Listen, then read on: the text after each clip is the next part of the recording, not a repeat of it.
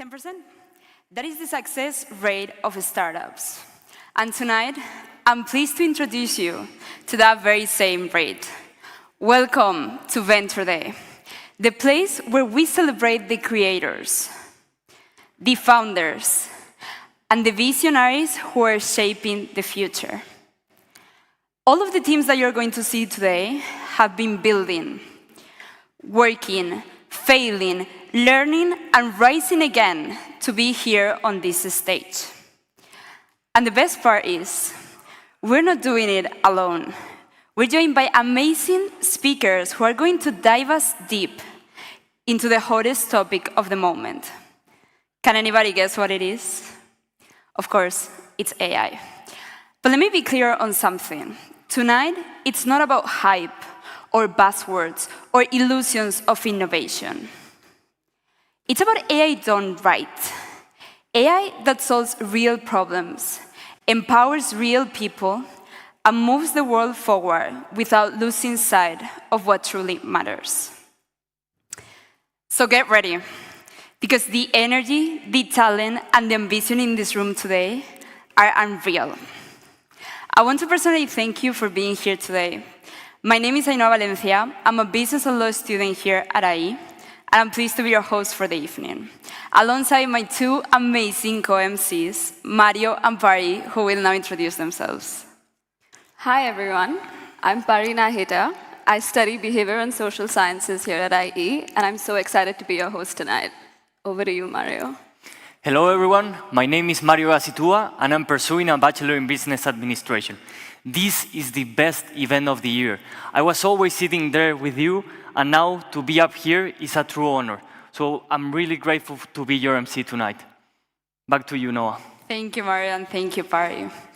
Now, to kick things off, I'm pleased to introduce you to one of the leading voices of entrepreneurship at IE. He's the managing director of the Venture Lab. Please welcome Paris de la Tras.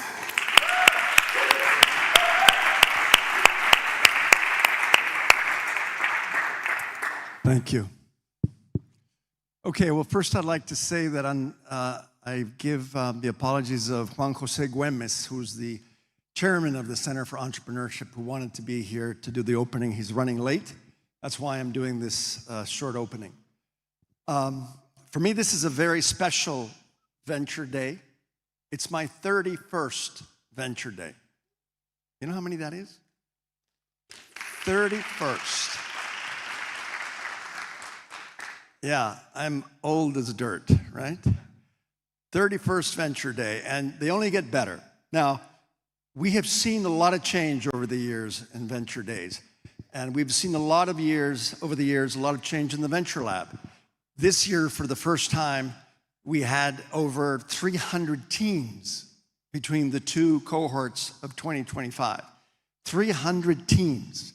Do you know what that is in terms of students? That's over 750 students. That's almost 10% of the population of the school going through startup acceleration. And so this is very powerful. Last year we were 4th in the world in entrepreneurship, according to Poets and Quants. This year we're 3rd in the world, so we're moving up. And we barely have a technology school. We've just started 5 years ago. And so the best is yet to come. But I just want to say that the reason why we picked AI this time is because AI is changing entrepreneurship dramatically. A couple years ago, Sam Altman was here, and he said that in the future, we're going to see unicorns of one. You know what that means, right? One person will be able to build a unicorn. Now, AI is democratizing entrepreneurship like never before.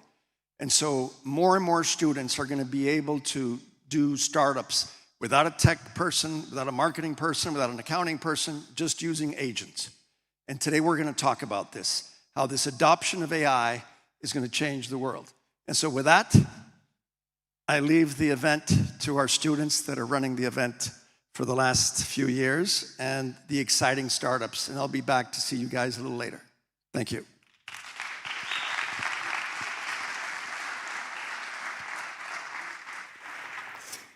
Thank you, Paris. Now, let's kick off our runner-up pitches. We started with over 100 teams in the semifinals, and tonight you're seeing the best of the best. So a huge congratulations to all of the startup teams that are here with us today. This round moves fast with 1-minute pitches, full of energy and surprises. There's no Q&A in this part, so just enjoy the rhythm. And teams, we can't wait to hear what you've brought. Good luck.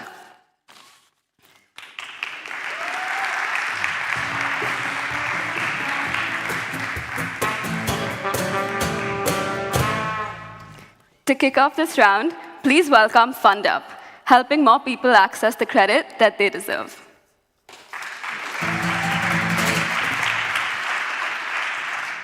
My friend Sarah has an issue. She needs 50 euro as a loan, but her family can't really help her, and she's not a good profile for the banks either.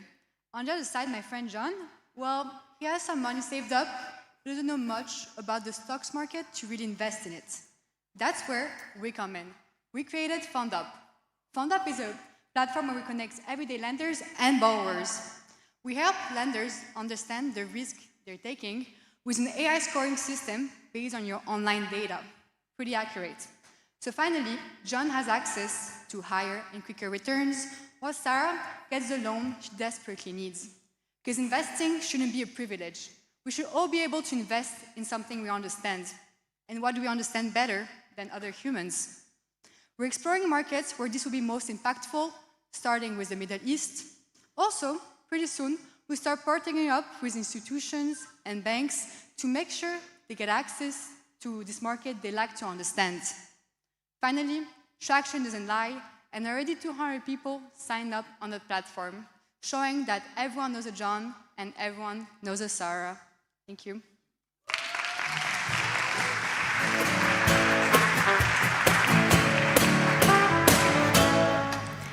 Thank you, FundUp.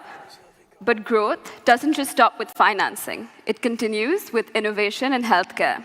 Next, please welcome Curail Royalty, helping everyday investors invest in new healthcare innovations.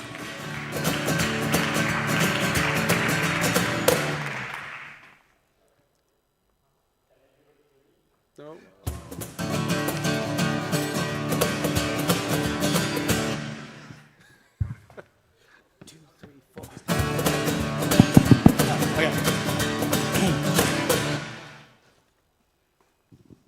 You can invest in Pfizer, but you cannot invest in what Pfizer pays in drug royalties to institutions that develop breakthrough drugs. The problem is universities, biotechs, and research institutions hold valuable royalty streams worth $2 to $30 million. However, they need cash today in order to fund their research, but they are not able to sell these royalties. Why? Big institutional funds won't touch anything under 50 million. And even if they do, you won't be able to invest. This market is valued at $14 billion. And there are more than 500 drugs that we can invest in. Curail solves this problem. Curail is an investment platform that enables accredited investors to invest in these royalties. Institutions get their funding, but what do you get? You get minimum investment amount of only 10,000, whereas in a fund, you need to put in up $1 million. So to summarize, what do you all get? You get minimum investment amount starting only 10,000, quarterly distributions worth backed by FDA-approved returns, returns up to 20%, which are uncorrelated to any markets, and exit and entry liquidity. But most importantly, investors get an opportunity to invest and fund research that can save millions of lives. Thank you.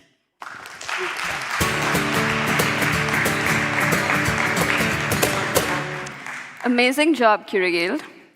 Fintech's getting smarter, and now healthcare is too. Up next, we have NutriSync, who are focusing on women's well-being with smarter guidance when it matters most.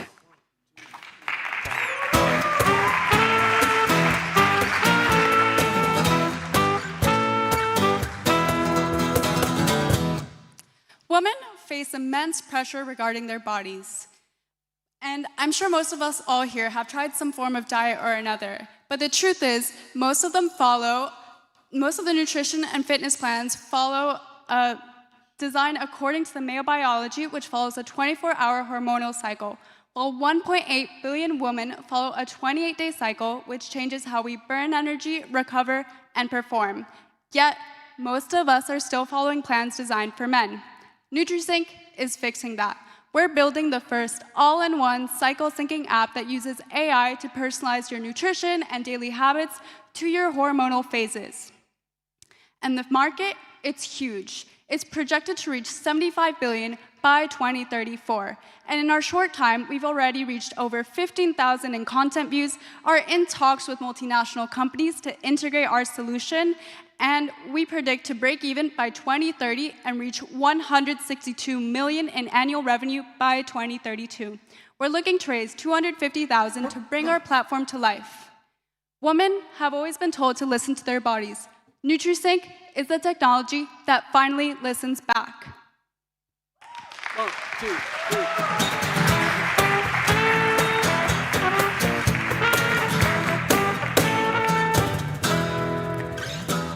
Thank you for that great pitch. But let's switch to something a little sweeter. We all love Italian food. And what's better than their most famous dessert? Please welcome tiramisù into the stage.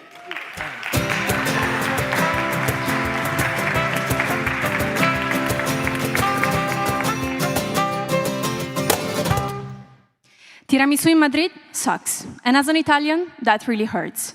I've spent years, while being abroad, looking and searching for a tiramisu that really reminded like home, but found nothing except for sugar and disappointment. So I rebuilt my 70-year-old family recipe and tested with the toughest crowd, Italians.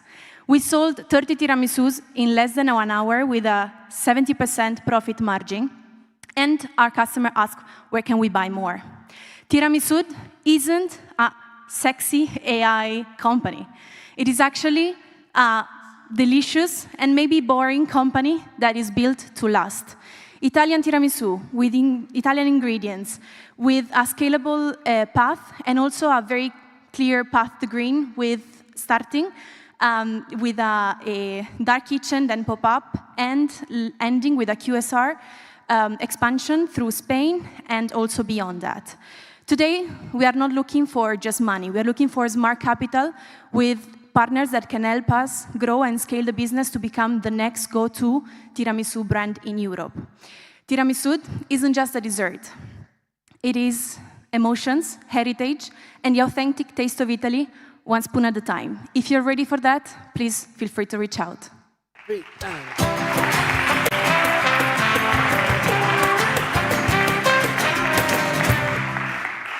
Great job.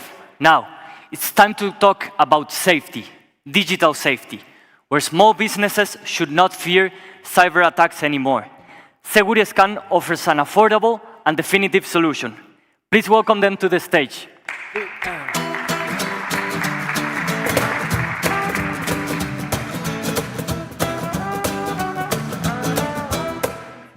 Hello. I will make some mistake because I'm first-timers, but let me speak. Small and medium-sized businesses have become one of the biggest targets for cyber attacks. Yet most cybersecurity solutions on the market are too complex and too expensive, and simply not built for them. Seguriscan changed that. We built an automated SaaS platform that provides continuous protection and clear executive-level reporting for SME without cybersecurity teams. Our proprietary scanning engine runs thousands of parallel security checks at minimal cost. And our AI-generated reports explain risk in simple business terms. The market is huge. Over 1 million SME in Spain in Latam create a 1.3 billion annual opportunity. We already have a ready product, active customers across Europe, Middle East, Africa, and successful proof of concept in Spain. Today, we are looking to raise 8,000 to 1.2 million euros to accelerate product development, scale our marketing efforts, and expand into Latam. Thank you.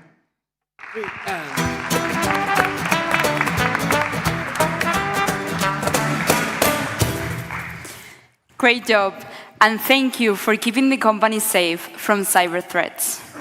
Unfortunately, we cannot keep VC's limited partners from Excel.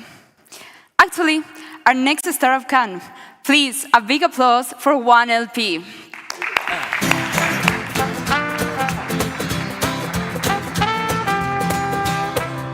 Hi, I'm Agustin, and over the last few months, I've been speaking with limited partners all across Europe, and I've come across one common thing: the common pain of having to log into different GP portals and pull unstructured documents and put them all into one Excel. This takes away time from LP teams, instead of making decisions, having to fix manual errors. That's why we made 1LP. 1LP is the first AI-native platform built specifically for LPs in Europe. And so if you're an LP, VC, family office interested in this idea, interested in how we empower LPs to make data-driven decisions by our context-aware insights and our automated workflows, please feel free to scan the QR code. I'd love to continue the discussion. I would appreciate any opinions, any insights you have on the topic. So have a great Venture Day. Thanks so much for your time.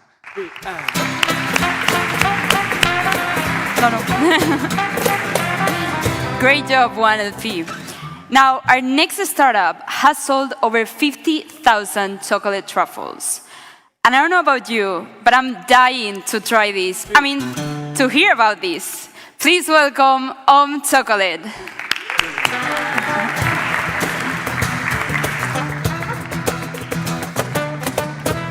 Hello, my name is Renata Landeros. I am the founder of Chocolate. The Mexican premium chocolate market is split in between two extremes. You have tiny artisans and mass-produced brands. There is a clear white space in the middle for a scalable artisanal chocolate brand. Chocolate is a heritage family recipe enhanced by a Michelin star pastry chef. We deliver premium packaging, warm luxury gifting, and we are a reliable supply. The market has validated us with over 50,000 chocolate truffles sold already, 200 repeat customers, and partnerships with major supermarkets, boutiques, and corporate clients. We are raising $75K to accelerate our scale and accelerate the B2B and D2C acquisition. Thank you.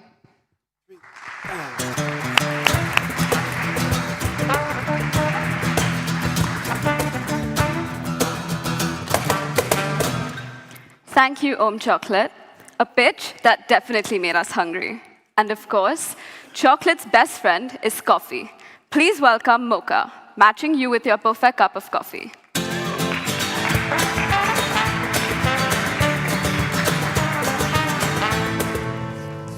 Have you ever craved coffee, opened Google Maps, or entered a store and faced too many options to decide? Good coffee exists everywhere, but the problem is everyone's showing you coffee, but no one is showing you your coffee. And coffee drinkers, like myself, we're creatures of habit, so we stick to our coffee, daily coffee, even if it's not perfect, because choosing something else feels risky, or we don't have the information to choose better. And that's where Mocha comes in. Mocha knows exactly what you like and gives you curated recommendations based on your personal taste and community rankings. So if you're going to a coffee shop, it will give you the top 3 coffee shops near you by drink. Or if you're buying capsules, beans, or bags for home, it will give you the matches that align with your profile, your brewing method, and from different roasters all in one platform. So our mission is simple. We want to minimize your chance of drinking shitty coffee, so please join us in connecting you with your coffee.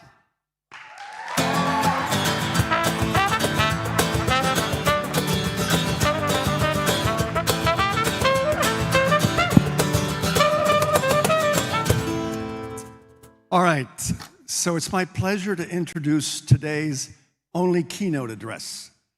The speaker for this keynote is someone that did her master's here about 4 years ago. She was head of innovation at Nestle for several years. She's a CEO of her own scale-up, more than just a startup.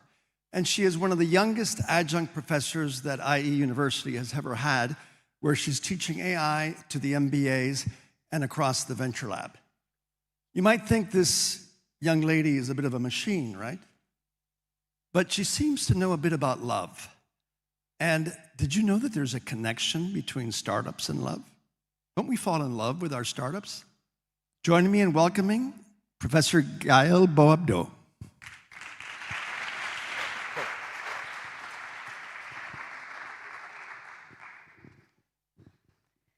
I really don't like that picture. I didn't have any other picture. So I've met around 90% of you, and I spoke to you about AI, technology, bots. We built some technology together, right? So today I decided to talk about something much, much, much more complex, which is love. Now, Paris said that I understand love. I can assure you, I don't think anyone has ever cracked that topic. However, I genuinely believe there's a very strong connection between love and business. So when I go into very junior classrooms, whether it is in Azerbaijan, undergrads, etc., they tend to find the topics about business very hard, okay? So how do you explain an 18-year-old what is product market fit? Well, you talk about them dating. And so this is how the whole concept of love and business came along. So let me take you through it, and I hope you can see it the way I do at the end. Dopamine, delusion, hope, and a heroic willingness to ignore early warning signs. We've all done it, right? We pretend they're very different, professional and personal life, and they always tell us, try to separate these two. But the reality is, they're not. They operate on the same software, just very different user interfaces.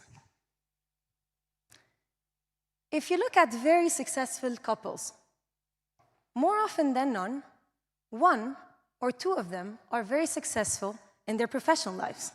Have you ever noticed that? They both begin with confidence, lots of confidence, right, at the beginning. When you're dating, when you're founding a startup, you have a lot of confidence. Then that quickly moves into confusion. You don't really know the other person, or you're not really sure about your co-founder. They both demand a lot of humility. And finally, they expose blind spots. So when I first started my startup, I thought I was crazy. This process of being an entrepreneur tested my sanity. And if you survive that journey, then congratulations, okay? It will leave you better than it left you. So what I'm trying to say is, if you've built a startup or survived a very toxic relationship, then congrats, because you have the scars they require to do either. So let me start with the idea or the spark, right? Falling in love. Everything meaningful starts with a very, very, very dangerous sentence. You want to know what it is? This could be something. You know, this could be something. You meet a person, you come up with an idea, and you have this delusional idea that this could actually be something. Dopamine, which is a molecule here. By the way, I'm not a scientist, okay? But I did consumer behavior, so I just put this so that my professors say I use my master's somehow. And so dopamine strikes you when you think something might be good. It's that feeling of excitement, but actually it tricks your brain because it doesn't hit you when something is actually good, just when you think it could be. So this feeling that we feel at the beginning, which is what you guys are feeling here, what I felt and I still feel on a daily basis, explains early startups, early crushes, and 98% of first dates. So at the spark stage or at the idea stage, you know, the idea is flawless, the person is fantastic, and we are Olympic champions at ignoring red flags. So we don't really fall in love with reality. We fall in love with potential. Basically, reality with a beauty filter. Now, is that necessarily a wrong thing? Not really. So what did I learn from this? And by the way, while my startup now is on its way to being successful, I failed multiple times before. So lesson I learned is, we don't really need proof to begin, okay? We go into classrooms and we say, do your market research, do your competitive analysis, do your benchmark, but the reality is, that's not what's needed to begin. You just need that spark, that gut feeling, which by the way, you should trust, to just start. It should say, and it should tell you, it's impossible to stay still. You know, you just have to do something about it. Now moving on to the honeymoon phase. You've dated for a few months, you've been building your startup for a few months, and everything looks amazing, right? It's where you're so optimistic that you live on optimism, you don't live on oxygen anymore. So what happens in that phase? Well, in startups, your prototype doesn't work, but your confidence, fantastic. You probably go on stages like this and pitch it like it's the next big idea, which is good. In relationships, you've probably been dating that person for quite a while, and you think, oh my God, that is my soulmate, just because they love sharing sushi with me. Now, the honeymoon phase is very interesting, but also very dangerous. Now, behavioral science calls this the illusion of explanatory depth. When you think you know everything, by bias, but when you actually know nothing. So your founder is going to say, we're going global. You know your Tam, Sam, Som slide? Amazing, we're going global. And then in relationships, you're going to say, we never fight. It's amazing. Well, both are very, very wrong statements. So what is the lesson from phase 2, the honeymoon? Something I learned. The honeymoon makes the future look really smooth, really simple, and deeply unrealistic. Use that energy, but please, don't invest your savings yet. Or don't go all in that relationship just yet. Okay, validation. Anyone here has validated their startup? Okay, maybe 25% of you. How good is it to validate? Amazing, right? It's when your performance review finally comes in form of approval. You're validating. And it's a great feeling. I remember validating a year ago, and then revalidating 6 months ago, and we're doing another validation a few weeks ago. So validation never really stops. So what happens during validation? In the process of trying to get your validation, you're not validated yet. Users start to ghost you. Why do they ghost you? Because attention is very expensive in business. Tu pareja, your partner, might start ghosting you. Why? Well, because accountability is very expensive. So in the process of validating a friendship, a relationship, a startup, you go through a lot of ups and downs. And your emotional system is very unstable. Some days you wake up super happy, super excited, and on Sunday evenings, most probably, you feel very demotivated. It's normal. 95% of founders around the world go through this roller coaster of emotions during the validation phase. And 80% of them quit during validation. So that prediction error that you go through, it's a shock that says, wait, that's not what I expected at all. I thought it was going to be cool. I was going to go famous. I was going to go on Instagram and tell my friends I escaped the matrix and I'm finally an entrepreneur. Well, it's not happening the way you expected it was going to happen. You thought your users were going to buy your product just because they said they would on your SurveyMonkey. Hey, but Paris, you know, I asked 100 users and 95% of them said I was going to buy my product. Well, guess what? They did not. You thought that person was great at communication. Why? Because they said they answer texts immediately. Well, they did not. And so validation forces you to update your fantasies instead of worshiping them. It humbles us, doesn't it? So what is my personal lesson from the honeymoon phase? And I know you heard this a lot. Feedback isn't rejection, it's direction. But for me, I learned that feedback is free. It's genuinely free. Use and abuse it. Go ask your mom if she thinks you look great in your jeans. She's your mom. She's going to tell you look great. She's never going to tell you look fat in that jean. Never. Go ask someone you know they don't like you. What's wrong with my product? What's wrong with my solution? Don't go ask your grandmother if she likes your boyfriend. She's going to like him. It's your grandmother. You know? Go ask that friend who you know is very sassy. Don't get biased feedback. Get honest feedback. All right. So we've spoken about validation. And now, after validation, hopefully, you're going to start seeing some traction. People stop ghosting you. In startups, it's users coming back to you without you having to bribe them, or without them necessarily being your friends. In relationship, it's when everything flows without it feeling like you're actually doing cardio, you're actually chasing and pursuing something that's so hard. You have traction, real traction.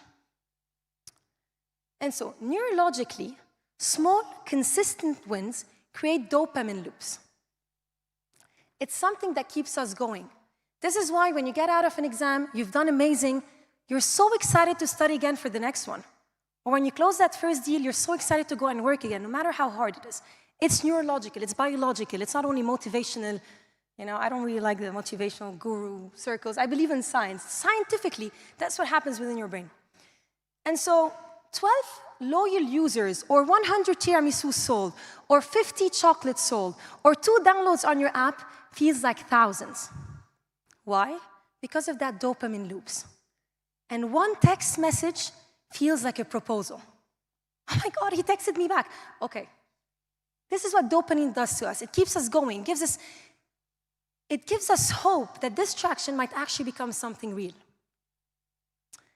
So traction is very dangerous. It's a double-edged sword because it's addictive, it's exciting, and it's dangerous because you can interpret it as something as confirmed. If I sold 100 pieces of cake, I'm definitely going to sell 100,000 if I scale or do better. Now, you might, but it's not a rule. So traction is encouragement. It's not a guarantee. Now, that might sound like a very negative view of traction.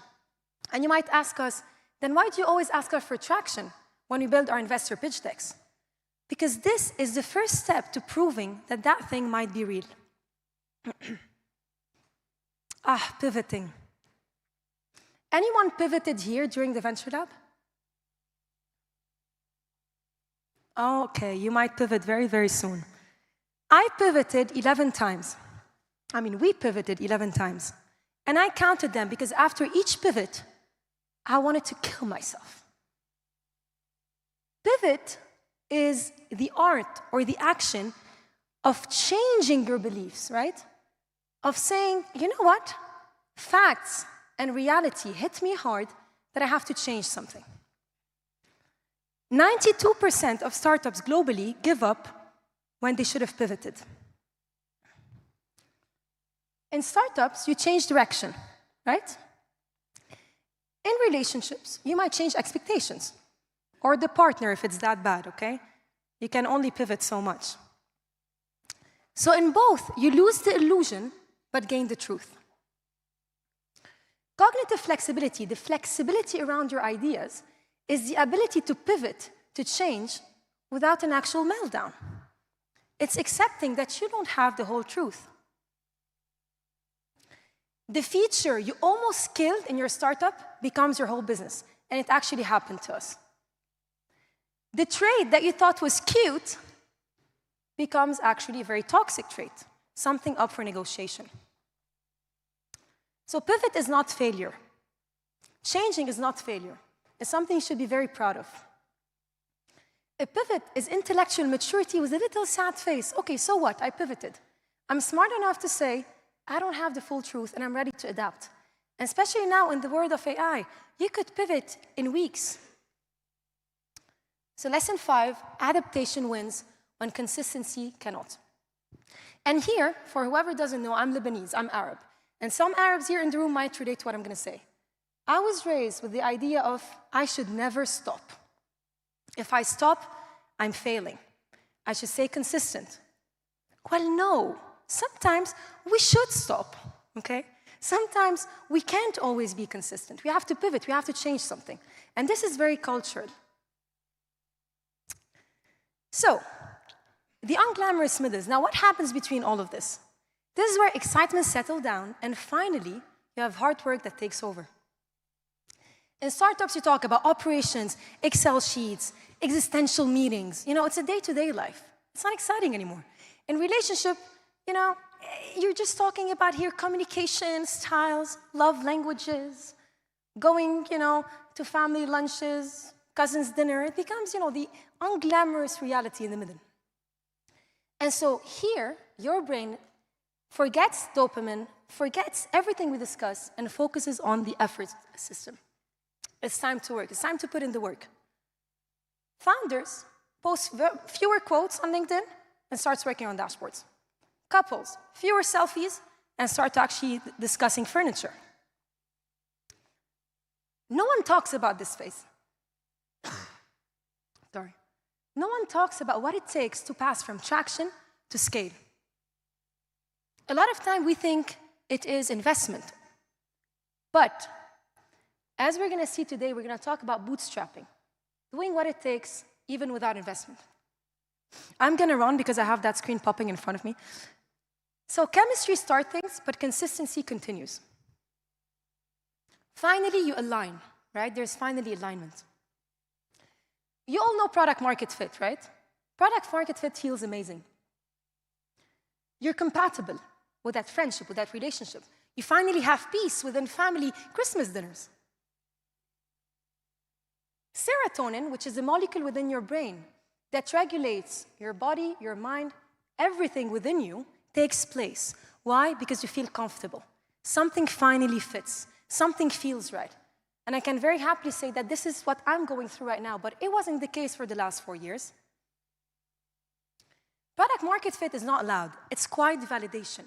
You know, it's, oh my God, this is what it feels when effort becomes normal. When something truly feels right, you don't try to convince, you deliver. So you're not here chasing your clients anymore. You're not here chasing that person anymore. It's like, it fits, it's done. You don't play games anymore, you know? We know you guys love playing games. So scale, we all love that word. So how are you going to scale? Probably today we might ask you this question. How are you going to scale? Now I'm talking about the different type of scale. I'm talking about when you deliver, how are you going to make it happen after that? You moved past your 100 tiramisus. You're at 5,000, you're at 10,000. How are you going to stay consistent after that? In startups, it means systems. Right now, you're talking about systems, about delegation, about culture, about leadership. You're talking at a much bigger level. Your team is getting bigger. It means responsibility, commitment, logistic, and in relationship, lots of emotional governance.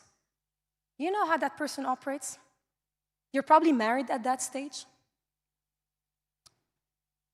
Scale will genuinely make the difference between a startup that's going to make $500,000, $600,000 a year and then die, or a unicorn. Because it's going to expose your true bottlenecks. And more often than not, the bottleneck is the founder, and always it's communication. Growth will require to put a lot of boundaries. I learned to put a lot of boundaries, which I didn't have before. But it requires a lot of clarity, a lot of honesty, a lot of raw communication. So nothing scales unless you do, and I know this is very cheesy, but I had to put it there because I'm not the person I used to be 4 years ago. I'm the opposite of the person I was at IE 4 years ago. And finally, you're going to go through a transformation. And that transformation will genuinely change the way you were, the way you thought, the way you behaved, the way you acted. But so did you, right? So the environment is changing, the world is changing, AI is changing, technology is changing, but you are changing. And if you're not, then there's an issue. So I want to end up by saying that startups and relationships, and I'm not only talking romantic relationships, any relationships are psychological mirrors. If you understand that, the way I'm starting to understand that, you're going to see that every person you're going to meet along the way, every decision you're going to make, and every startup you're going to build is going to change. It's going to change you. It's going to genuinely change you. And the good thing is, if that startup doesn't succeed, you can try again. If you're in a relationship and you break up tomorrow, you can definitely try again. Thank you.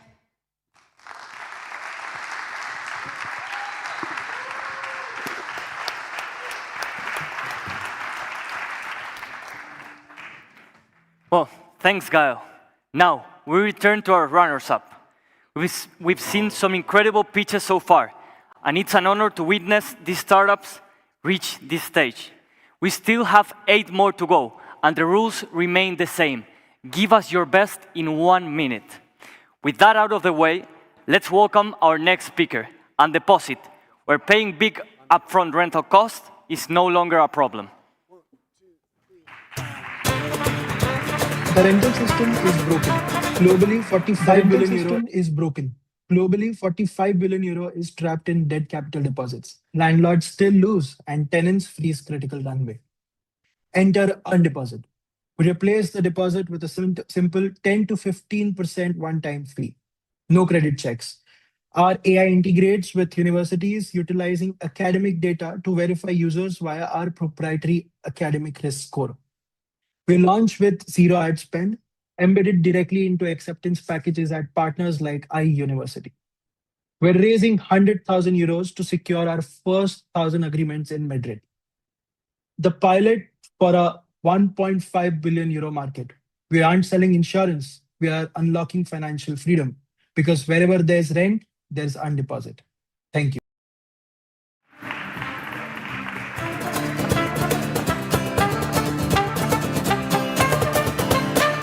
Thank you. Well, a video also works, but now, for our next pitch, we turn to financial innovation, an AI-driven solution shaping the future of banking. Please welcome Dalatea to the stage.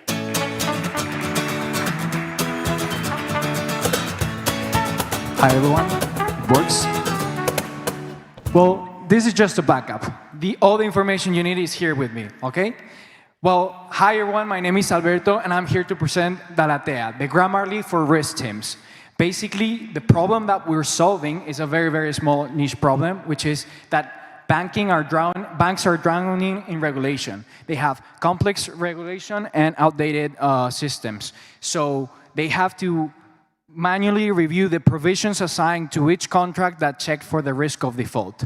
What we do is we have a solution, a software that reviews the portfolio, reads each document, finds errors, flags it, and then explains why these changes apply according to the regulation.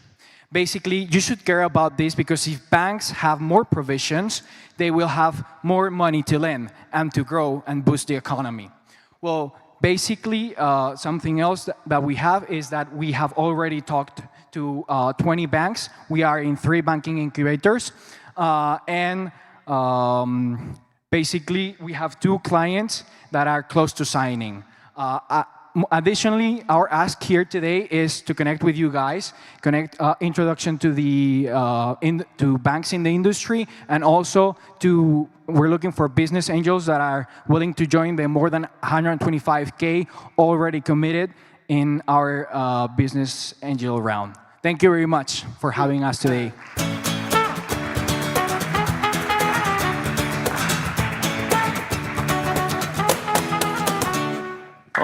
Thank you for that great pitch. We stay in the world of AI, but now we turn to an essential topic, education. This next platform gives every child the right text at the right time, making reading easier, faster, and more fun. Please welcome Phonologic.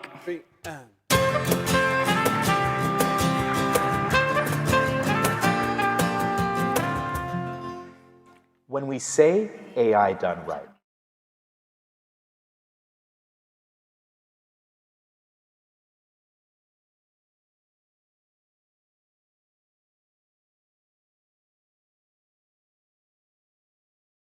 for a 7-year-old girl, working through a page like they climb a wall sound by sound, one small hold at a time. Right for the teacher, who can turn those sounds into a story in seconds, instead of losing another hour after school. Maybe right means building alongside educators to ensure it fits into their daily practice. We built Phonologic so teachers have interesting, individualized texts kids can actually read, made in seconds. To do that in that amount of time. That's our AI done right. So teachers create their own decodable text based on the letter sounds that they're focused on. That would be amazing.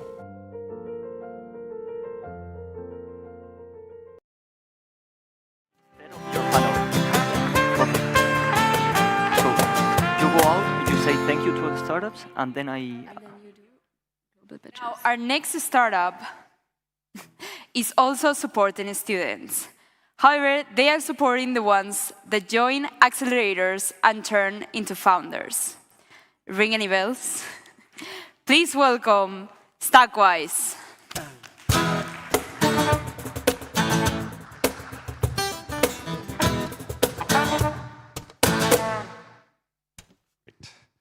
Every university has a superpower, which is its human ecosystem. That's students, alumni, professors, industry partners, and so much more.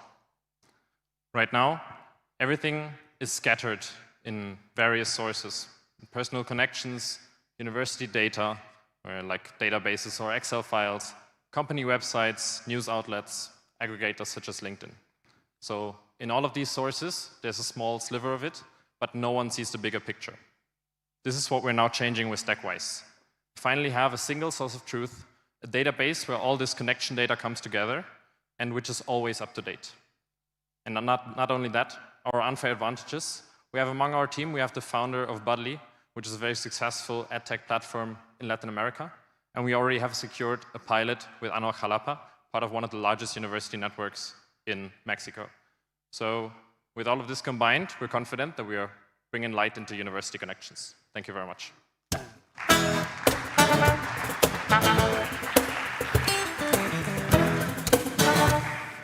Thank you so much, Stackwise. Now, so far we have talked about technology, data, accelerators. So it feels like the perfect time for the only acceptable way to get wasted before noon, with a slice of cake. Please welcome Wasted.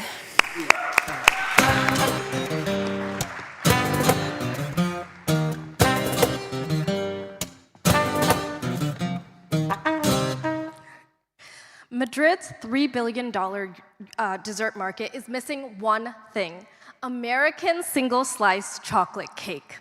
Wasted fills this gap.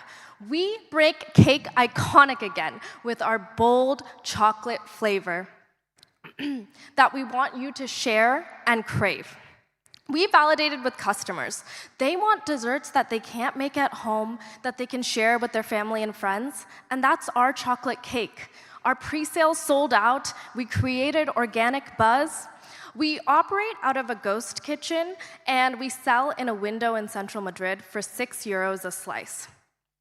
We plan to partner with delivery apps, have rotating flavors of the month, and merchandise, turning Wasted into a cult brand. With 68% operating margins, the opportunity is clear. The product is making waves, and the time is now for Madrid's next dessert obsession. So let's get wasted.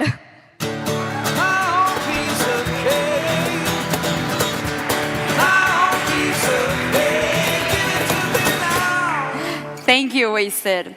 Between the truffles, the tiramisu, and this, I don't know how I'm going to recover. But anyways, our next startup is making home ownership possible again. Please, give a round of applause to Limba.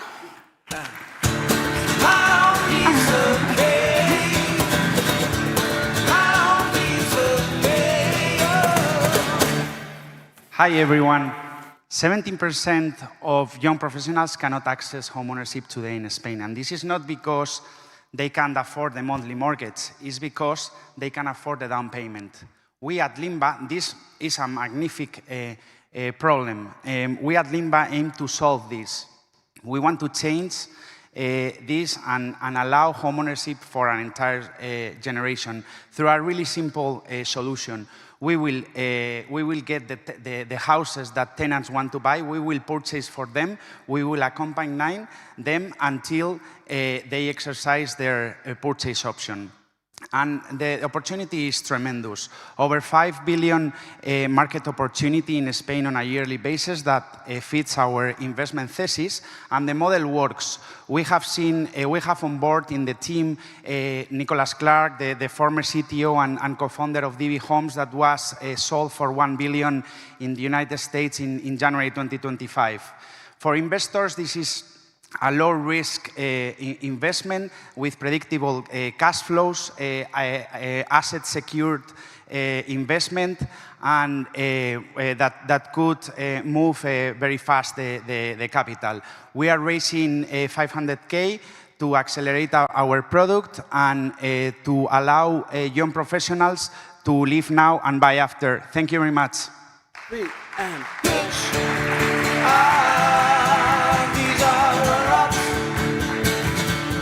Thank you, Limba. That was a super interesting presentation. Now I'm fully recovered from the chocolate from before. Now let's move into something also sweet, but in a different way. Please welcome Baheti Horizon Capital. These are the runner-ups.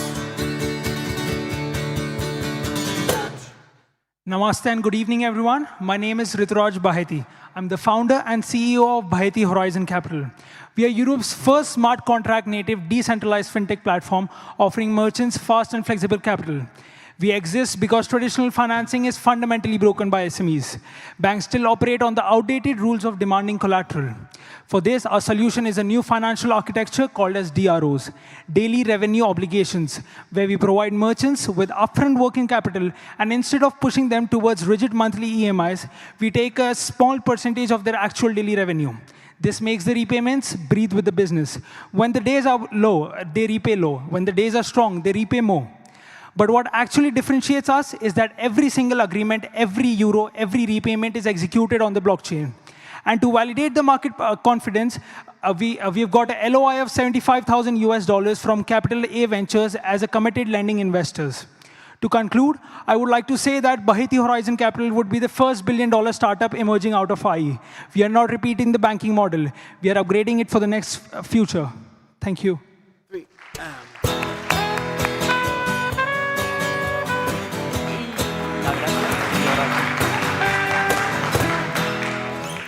Wow, what a great pitch.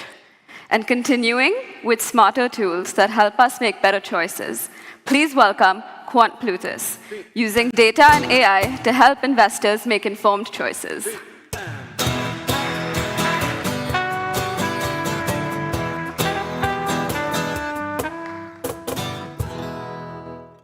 Good afternoon, everyone.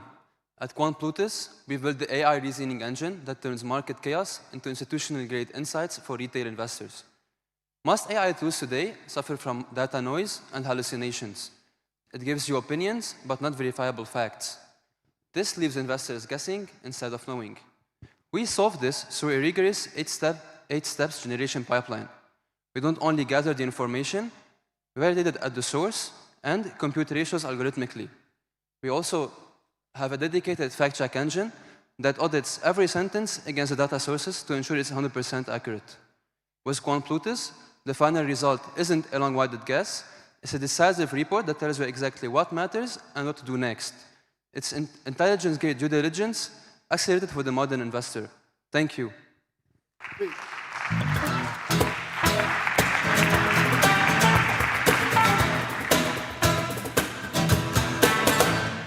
Thank you, Quant Plutus. Let's give a big round of applause to all of our runner-up teams. What an incredible accomplishment to be here tonight.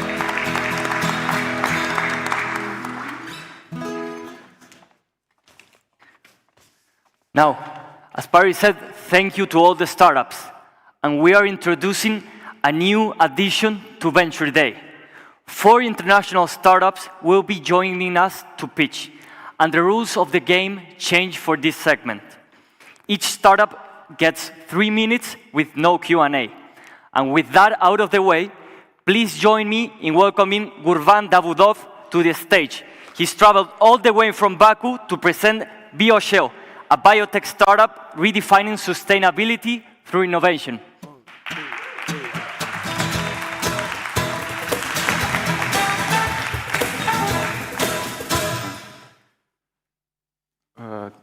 It didn't start yet? Okay. Once, I saw a big pail of hazelnut shells in front of a hazelnut factory in my city. And I started to question about that, what they do with all those shells. And I found about that.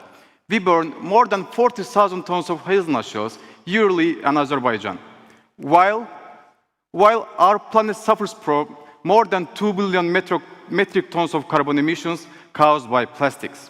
Besides that, businesses are facing carbon taxes, they lose their markets and profits as well, because of the harm they cause to our planet.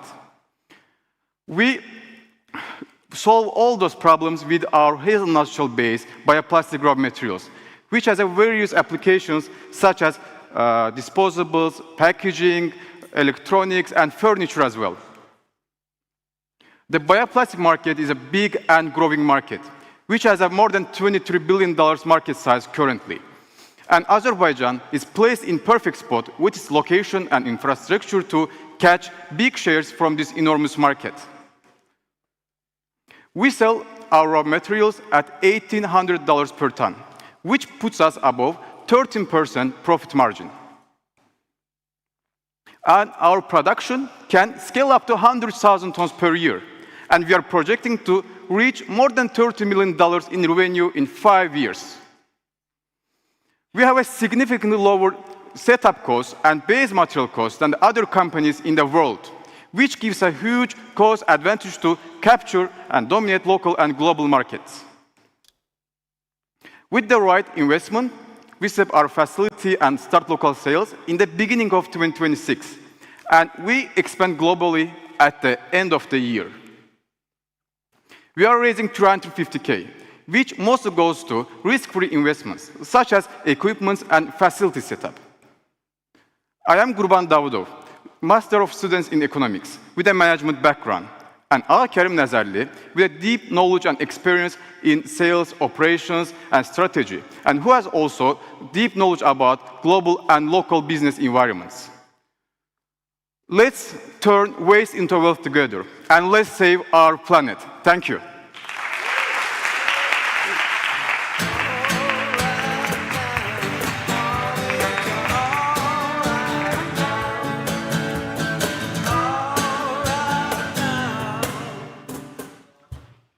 Thank you, Baisha. We now continue our global spotlight with 3 amazing startups joining us from Kuwait. Please welcome Fatma Al-Enizi, founder of Brilliance, helping blind students learn math independently through an interactive Braille-based tool.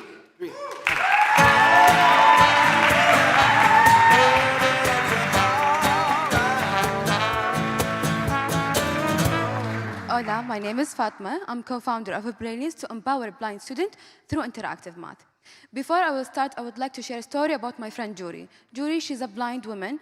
When she was young, she had a dream to be a scientist. Little did Juri know she will start her learning journey with a tailor frame, which is a wooden frame with a stick that should be placed in a specific angle to represent a specific number, which is so hard and complicated and unfair since Juri's school doesn't offer any scientific subject in high school. And that led Juri to depend heavily on professions, and often parents lack the skill to assist them. This is not only Juri, this is 1.5 million blind students around the world. Now, that led us to create Brilliance, all-in-one product to enable blind students practice independently.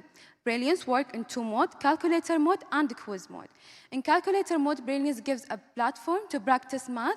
Through the keypad, the student will insert a math operation and the answer will appear in a Braille dot. Not only that, but also Brilliance tests their knowledge. In a quiz mode, Brilliance will ask the student a question and the student will choose the right answer. Through the app, the teacher can insert any customized quizzes and track the progress for the student. Now, Brilliance is more important than ever since inclusive education is now a global requirement and the assistive market is growing rapidly. And our TAM of around 3.9 billion for a global assistive technology market for visually impaired, and our SOM focusing in the Gulf region. So this is our finance for around 5 years, and this is our profit. And our business model through the government contract, educational institution, and family of a student. Our traction has won, MBV version has won the first place in the educational field, and we have potential customer from a Noor school, which is a school for blind students, and we are patent pending, and we have an organization from 10th grade. And our competitor is limited. The only thing focusing in math is tailor frame, which is not interactive nor easy. Now, our go-to-market strategy is through pilot program for school, partnering with government, and fundraising through disability organization. And this is our team with our advisor, Ms. Samia Doseri. She's a math teacher at a Noor school. Finally, our ask is 300,000 euro. Recap for Juri. Juri, she's now working at a school as a social worker. Juri found her own path, but let's make the path easier for our next generation. Thank you.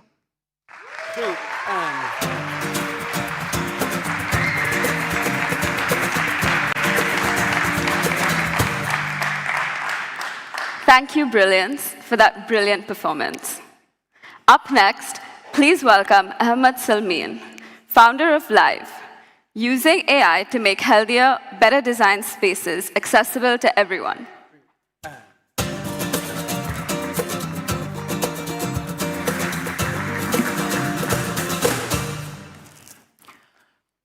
We all have heard the same phrase, you only live once, a reminder to enjoy the only life we've got. But this always made me wonder, if that is true, why yet still people live in spaces that are actually affecting their health? All the way from Kuwait, my name is Ahmed, and I'm here today to tell you how Live can actually transfer your space and health. But let me start with a simple question that most of you can relate to. How many times you've entered a new space and had headache or felt cold for no clear reason? A lot, right? I'm sorry to tell you, but this is not just in your head. This is because of how the space is designed. And it's not just us, but 1 in every 5 people are actually having those symptoms and more in the spaces they live. And on average, designers spend more than 40 hours just in a small-scale project. And too often, our health gets compromised. And it's not just time and comfort, but countries and businesses are losing billions annually. And according to the US EPA, US alone are losing 60 billion just because of poorly spaced design. To solve this, we are introducing Live. Live is an AI-powered tool designed for designers and architects to design in minutes, considering our health and sustainability. Simply enter your space parameter or upload your floor plan and click, you get your furniture plan. Accept it or modify it and then click, you get from the lighting to the electrical plan, in addition to a 3D perspective of how your space would look like. Or simply grab your phone and start scanning your surroundings, and Live will instantly provide you with the key enhancement. And with the power of AI, you will be able to see how your optimized, healthier space should look like. Our business model is simple. It's a subscription platform designed for individuals and for design firms. The market, as big as 30 billion globally, with a huge potential. We are not replacing traditional design methods. We are making them easier, faster, and embedded with sustainable intelligence. As we launched our MVP on the App Stores 10 days ago, we have seen more than 500 downloads and scans, with an additional to 28 design firms showing interest, and we've closed 11 deals with a projected of revenue of more than $105,000 just from the first 44 users. As we launch in 2026, we are expecting a revenue of more than 2 million by year 1, and as we scale to 22 million by year 3. My partner and I brings a combined experience of more than 20 years in sustainable design, and along with the team of developers, we are ready to bring Live live. To do so, we are seeking 254 app development and operation. And at the end, remember, living in a sustainable space isn't a luxury. It's a necessity for all of us. So scan and download Live, and let us redefine your health and space. Thank you so much.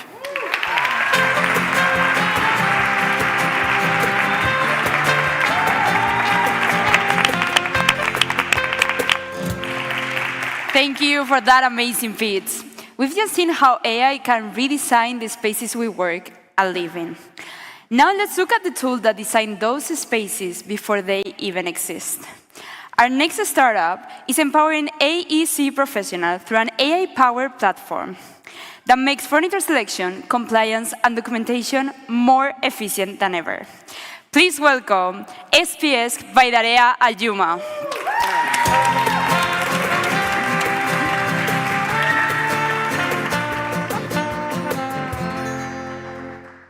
Good evening, everyone. My name is Daria, and I'm the founder of SBX. SBX is an AI-powered platform. It's empowering industry professionals to manage furniture documentation strategy in a smart, efficient way.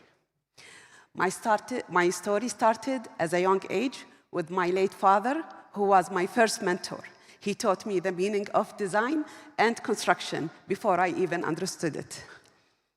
In 2010, I joined one of the largest mega projects in the region, Sabah Salim University City, a project valued at $10 billion with 6 million square meters of land, with 200 million worth of furniture installation till date.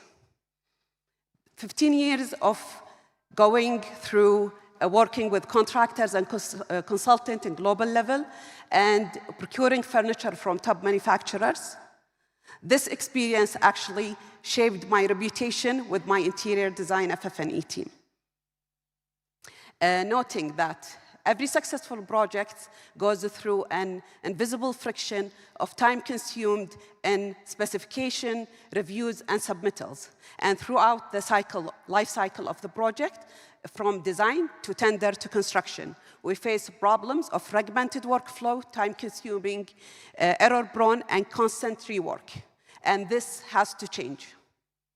This is why we are presenting today Specs, which is a smart platform.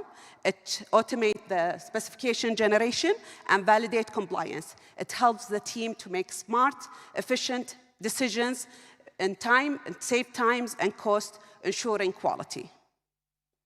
Why Specs? Specs is a domain-specific intelligence. It's a customized AI system. From our MVP to getting ready to launch our platform in the first quarter of 26. Market opportunity, the global market opportunity for furniture specification software is huge.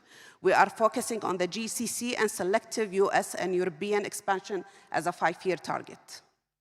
Our B2B business is SaaS subscription revenue with different tiers, with additional revenue from consultancy, furniture training, and basically partnership with furniture manufacturers.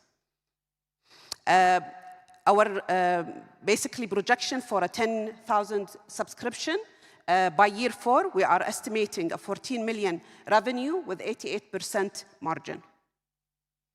We are trying to raise 150,000 as a pre-seed funds for 50% of it for our team, to build our team. Specs is not trying to compete with anyone. We are here to elevate the whole industry and set a new standard. Our team, myself and my partner, Hussein, together with more than 60 years of experience, we know the problem and we know how to solve it. Join us together with smart capital and strategic minds. We can transform the future of furniture production, furniture procurement. Thank you.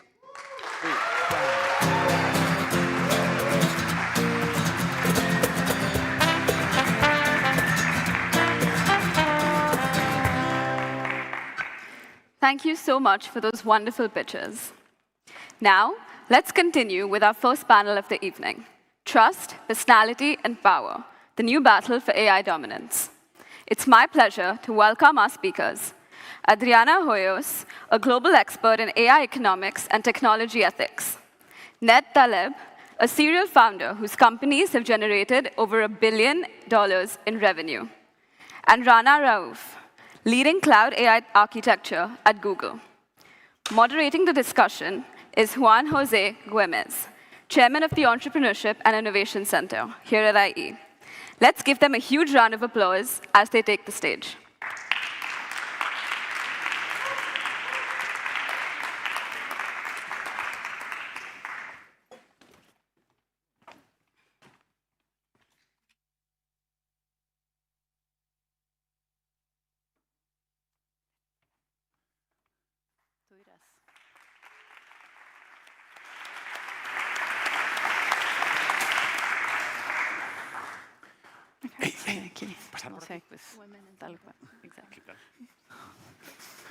Okay, welcome to the stage, Adriana, Rana, and Ned. Thank you. We have to organize a venture day to bring you all together. Huh? Okay, let us start with Adri. Oh, by the way, raise your hands, those who really understand the title of this panel. Including the panelists, do you? I do. We'll try to figure it out, in the Our following hands, minutes. I don't see the hands. Nobody understands Adri.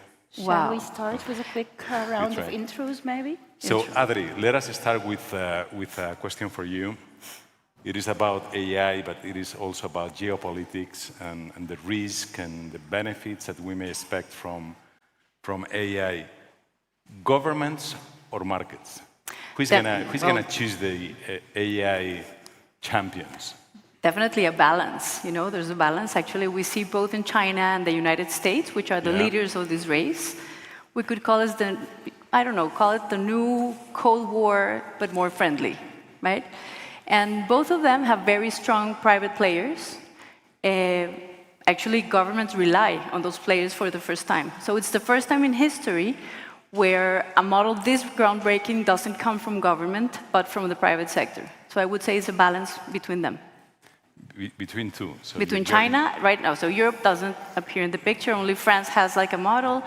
And there's only one really important tech company in Europe, which is ASML. Other than that, Europe is a little bit irrelevant in this race. Do you think that it is because Europe is maybe over-regulating? I think it's about lobby and allocation, and Europe has decided voluntarily to become irrelevant. Not only because over-regulation, which of course it's heavily over-regulated, but because they have located innovation in a second plane and not as important as it is right now.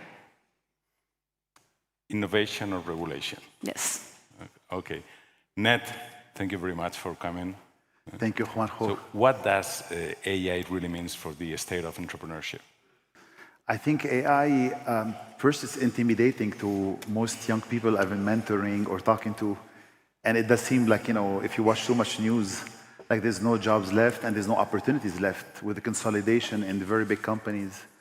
And it's good to watch the macroeconomics, you know, the regulations, everything. But I think even at the level I play at, I don't see any regulation slowing me down. Yes, and we have to navigate a little bit. For example, my latest company here in Spain, based out of Spain, in security using video intelligence, you got to watch for some regulations around privacy or facial recognition. And even then, when you go into private urbanizaciones, it's not a problem. So from my perspective, I feel that AI is going to definitely be job losses with AI. For sure, mostly professionals, those that you see, unfortunately, with a suit and a briefcase in Paris and London. But there's going to be also many more entrepreneurs. We're going to see smaller companies that can leverage, whether it's, you know, large language models or everything to build, be it a vertical AI, be it, you know, a new company. And in my case, actually, if you look at my trajectory, I've done fewer companies, you know, up until 2 years ago. And right now, I saw more opportunities in anything I'm doing to apply AI. A great example is, you know, the video intelligence, which is probably one of the 3 hottest fields I can see globally. The applications are tremendous. But, you know, even in my own coffee line, I'm playing with an AI concept of profiling as an example. In what we're doing with real estate, we're applying AI. So I think there's going to be a wave of opportunities leveraging AI to go back to traditional industries. So you can focus only on those few jobs lost, or you can focus on all these opportunities to create businesses with a few people. Yeah. Rana? First, can I take you for my moment of nostalgia a little bit? Hi, everyone. I used to sit where you were sitting 5 years ago. I was competing here. Brings such a pleasure to be back and see. She was a Venture Day winner.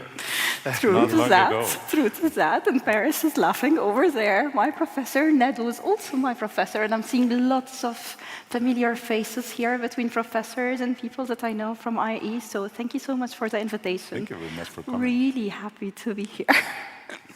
Now, to answer the question, so currently, so as you've just heard, I'm an entrepreneur, did my couple of 3 startups.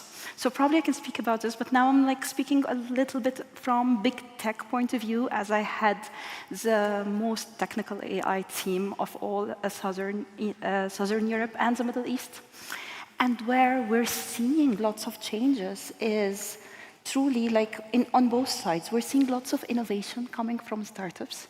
Like, yes, maybe Europe, we haven't seen a lot of big LLMs, but we cannot disregard the amazing work that Mistral are doing in France. That's the one that I mentioned in France. And then a couple of also sovereign clouds here and there to serve Europe, or maybe also like maybe we can reference to the Middle East, where you can see Qatar and UAE building their own Arabic LLMs. That's not only language conscious, but also cultural conscious.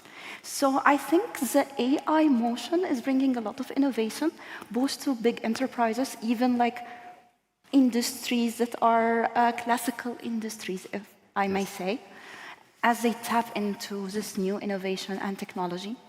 And this is opening up also lots of opportunities for startups, because as classical as they are, they don't want to build all the tech stack from scratch, but it's opening the doors for smaller startups to come in and provide maybe more sectorized offering based on an LLM, and we're hearing a lot LLM wrapper startups.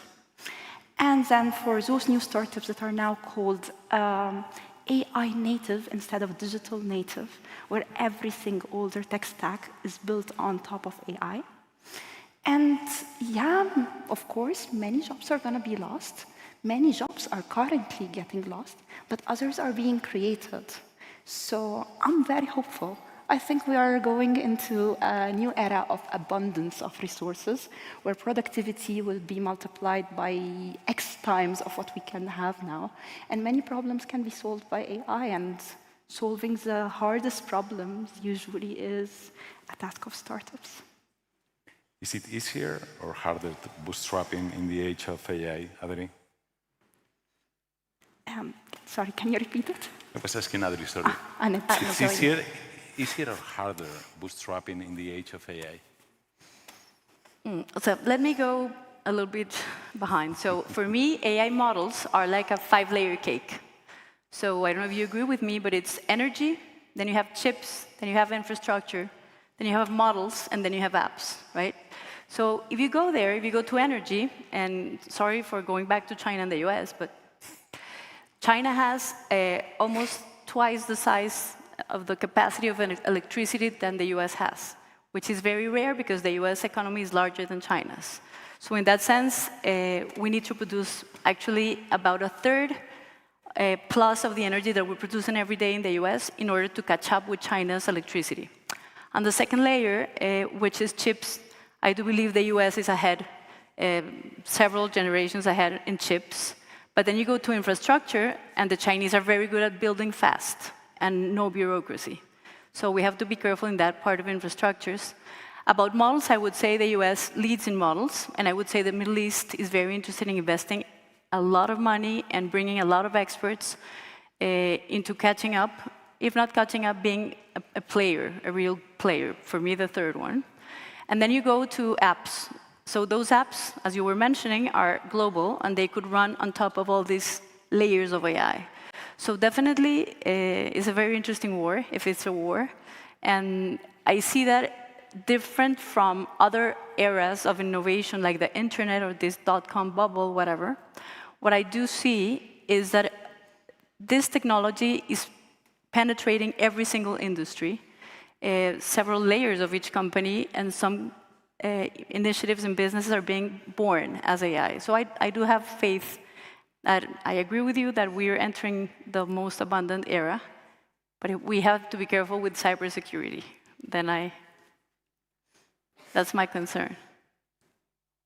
So, and what can enterprises and big corporations, how can they leverage on AI to make the most of it? Okay, so I'll just piggyback on the last point. I'm not asking anyone in particular, so you can take the question anyway. Okay, I'll piggyback on your last point of security, because security in AI is a very, very important point, and it comes from, as you've described, the stack from bottom up. The part of the model you need to make sure that the model you're using, even if it's an open source model, that it is vetted, it's not malicious, it will not do anything. And this takes me to your question of what enterprises are doing. Security is a very big topic for enterprises, and as they choose their LLM provider or AI provider, that is one of the main things that they look at. So bringing the enterprise-grade security level with the vetted LLM is the start. Then on top of this, to the application layer, there are so many applications now. I think there are so many use cases that came in from 2 years ago until today that enterprise are leveraging on. Some of them are, of course, on productivity. How can I make things more faster? How can I serve more customers faster? How can I do the same tasks faster?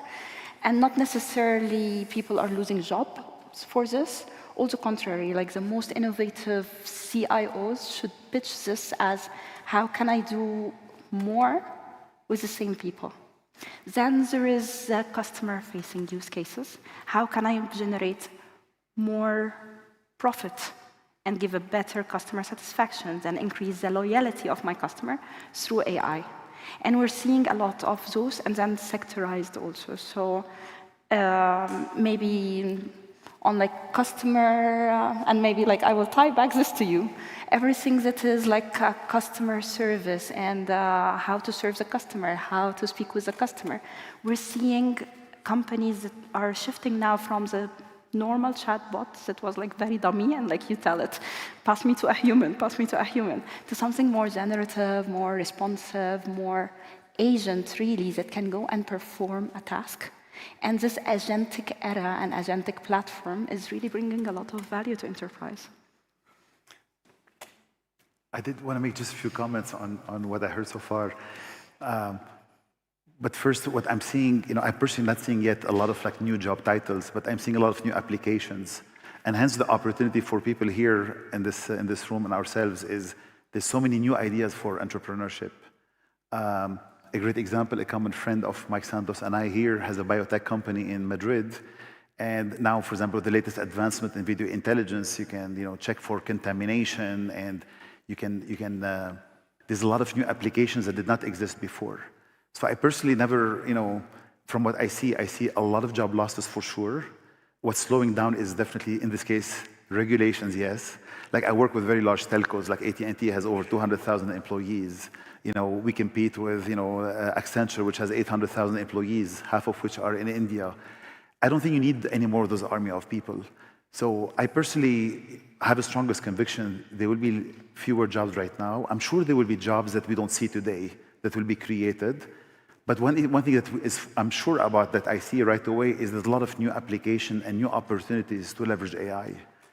And of course, when you watch the news a lot, we always get ahead of ourselves, as to everything going on in the industry.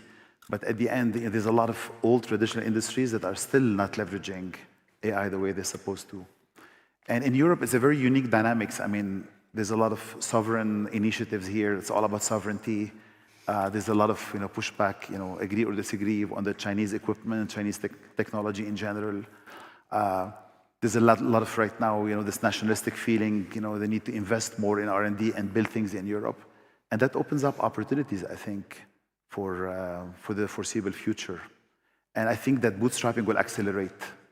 As much as I'm actually quite negative that there will be a lot of job losses, I'm also very optimistic that we're going to see more entrepreneurs. Yes, we might get to having single employee companies that are unicorns, but before we get to that, I think it's easier to build with fewer people.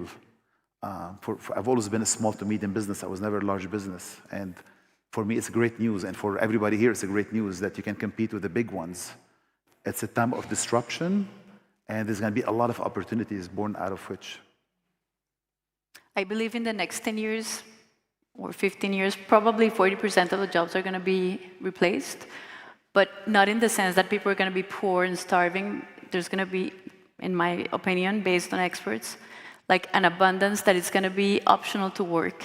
So we need to start to redesign society in a sense of what are people going to do with all these productivity layers. So it's going to be very different, I think. I'm trying to teach my kids that they have to be entrepreneurs or they're going to be hungry. I think, I know there's a lot of talks about UBI and also Elon Musk talking about universal high income. I don't believe it. I see that, there'll be fewer jobs. I don't know about universal basic income, but I know that there will be more opportunities, and we need to encourage all the young people here to start their own things. So what are the skills of the future, of the present actually, in the age of AI for individuals and companies? What are the right skills? Willingness to learn. Ned wants to take this. Well, it's changing. I'm glad I don't have teenagers right now in my house because it's hard to direct them as to what are the skills needed. For example, a few years ago, we were all talking that the creative part will not be eaten by AI. And then we see that AIs can be quite creative, and then we're changing a bit our perception. I think we saw it after COVID that the social aspect always stayed. Actually, it even beat my own prediction, which is after COVID, we saw people back to restaurants being full, back to cafes, back to clubs, and even more so. And even the work from home, we're seeing the reverse. My biggest client in the world is AT&T, and they have a 5-day back in the office policy, actually. You have to log in, you have to surveillance.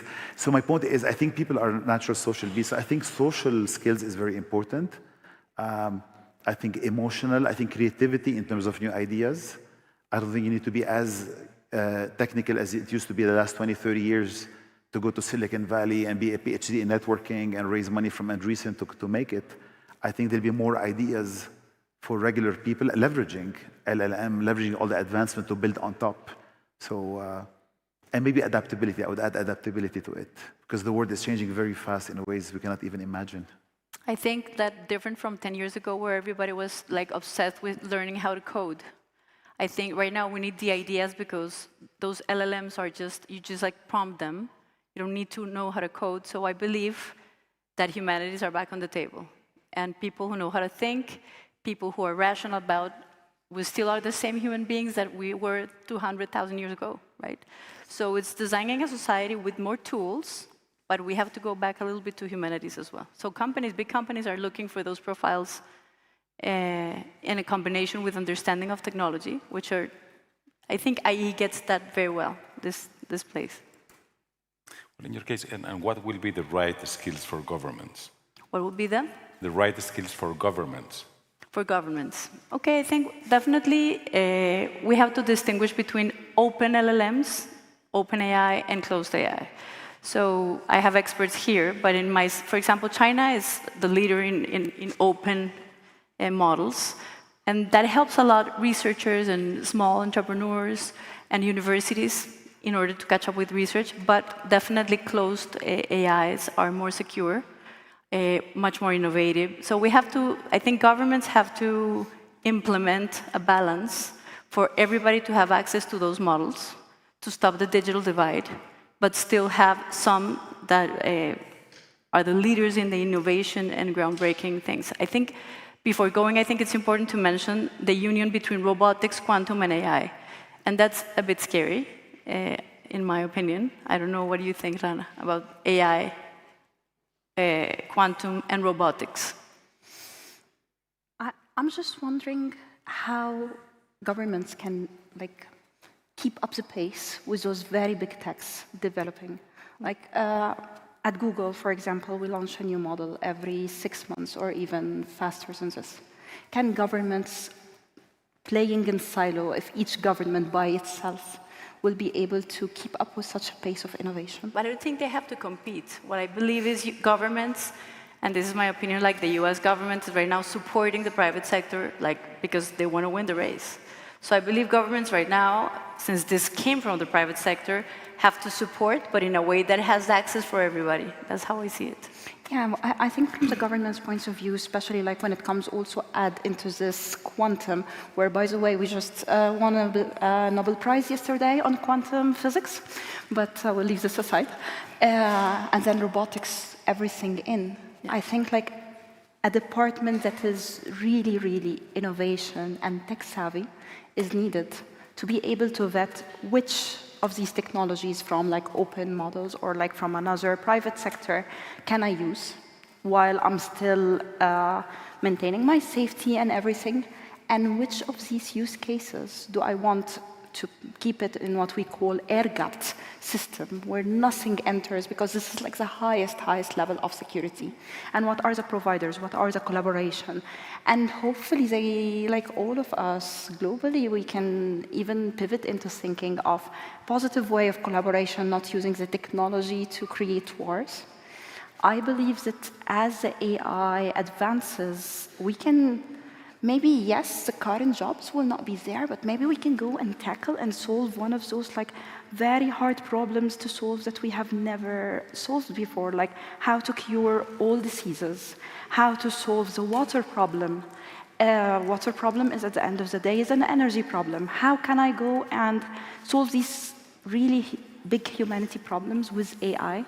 And then if we get to that abundance, then probably we don't need to create that much conflict.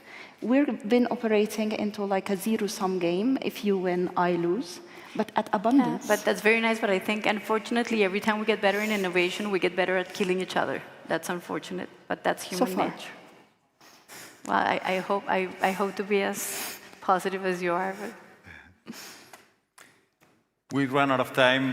Please join me in a big hand to these three amazing Thank you. Always a pleasure.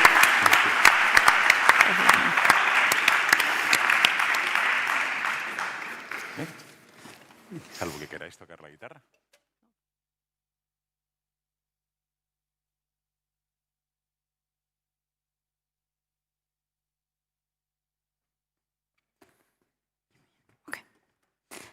Well, thank you so much for that amazing panel.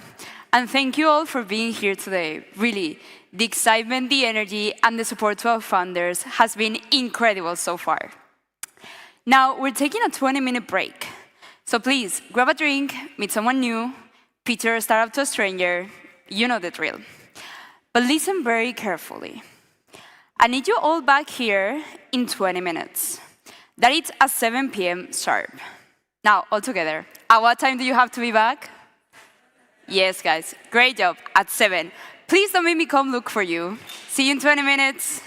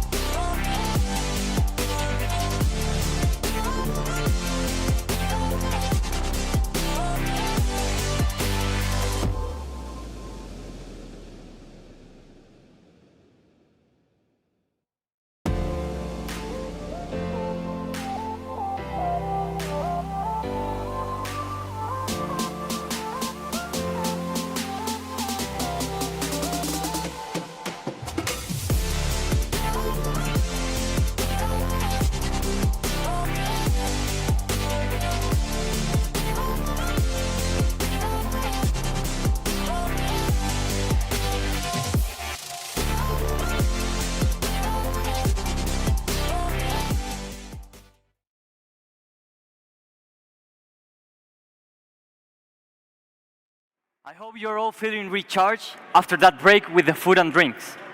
Before we meet our finalists, we have a fireside chat on the challenges and opportunities in the age of AI.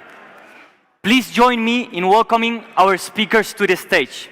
First, Paris Deletras, the Managing Director of Venture Lab. Miguel Santos, the founder of Technicis. Paula Schuld, a Master in Management student. Ariadne Papuli, a student in Business and Law. And Gael Boabdo, the CEO of Ivy & Company. A big applause, please.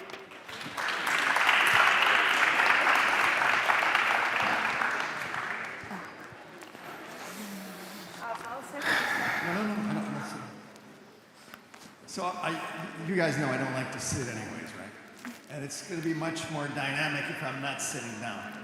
So we're going to talk about using AI the right way. Now, some of you know that I recently did a TEDx talk on cognitive offloading. Anybody see my cognitive offloading videos? Yeah, some of you have seen it. Yes, definitely. No, but I had AI watch it for you. You had AI watch it for you. Okay, great. And so let me tell you a little bit about our guests here. We have Gael Boabdo, who we all know by now that she's an expert in love and startups. She is a teacher of AI, so she's the professor teaching AI. We have Ariadne, who you probably all know is the head of the Entrepreneurship Club for the undergraduates, born networker, great student, and she really knows how to use AI. We have Paula, who's not a great student. She's a brilliant student, those of you that know her, but she doesn't really use AI well. And then we have Mike Santos here, who is a unicorn founder of an AI company with kids and understands quite a bit about AI. And so my first question to you guys is, you know, at one point I said to senior management in a university recently that passing out ChatGPT was like passing out marijuana in class, because you can get addicted to it. So let's talk about addiction to AI. Ariadne, let's start with you. Well, I definitely see the comparison because AI is super powerful, it's convenient. However, it's important to keep in mind when using AI that it is a tool. It's not an extension of our brain. And that's why, at least for me, when I have a task, I will make myself brainstorm, structure my ideas, challenge myself a bit before I use AI to kind of refine them or expand on them. And I think that the reason why people see it as an addiction is because a lot of people are missing that part, and they kind of are very comfortable with not thinking. That's where the addiction comes from, not from the tool itself, in my opinion. So you're not addicted? You're not addicted? I don't think I am. I hope I'm not. But even if you are, it's good if you are to the extent that it's a tool and not your second brain. Okay. Paula, have you had your fix today? Yes, I agree with what you say, and I think AI is especially addicting because of the confirmation that we need. I think we can compare it to Google Maps. Even though I sometimes know the way, I still check in Google Maps if I'm correct. And to me, that's really similar to how I use AI. And I think with growing uncertainty, AI becomes more and more addicting in the terms of getting this confirmation on thoughts we maybe already have. All right. Mike, what are your thoughts on this addiction problem?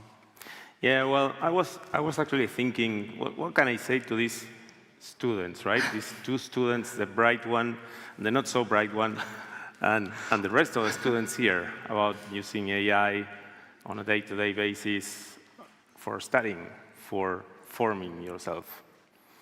And to be really honest, it's not very different that what I tell my kids. Just train your brain. You know, end of the day, it doesn't matter too much now. Just make sure you train your brain.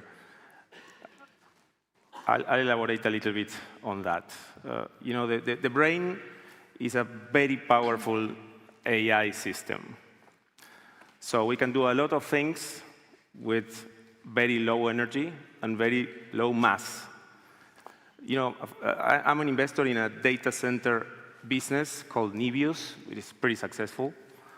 and also into XAI and Anthropic. Do you know what is the size of the average data center they are building today? Take a guess. It's about 1 gigabyte. Gigabyte, not megabytes, gigabytes. And there's people talking about terabytes. Do you know how much energy consumes your brain? You? Anyone? No one? No biologists in the room? Well, it's 20 watts. Can you believe that? It's a few orders of magnitude less. And what I want to imply using this, this trick is that you should continue to train your brain as much as you can, because literally we are getting just started with AI. The LLMs basically put together the knowledge or made the knowledge of the humanity computable, accessible on like 5 seconds on our hands and eyes. But in a few years more, they're going to do much more, way more, because the inference system LLMs are using today is very basic. It's super basic. It's a predictive system, really. And the magic is about computing the knowledge, not on the inference side. But in a few years, we are like, on mobile phones. Remember the StarTAC days? These two, no, they don't. But you do, right? And now you have the iPhone. So we are in the StarTAC days. So I like that, train your brain. Like when we go to the gym, right? Yeah. Would you have a robot lift your weights on the gym? Exactly. Keep your body in shape, keep your brain in shape. Professor Gael, what advice, or how do you make sure that your students are training their brain? So first of all, I don't think here anyone is addicted to their cars, right? Or to their ovens at home, or any technology or invention or creation that was done to help us do things better. So I'm an optimist when it comes to AI. Just to answer, I don't think we're addicted to AI. I think we're dependent on AI. And it's like saying, okay, I'm going to use a wheelchair, not because I have to, because I think it's faster, and I'm not going to exercise in parallel. So eventually I'm going to lose the capacity of walking. But if I'm using a wheelchair in parallel, I go work out 2 hours at the gym, I'm going to be okay. So I don't think AI is addictive in a negative connotation. I think tasks. It doesn't matter if you don't really think, because at the end of the day, just like the calculator made our life much easier, you didn't stop thinking when you were at high school or at college. You still thought, but about different things. You stopped trying to divide 292 by 13. But you started thinking about other things. So I think it all comes to asking the right questions within our classrooms and then recreating the curriculum that evolves as the technology is evolving. And that is a challenge, to be honest. So how many of you feel you're getting a little lazier and thinking less using AI? Raise your hands. Yeah, be honest. Be honest. Yeah. Yes, most professors are still in denial. They're comparing AI to the calculator. So let's keep going. Paula, what do you think you could do to train your brain? Do you think you're training your brain enough? But what do you do to mitigate this situation where you feel you're doing less critical thinking now than before? Yeah, I think so. What I've noticed, for example, especially in uni, one example, I get a task to write an essay about critical thinking in AI. And funny enough, my first thought was to go to an AI to give a draft. And so instead of thinking and looking at a blank page and thinking about what to write, I look at a page written by AI and questioning myself whether or not I agree with it. So we go from thinking ourselves to reviewing what AI is doing. And I think we need to go back to thinking for ourselves first, and then maybe letting AI review it or give their opinion on it. But yeah, I think that's important. And what I try to do now to push this is to really try to mute this first thought of let's jump to chat and ask questions and yeah, figure out this uncertainty that I have and take a step back and really also to what you said, write my thoughts down, think about it first for a second. And I think what's really important for this, especially also in classrooms, is to again give time to think critically, because I think especially when we have hard deadlines, everything is super fast now. It's super, super easy for everybody to just jump on AI and let AI figure it out. So what I think is really important is to give time to really think for ourselves. Paula is in the top 5% of her class. What do you think half of her class is doing? Ariadne, tell us about that half of the class that is not that smart. Do you think they're using AI the right way? Probably not, because that half of the class is probably just putting the task in AI and ChatGPT and saying, do this for me. So they completely ignore that factor that Paula mentioned of, I realized that I was using it too much, and I took a step back, and I ignored it in the beginning and just put myself to think a bit. If you give the task directly to chat, then you don't allow yourself to think. You stop developing that muscle, because brain is a muscle as well. And just exactly like every other muscle, you need to keep training it to keep developing it.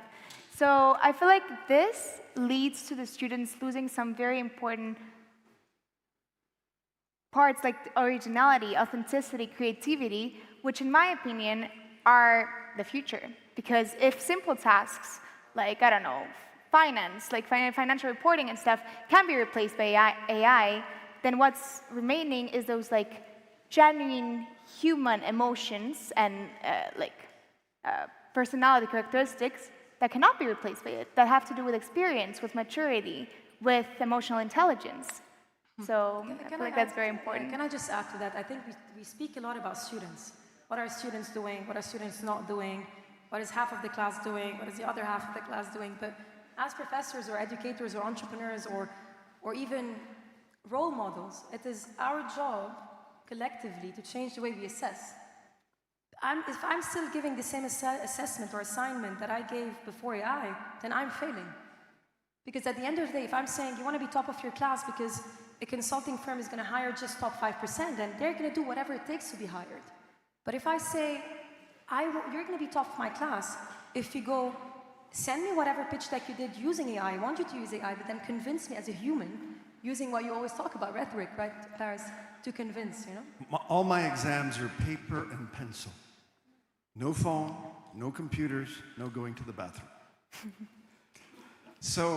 But Gal, you're not only a professor, but you're also an executive, and you really know how to leverage AI. What advice do you give students in terms of really learning how to leverage AI?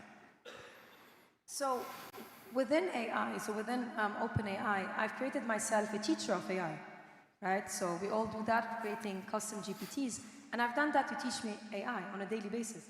So I don't go to bed without using a new tool. It's a must. And now we're trying to do that within our team as a company. We have to use new tools.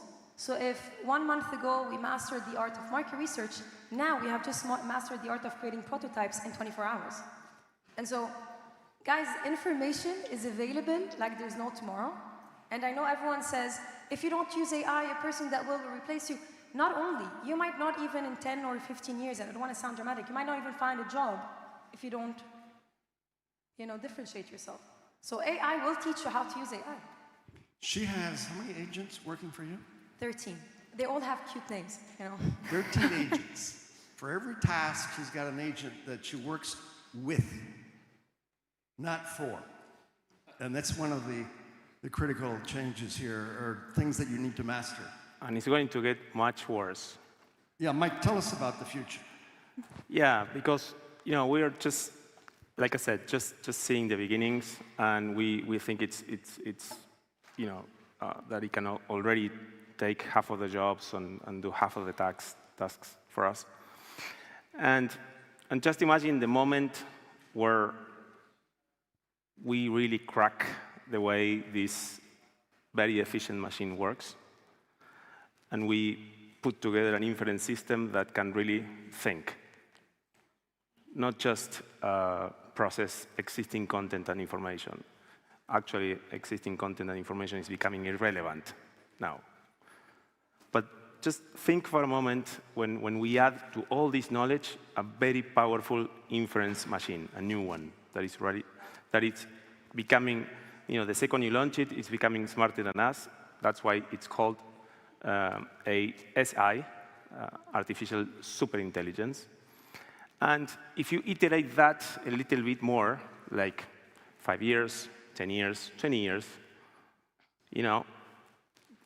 the religious and atheists in this room will finally become, in agreement, because we're about to create God, And this is where we go. So we need to really understand what do we want to do as a human being in the future, considering, nowadays, who plays chess here? Anybody play chess? Or who knows chess, right? Well, it's absolutely stupid to try to beat a computer nowadays, to try to beat a good chess model. So no one plays a computer anymore, you know what I mean? We like to play with each other. So the same example, I think it goes for like every activity that you can think of, and we need to understand the things that humans, love to share with humans, and prepare for that. All right, last question to each of you. We got a minute each. AI is not only affecting our professional lives, but in the recent survey I did here in Madrid, 40% of teenagers were using AI for romantic relationship advice. Yeah. Anybody here use it lately? No. So, why don't we start with you, Mike? You got 2 kids. In a minute, tell us what you think about that. Yeah, well, no, they do interesting stuff too. Just a small story. Back in the day, Sophia, my daughter, she's 15 now. She was like, I don't know, 5, 6, when she started to watch Japanese animes. So she loved Japanese animes. And one day came to me and said, "Oh, Dad, how can I jump into the TV?" I said, "No, you can't do this," and I explained to her why she didn't, or she couldn't. A couple of months ago, she comes to me and said, "Hey, Dad, let me show you something." So she asks GPT to focus on the chapter 2 of certain anime she loves, Haiku, I think it's named. And then, okay, let's go to chapter 2, and then ChatGPT. Oh yes, chapter 2, Sophie, is where Matt meets Jenny and they get in love and blah blah blah. Okay, perfect. Now add another character, a girl called Sophia with 15 years, who is like this, like that, and she describes herself. So, a couple of clicks, and there you go. Another story with her inside. Hey, Dad, how can I now play a button and get the video? You can't, but in maybe 2 years, you will. So I think they do, and what is happening there is that these kids playing like that are reinventing literature, how to write, how to read. It's serious stuff. And I love that part, just to focus on the positive, right? Of course, you can focus on the negative, and it's very difficult, because it's very difficult also as a dad to really, cope with the mobile phones usage. Set AI apart. You cannot even control what's happening on the phone, right? No, there's no way that we're going to and stop it gets, the and adoption it of gets, AI. and it gets addictive. It gets addictive because it has it plays with the dopamine brain circuits. So it gets really addictive, like a drug. So it happens. What do you think of the use of AI in your personal life? What? Sorry? Can you repeat? I'm asking Paul. Oh, cool. I think sometimes it can help, to structure some thoughts, but I also had some really weird situations thinking about it. I have younger sisters, and as sisters do, you get into a fight, and 10 years ago was, no, I'm right because Mama told me I'm right. Now it says, no, Paula, I'm right because Chet told me I'm right. And this is the kind of argument I'm having now. I had my wife send me an argument through WhatsApp that was generated by ChatGPT. Crazy. Ariadne, what do you think? Well, for me, I think that that's where I draw the line. Like, I use AI for anything task-related, but when it comes to my personal life, I feel like AI can write a message for us, but if everyone used this automated message, we would all be the same. So you don't have this, like, hopes, imperfections, feelings that normal people do, which is what makes our relationships meaningful, and therefore, that's what makes its person unique and lovable. And without that, we don't have human connection. It's not genuine. So for me, like, AI in personal life is... All right. Gael, you spoke to us today about love and startups. Startups are using AI all day. Is there a role for AI in love?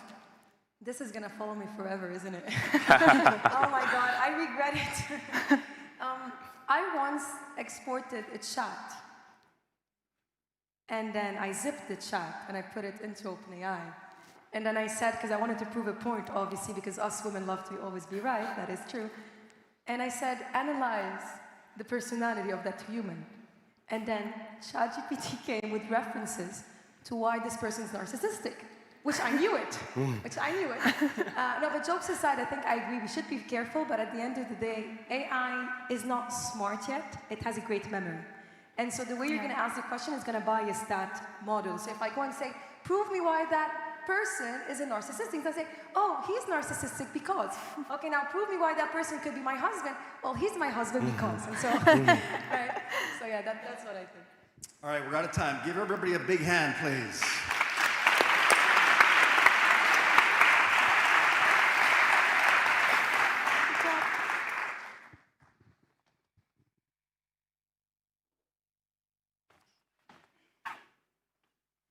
Thank you so much for that inspiring conversation. Now, we're getting closer to the moment everyone's waiting for, the finals.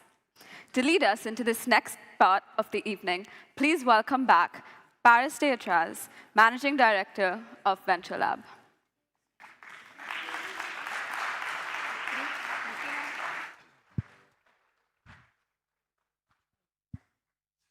Okay, hi guys. It's a pleasure to be here 15 years after winning the Venture Lab back in the days. I remember it took us 2 months to develop our first functional website. Now I think 2 minutes, right? Thanks to AI, as we've seen before.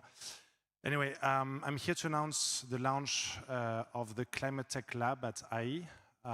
So a super cool initiative if you want to work in sustainability, in climate, in deep tech technologies. So we assembled a 3-month lab where you'll be able to work with Technalia on deep tech, real technologies, super early stage projects, where you'll be able to have as speakers and teachers, chief innovation officers of top energy companies, partners of climate tech VCs, entrepreneurs having raised millions in funding to be able to build and launch their deep tech technologies. So you'll be working with 5 projects, guided by mentors who are chief innovation officers, serial entrepreneurs in deep tech and climate tech technologies, to foster and help these startups with their go-to-market. So on Monday, we have a first info session, and the lab is going to be launched at the end of January. So I think it's super cool, 3 months to boost your skills in climate tech, deep tech, and I hope that we can see us on Monday. Okay, thanks a lot, guys.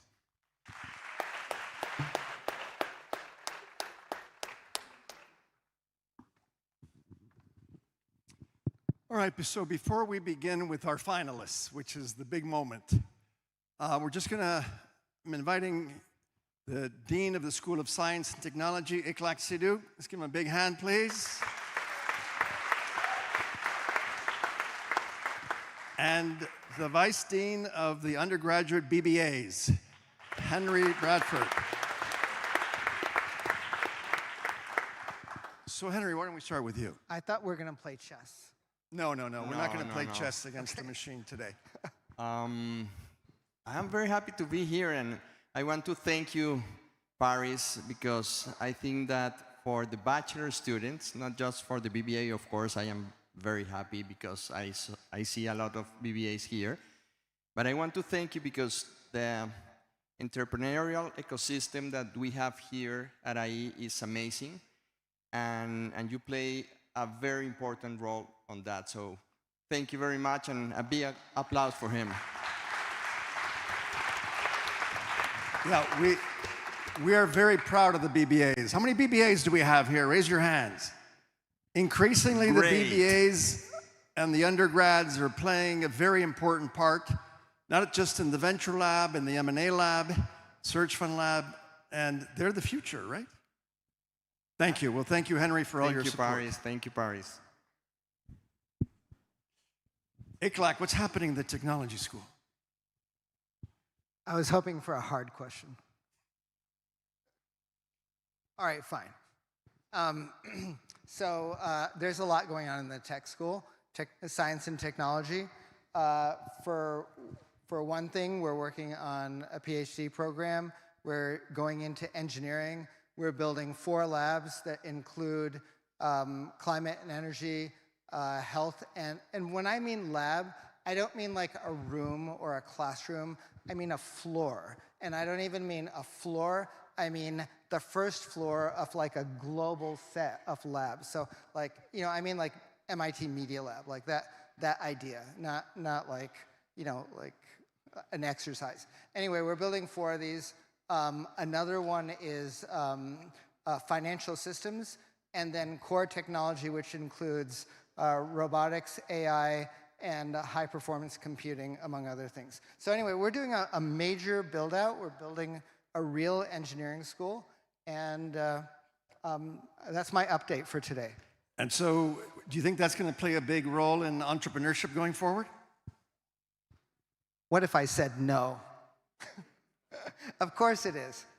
I mean, you know, every institution today, like you look just everywhere, society expects universities to be the economic engines for industry, for new ventures, and you can't do that with engineering alone, but you can't do that with business alone. You need the combination of everybody, but you know, it's like a chemical reaction. If we don't put in the engineering component, we're just not going to have a reaction. So it's going to play a role. We're already very strong in business. We're going to be equally strong in engineering. Great. All right, let's give 2 gentlemen a big hand, please. And so now we're going to begin with the finalists.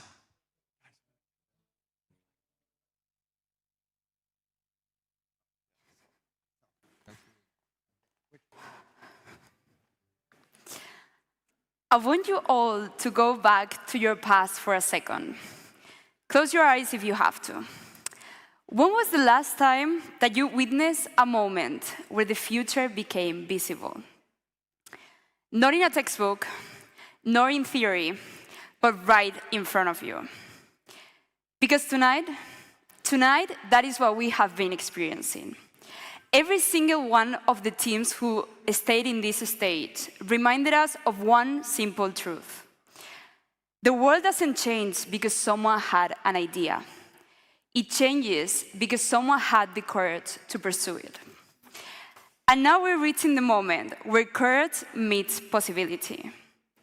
The finalists, the teams who have pushed through pivots, through uncertainty, through prototypes that didn't work, and uncomfortable feedback they didn't want to hear. The teams who didn't just survive Venture Lab, they evolved inside of it. So please, look around you. Look to the people who might just build the next big thing.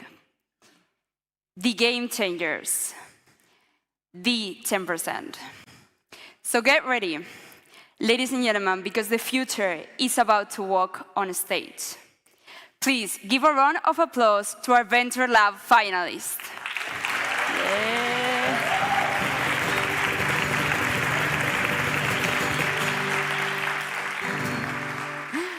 We're also joined by an amazing jury, investors and entrepreneurs, starting by Aristotelis Xenophontos from Seaya, Cesar Traseira from Key Fund, Cristina Moyano from Amadeus Ventures, Desiree from the Synergy Collective, Gael Bu Abdo, founder of Ivy & Company, Jacobo Cucalon from Plus Partners, Jorge Fields, angel investor, Nacho Sanchez from Senda Partners, Ned Taleb, serial entrepreneur, Sasa Vadelt, angel investor, and Uri Levine, founder of Waze. Now, quick reminder of the rules. Each team will have 5 minutes to do their presentation, and yes, we will hold you accountable for that. It will be followed by a 3-minute Q&A by our judges. Before you ask me, yes, we will also hold you accountable for the time. With this said, let me introduce you to our first finalist. They begin with one of the most human questions of all. Will we be able to start a family? It's a question filled with hope, but also uncertainty, complexity, and oftentimes silence. And in a world where AI can optimize almost anything, this team asked themselves, why cannot technology also bring clarity, empathy, and guidance to one of life's most emotional journeys? I could tell you more, but I don't want to spoil the surprise. So please, give it up for our first finalist, Isana.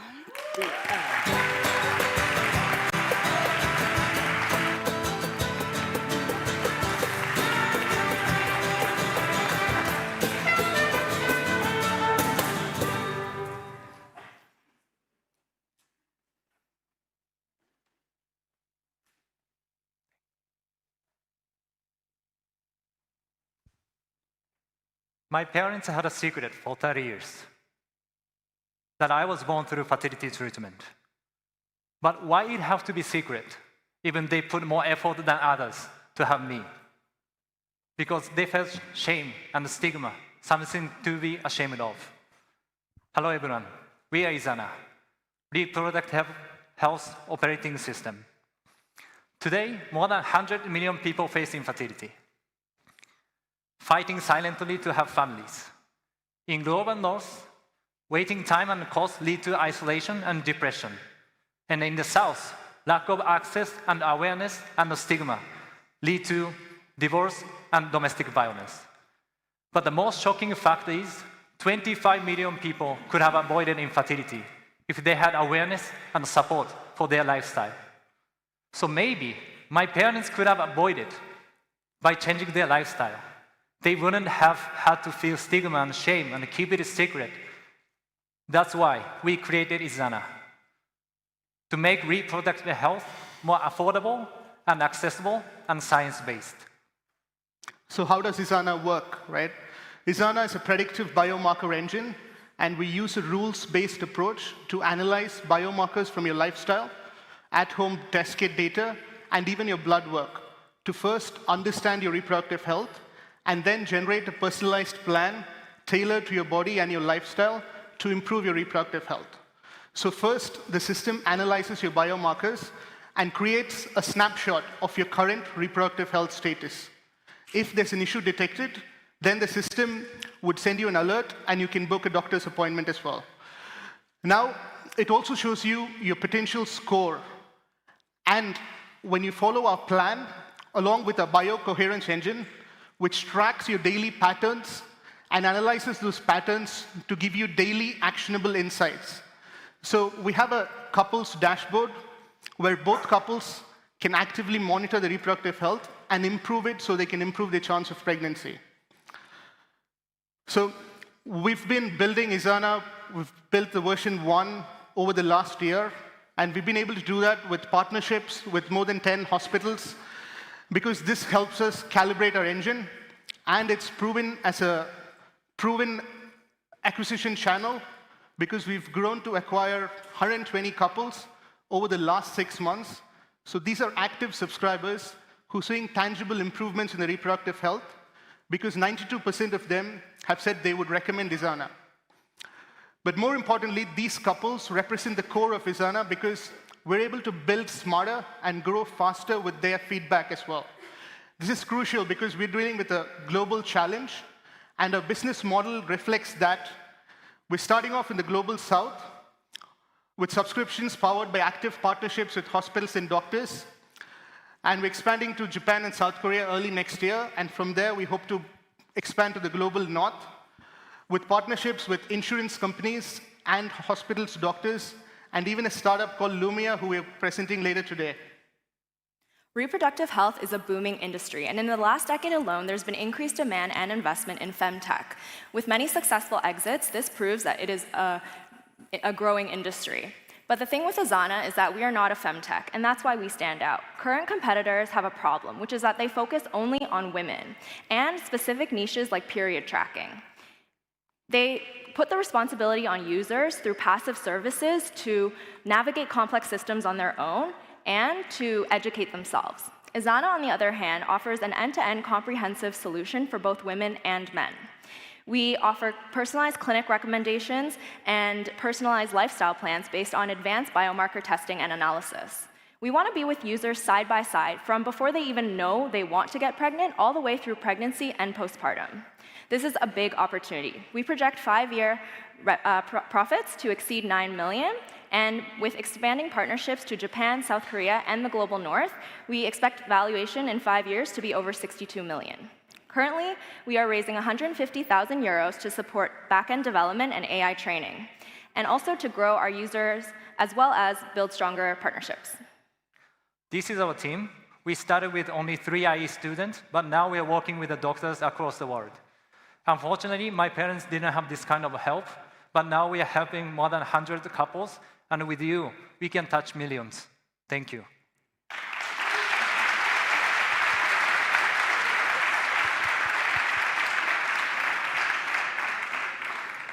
Okay, we'll have Q&A from the jury. We start here. Thank you very much for your presentation. You said you want to get in touch with your users before they even know that they want to get pregnant. I mean, where's the trigger? What is your go-to market? Well, how do you get in touch? Yeah, so reproductive health as a whole, in case of women, about 60% of women who have polycystic ovary syndrome are undiagnosed globally, and majority of them are in the global south. So in case of being with the user before they even think about getting pregnant, we refer to the health journey of diagnosing and managing PCOS, diagnosing and also managing through lifestyle modifications. So that would be the entry into managing before pregnancy. So that's how we would do that. And fertility would just be one example, but we're thinking of reproductive health as a whole, so it's not just about fertility or just about PCOS. Those are just some examples. The goal is to bring awareness to your own reproductive health the same way that you know your daily step count or other health metrics. Thank you very much for the presentation. My question is around the business model. So if I'm understanding correctly, it's a subscription model. Yes.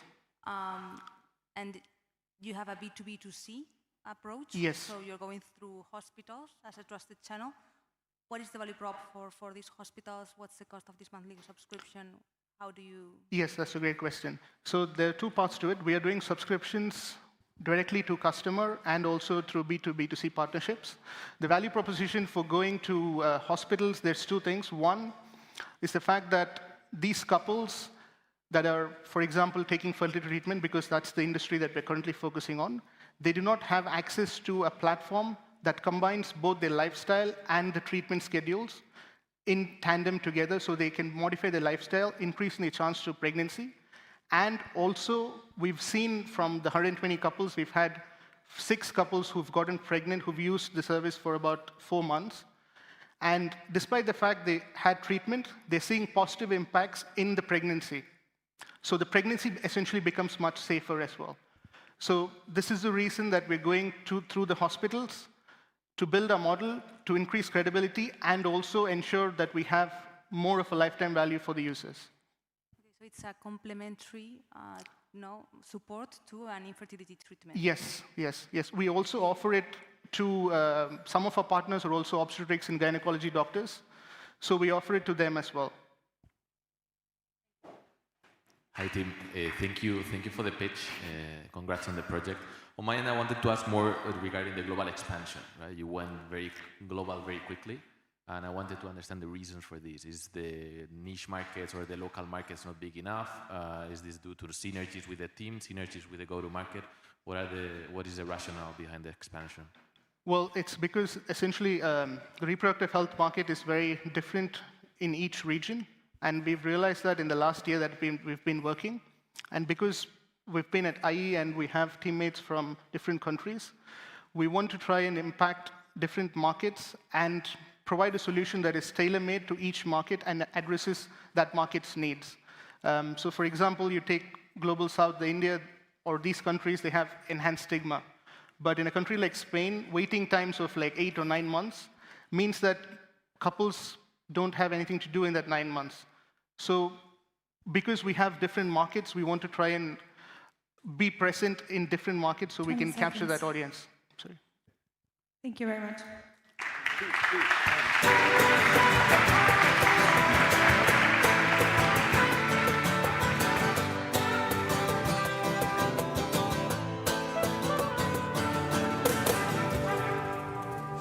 Thank you, Isana. That was a great pitch. Now, our next startup gives a small business AI workflows that handle all the repetitive tasks. I'm talking about outreach, content, and support. So humans can focus on literally anything else. So please welcome Next Automation.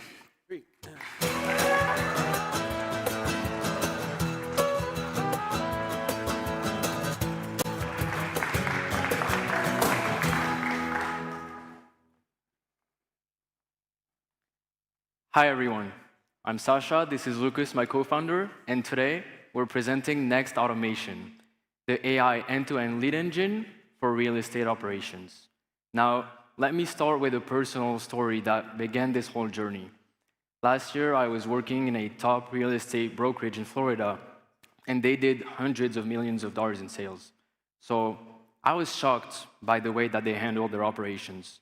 I talked with a lot of real estate professionals in the field, and a lot of them mentioned that everyone has different processes, tools, and systems, and they told me none of them really communicated together.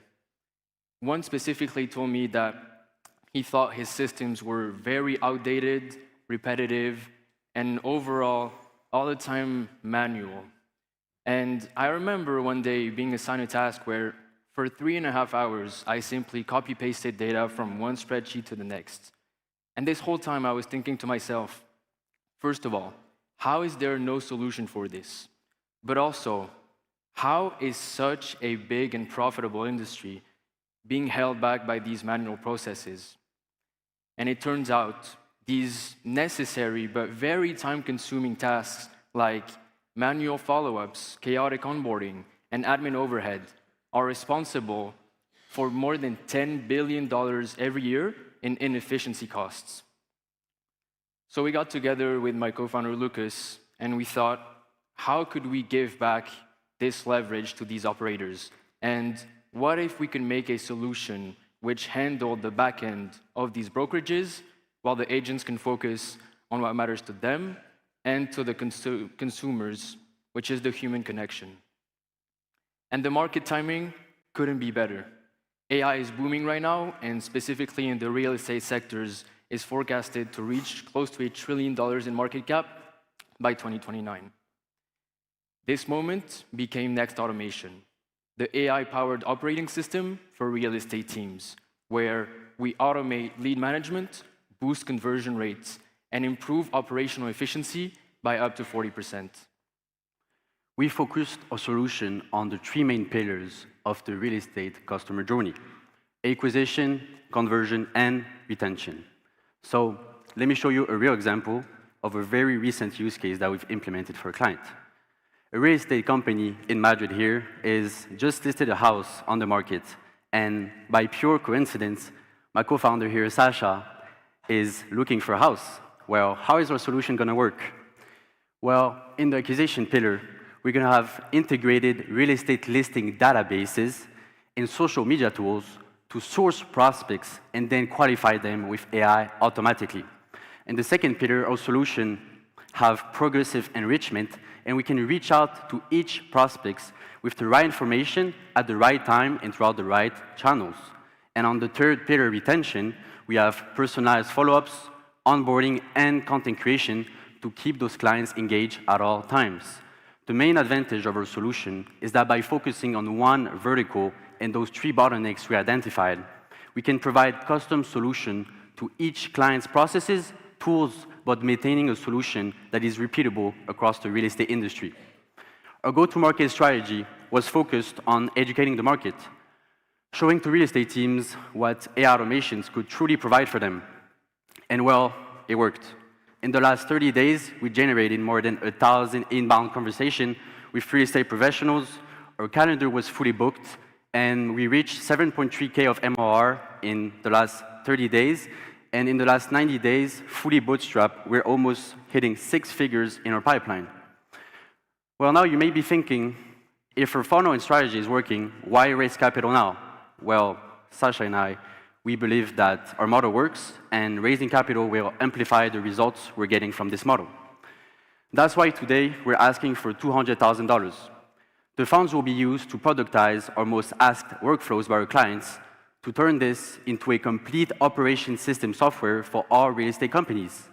This will also require us to hire AI players in engineering, sales, so that us, the co-founders, can delegate some of our daily tasks, operation, and focus on scaling the company with outbound strategies and partnerships.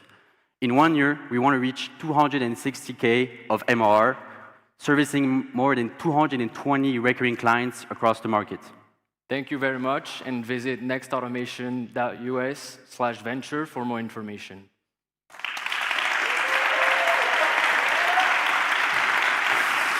Thank you, Next Automation. Now we'll hear from our jury.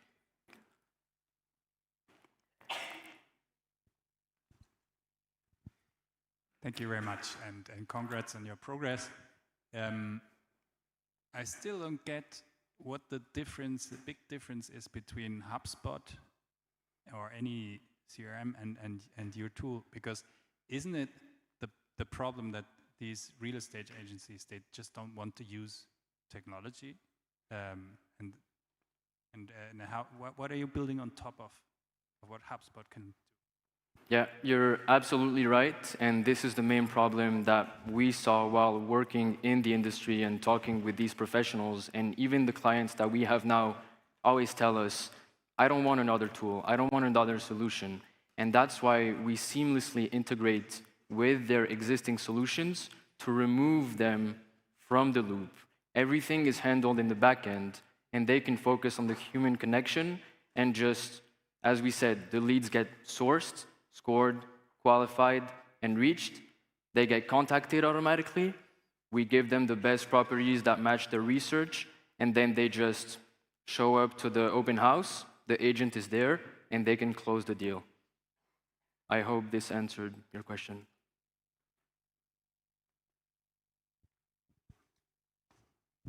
Congratulations, great pitch. What technology are you using? And is there any IP or to build on the previous point? Where is the real differentiator in terms of technology? We understand the need of automating the process. What is it what you truly do? Thank you for this. So the technology we built on is pretty well known. N8N, you might have heard of it. If not, Zapier, Make.com. They are semi/no-code automation tools and softwares. We also do some coding on top. The real moat here is by being the first in this market, specifically for the real estate industry, we collect data on what is worth automating, what isn't, where we should prioritize our efforts, and this data is proprietary. With time, we know, okay, these type of leads, we should contact them through this channel with the relevant information and at this time. And building up this information is what differentiates us at the moment. Okay,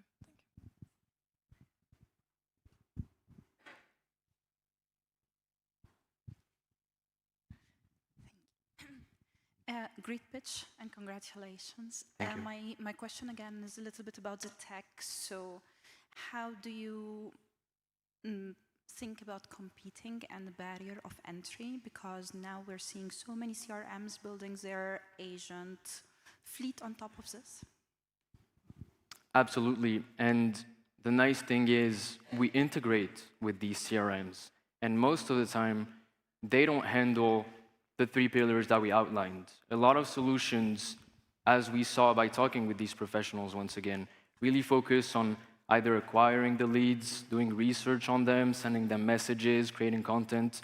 But what we're creating is really pushing a button and the AI agents go out there. Once again, the technology is really simple. I agree with you. No barriers to entry. Oh. But yeah, we focus really on the proprietary data that we're able to collect by being the first ones on this market, which the clients have told us the solution doesn't exist yet.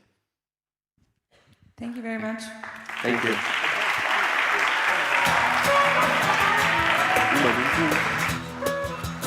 Thank you. Amazing work, guys. Now, our next startup basically asked themselves, what if Spider-Man, but make it industrial? Spidey Tech cracked the code to producing real spider silk, the strongest material in nature. And they do so by growing it in alfalfa plants. Yes, plants.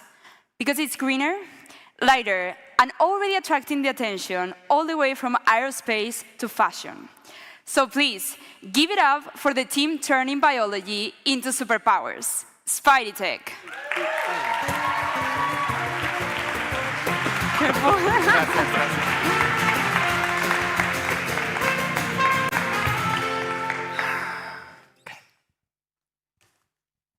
What if I told you that the strongest material known to man is spider silk? This right here, lighter and stronger than carbon steel and carbon fiber.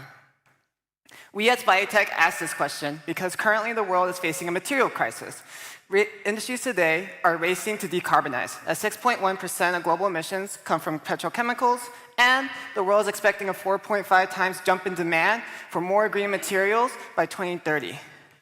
That being said, the problem is quite simple. The current market has no solution or better yet a material that fills all 3 of these things. A material that is sustainable, a material that's still strong but doesn't use petroleum-based chemicals, and most importantly, a scalable material. Spidey Tech has a solution to this, or a material, actual spider silk. And before you say anything, no, we're not using actual spiders. We're using genetic engineering. We are genetically modifying alfalfa plants to produce actual spider silk proteins, the exact same ones found in nature. Therefore, producing actual spider silk. We take those modified seeds to the farm, grow, then harvest them. And once they're ready, we then purify it down to the spider silk proteins itself. Then mix it with water, creating fibers just like this, or numerous other products such as adhesives, automotive parts, and even drones that will all produce products that are stronger, lighter, and tougher than carbon fiber, steel, and even aluminum. We don't stop there, however. We understand that our customers don't want to change what they're doing, so instead, we want to help them. Thanks to our industrial partner, Covestro, we're doing a plug-and-play kind of model here. Say, for instance, Volkswagen, in this case, wants a car door made out of spider silk. We send the fibers over to Covestro, where they do their industrial engineering magic. In this case, spider silk fiber pellets, very similar to carbon fiber pellets, which will then be sent to a contract molder. The contract molder receives the blueprint for the car door. The molder will then do injection molding, very similar to carbon fiber, making that car door out of actual spider silk fibers. And we just don't see the potential with just automotive. It's numerous industries, such as adhesives and aerospace, and then many more, such as the military and medical. And the traction is only beginning, as my partner in crime will start explaining soon. It's an honor to share with you all the web of traction that we've achieved so far. To start, we've been covered by media giants such as BBC, National Geographic, and even Discovery Channel. In terms of letters of intent, we've secured 5, and particularly Siemens and Covestro stand out because they allow us to unlock the rest of the supply chain and open a lot more doors. In terms of strong interest, we've secured 7, and maybe you might know some of them, such as Porsche, Volkswagen, and Lululemon. So we have secured over 60 global patents and over 100 scientific peer-reviewed publications. Now, what separates us from the rest of the competitors? Well, this is why we win. Our input, we are the first and only to use alfalfa. Our competitors, this allows our product to perform way better in 3 key areas: performance, scalability, and lower cost. Our competitors have shown that you can raise hundreds of millions with inferior product, so we are confident that we've learned from their mistakes and we can do a lot better. Also, I'd like to mention that only Spidey Tech can sequester carbon, develop digital twins, and monetize our byproducts. Now, who is behind Spidey Tech? Well, we have a team that covers both our scientific and business development needs, and we have Enzo, who will be leading our operations, commercialization, and scaling. Meanwhile, I will be leading fundraising, including non-dilutive funding. And at our helm, we have Roberto, who has over 30 years of material science experience. We also have Dr. Randy, who is known to be the father of Spider Silk. And we also have David Lauren, who is a former executive account manager at Covestro. And lastly, Richard will be handling our product design. Now, we are currently raising a pre-seed round of 500,000, and we will be using this to establish our first greenhouse of 1,000 square meters and produce the seeds necessary for our actual seed round. So we are looking for a lead investor who is not only strategic, but vision-aligned. So if you will ask, why Spidey Tech and why now? Well, startups in this space are far, few, and rare. Why? Because the moat to enter is extremely high. So we have studied our pricing and costing, and we can see at least a 90% gross margin. Beyond that, our traction has really been demonstrated by our LOIs. And if you invest today, we see an exit path that's clear in 6 years' time through our partners. So join us in turning science fiction into supply chain reality. We're now open to your questions. Thank you.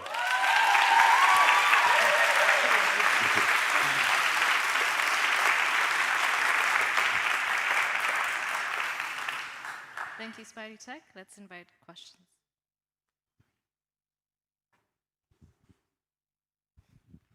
Thank you very much. This is amazing. Thank you. Amazing what you have achieved so far.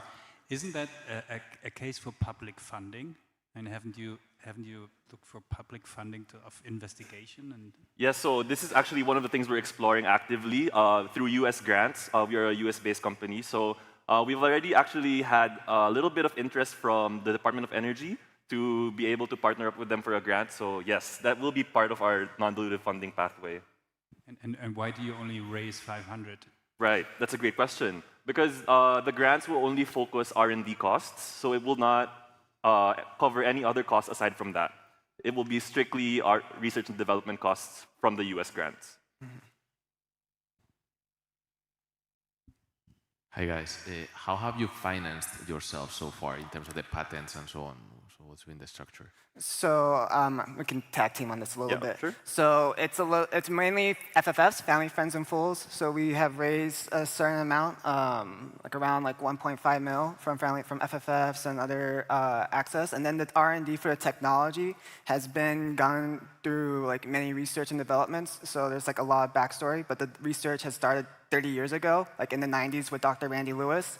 And then he's been developing it more and more and just researching more and more. And then we are granting together and then actually now trying to put it more into a productive model. Yeah, and just to add to that, one of our investors or one of our partners is also the Utah State University. So they have a 1.5% stake in us, and they allow, and in exchange, we can use their Spider Silk laboratory that we've worked on together.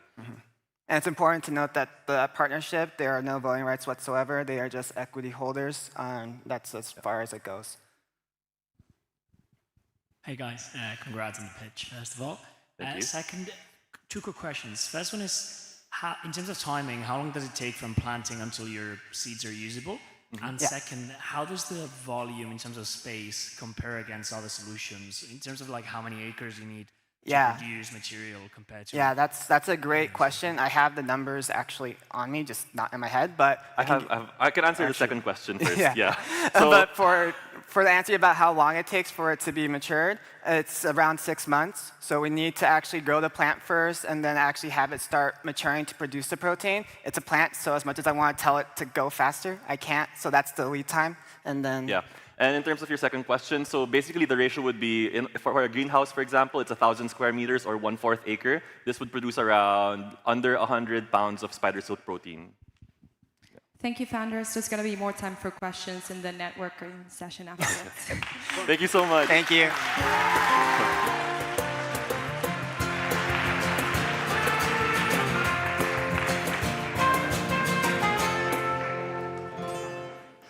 Thank you, Spidey Tech.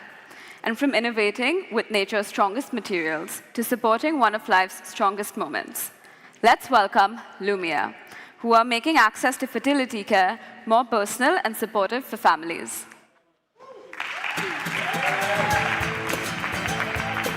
Thank you.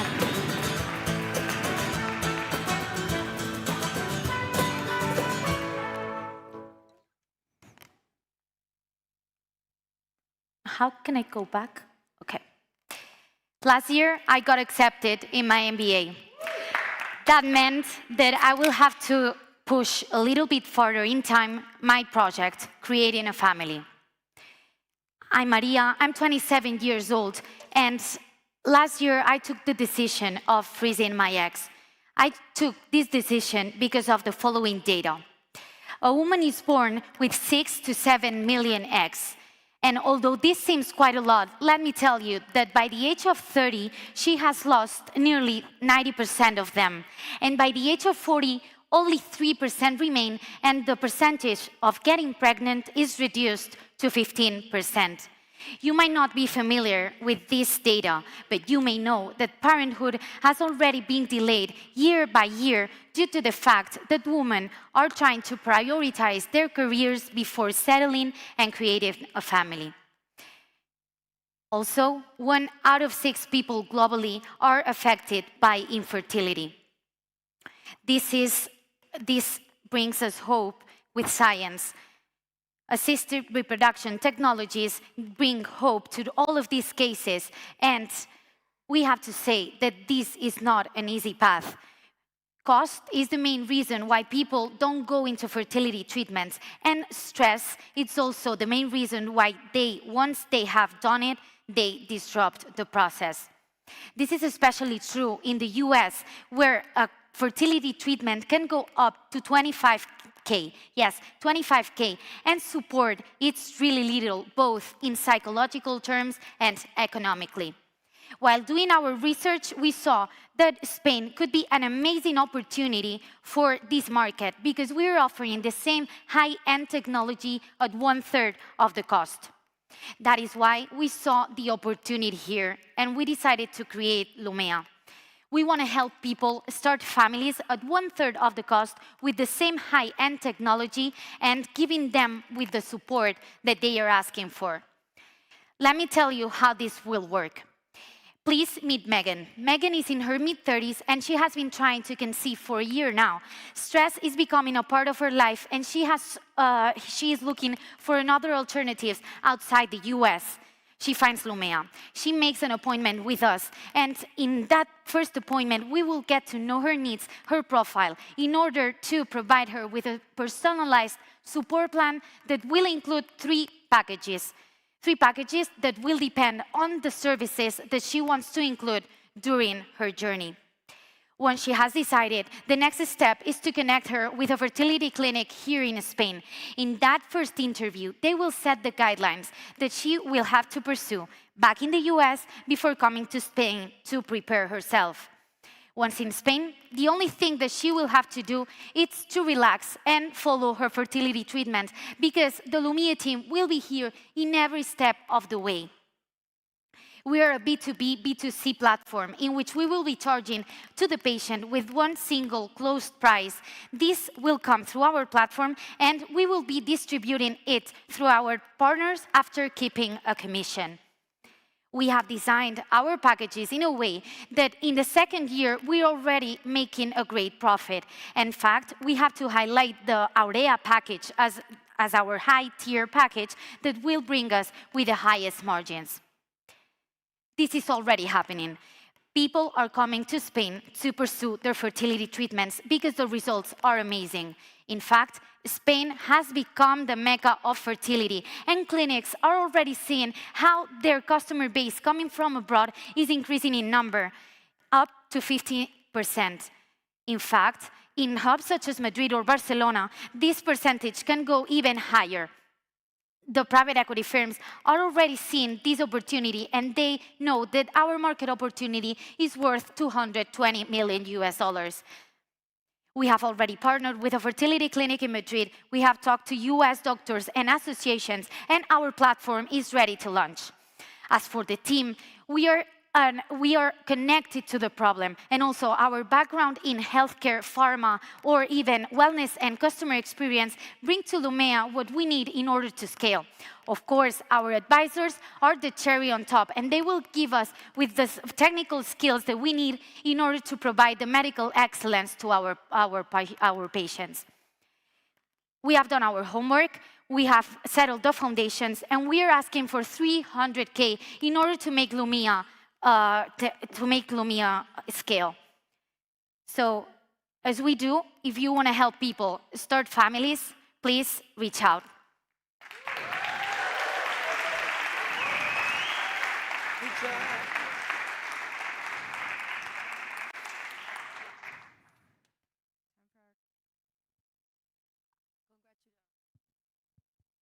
Test. Okay. So first of all, thank you so much for solving this issue, an issue that we all think about as we grow older and older and older. Question, so if I would take an appointment with a doctor in Spain, with a clinic in Spain, I would still be treated in the US if I'm in the US. Can you repeat the question, please? Yes, of course. So if I take an appointment with an expert in Spain, yes, I would be treated in the US if I live in the US. Yes, so the thing is, I don't know if you want to add after that, we will have the first appointment, we will get to know her a little bit more, then we will connect her, and in that interview with the clinic, they will have to tell her with the future guidelines that she will have to prepare biologically, you know? So before coming to Spain, she will have to go to her gynecologist back in the US to make all of the tests necessary. Right, but where I'm lost is... Okay. You're saying that in the US it's very expensive, right? But again, what you're providing in Spain, if the person doesn't want to travel, is a sort of a guideline, manual, or steps to again be treated in the US, or did I get something wrong? No, the only thing that she will do in the US before coming to the treatment in Spain, it's the preparation before coming to Spain. Because, you know, when you do a fertility treatment, you need to prepare yourself with hormones and like a bunch of tests. And that's the thing that she will do with her personal gynecologist. All right, thank you.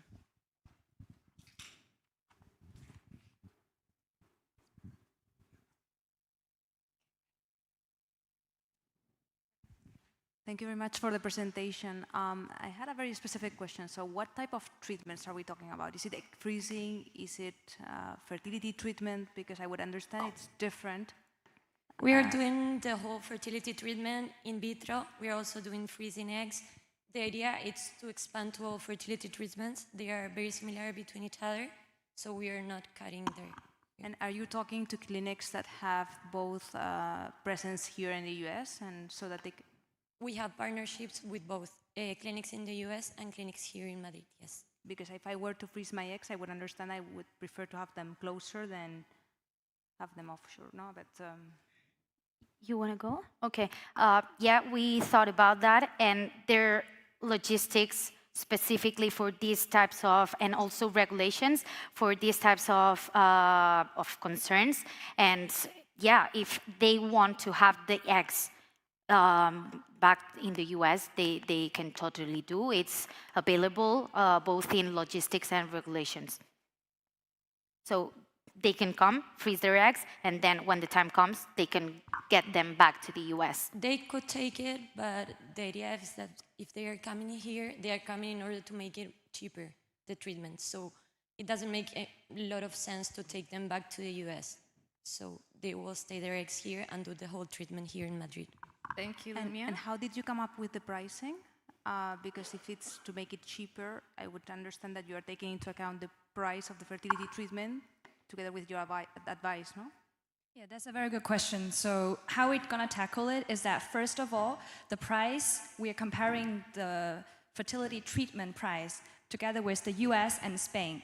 So the service you get in the clinic is already only 1/3 of the price here in Spain compared to the US. So what we're going to take into account is the hospitality part. For example, we're going to help them book hotels, whatever. And this is the B2B part in our business model, that because we are bringing them revenue.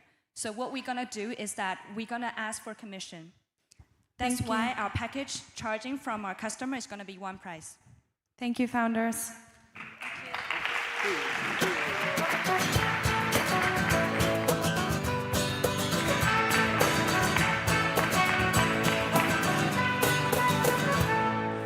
Thank you, Lumia.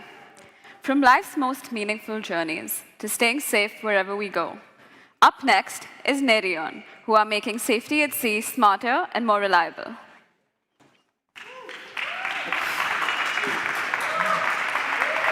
Good luck.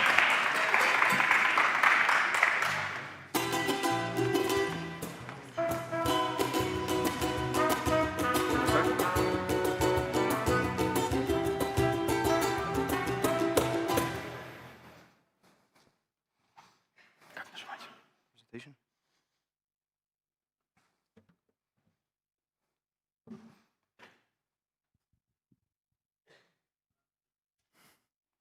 Presentation.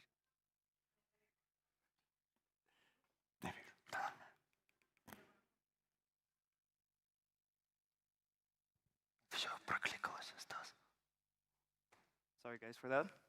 Let's start from the beginning. There's something about the open sea, the silence, the uncertainty, and the way a single second can reshape an entire story.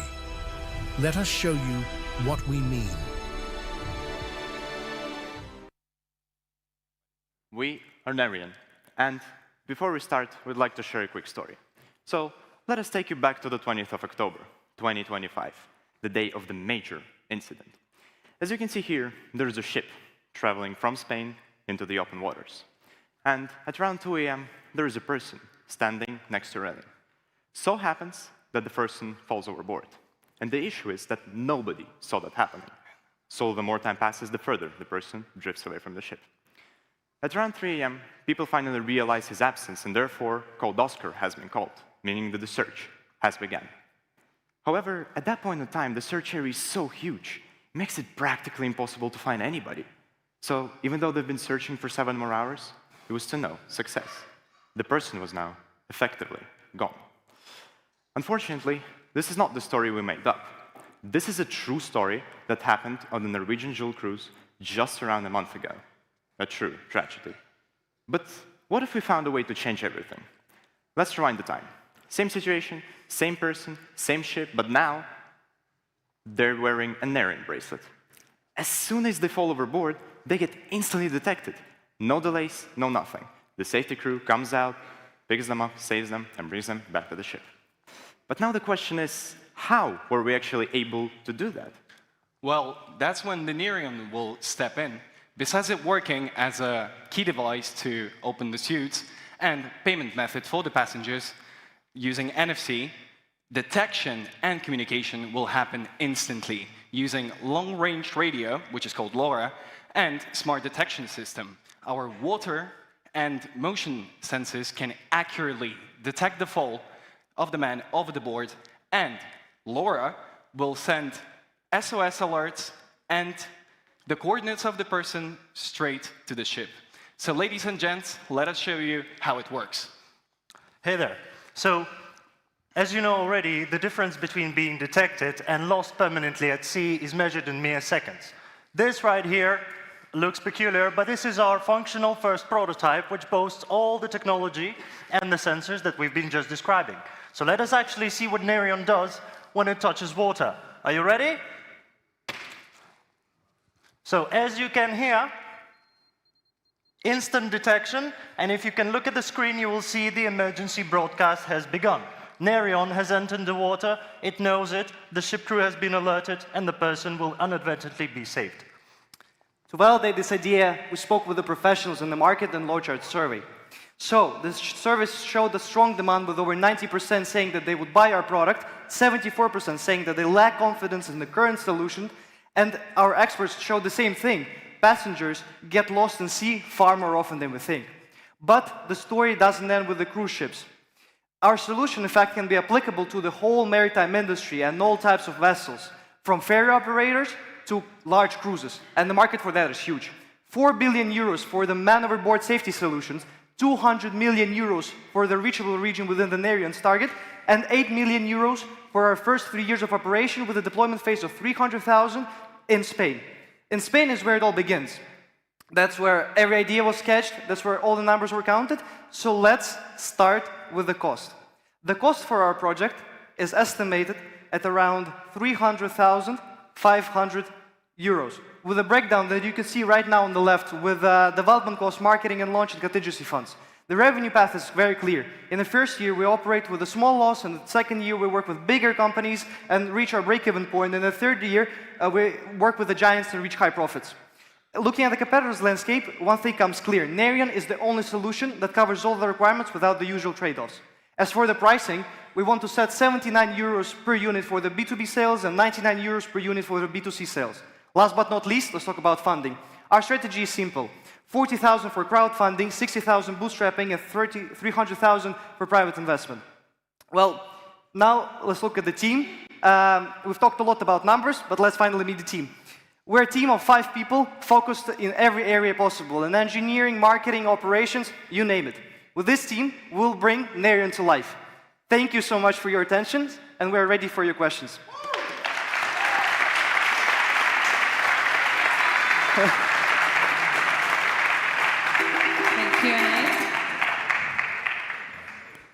Great pitch. Thanks for the presentation. Thank you. My question is around the design. So it looks like you can take it off. A little bit about the design. If you can take it off, how do you make sure they keep it on? And also, if it touches water, if they want to go swimming, for example, do they keep it on? Does it still make alerts? Yeah, could you tell us a little bit? From the engineering part, I can answer you that it can detect due to salinity of water, if it's a salt one, if it's a pool one. So due to electroconductivity, in the salt water is going to be higher, so we can easily detect that it's actually a salt water. Also, you were talking about that they can put it off. Actually, what we're trying to improve right now, NFC bracelets already exist on the large cruises. What they do is they act as a payment device and as a key for your room, for example, on your cruise ship. So what we're doing is we're basically enhancing the technology with more safety and comfortability. Thank you. Thank you very much for this presentation. It was a great presentation. Very easy to understand. I would like to know what is the main innovation, because you showed there are competitors. Right. So what is the main differentiator? Right. Well, many of our competitors, mainly the cheaper solutions, what they use is actually technology called Bluetooth tethering. That essentially means that the bracelet itself broadcasts continuous stream of packets via Bluetooth frequencies. Everybody's familiar with Bluetooth, right? And there's a receiver on the ship, but the problem is, Bluetooth is extremely short range, and it is very susceptible to contact with water. So linking this also to your previous question, swimming in it and without triggering it is not possible. And also, false positives are very common, and our technology completely rethinks the way the man overboard is detected, uses completely different and more sophisticated and a bigger amount of sensors to overcome this issue. So we do come up on top of our competitors. Guys, super quick on my end, let's talk about the battery. So the battery lifespan, so many sensors, so many things going on. Do you charge this? Is this single usage? Can you talk about it a bit more? Absolutely, yeah. That was actually the first thing we thought about. And again, because our bracelet will only function in normal standby mode when worn as an access device and as a payment method, it will use passive NFC chip, which essentially only is powered by the reader. So the battery of the actual bracelet is almost never being drained. Now, the extremely low power basic detection system, which is the first detection that must occur for the procedure to continue evaluating whether it's a true man overboard situation, barely draws any current. And let me surprise you, with a battery about 10 times as less capacity as your standard phone battery, so roughly 300 milliamp hours, will essentially last for about 7 months in passive. And in active mode, when it is broadcasting, it will essentially last around 7 hours of continuous stream of broadcast of GPS data. Thank you, founders. Thank you. Thank you very much. Good.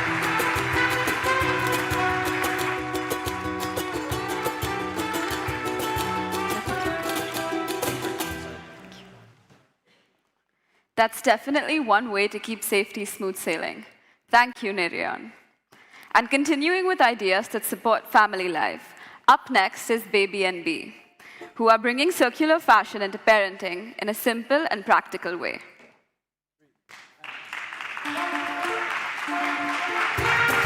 Thank you.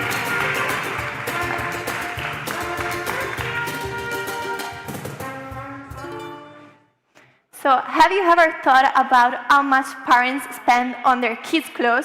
Today, Maria and I have the answer. So, in Spain, an infant costs around 350 monthly just for clothes and for shoes. And special occasion garments are just used once. So, Baby&Bee wants to deliver baby wear through a smart circular model, saving parents time, money, and waste that, with core bundles that grow with their baby. So our solution is a subscription-based rental model for baby clothing from 2 to 5 years. We want to give always the right size, right on time, cost-saving and convenient, and professional cleaning and sanitation. So your baby is going to have a circular wardrobe when it's growing. The market size is addressed to 1 billion, the total baby wear market in Spain. 450 million is the sustainable conscious segment, and 3 million is the Baby&Bee realistic capture in Madrid. But why now? Today, 74% of Spanish consumers value environmental sustainability when making the decision to purchase. Spain has a goal to reduce textile waste by 50% by 2030. Despite this, baby garments are only worn a few times before being discarded. Renting, instead of buying, extend the life of these garments up to 6 months, reducing environmental impact up to 30%. We've seen this model work internationally. Examples like Bora Baby in New York or Rent a Romper in LA have served thousands of families and proven that each item can be used 6 times before being recycled. Furthermore, they have saved tons of gallons of water and saved a lot of CO2. And now, we're bringing that same circular model to Spain. We're making renting simple. Just access our website, choose your bundle, pay in 1 click, and after 3 to 5 days, you'll receive the order. With this, we're saving our users from 13,000 euros in 3 years to 480 to 540 euros in 3 years. And concerning our revenue streams, so the first revenue stream is a subscription-based rental model. But on year 2 and on year 3, we want to expand and add some add-on and some premium services.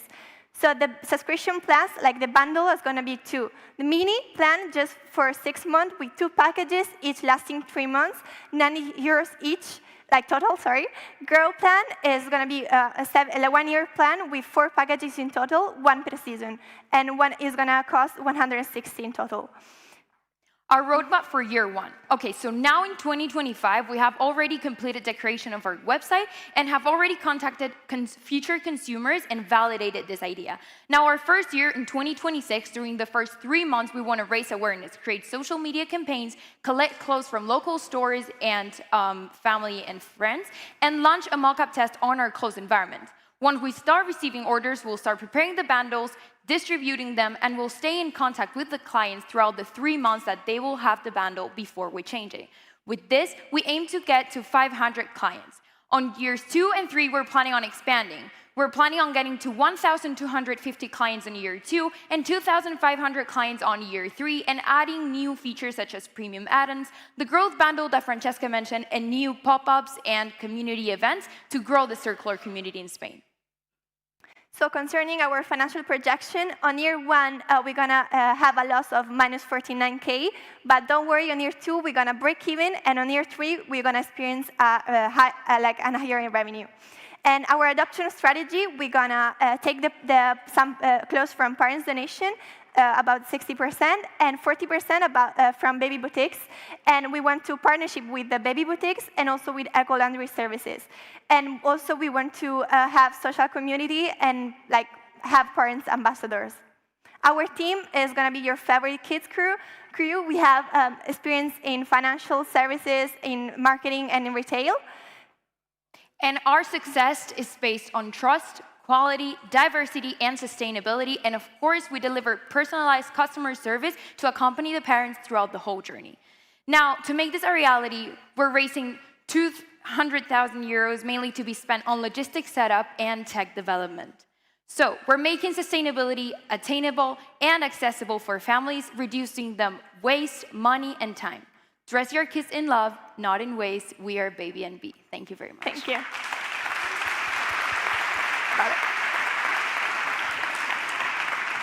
Q&A time. Thank you, Baby and B. Great pitch and very cute pictures. Thank you. Is that you guys? Amazing. The ones from the team, yeah.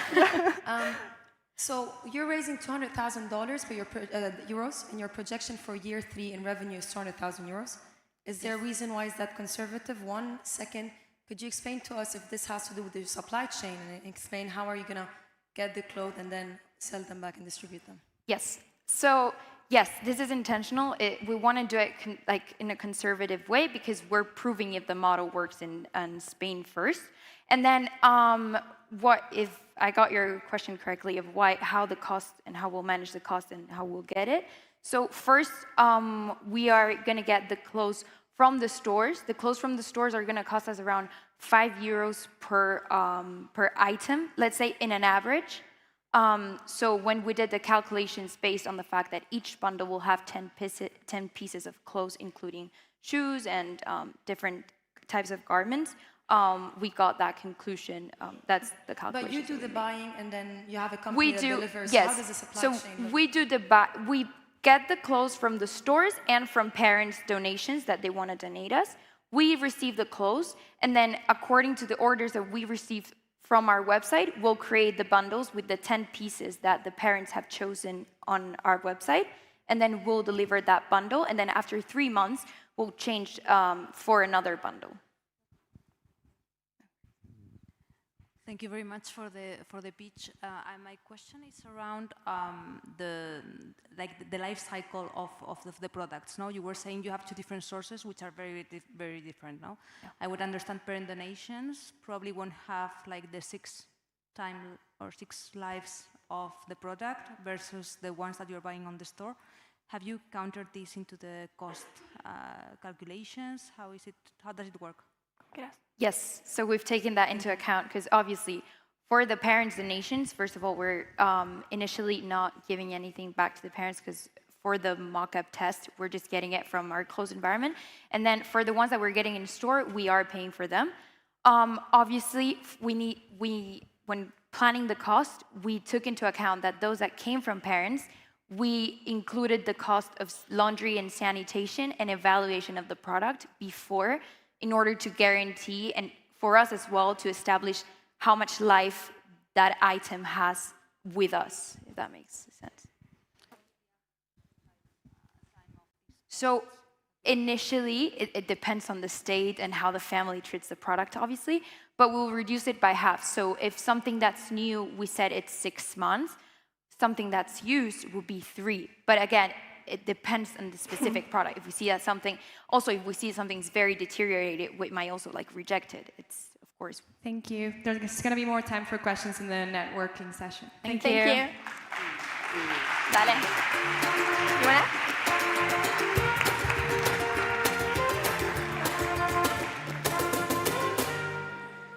Thank you, Baby and B, for growing sustainability one tiny outfit at a time. Next up, making travel planning as simple as a tap, please welcome Tap to Trip.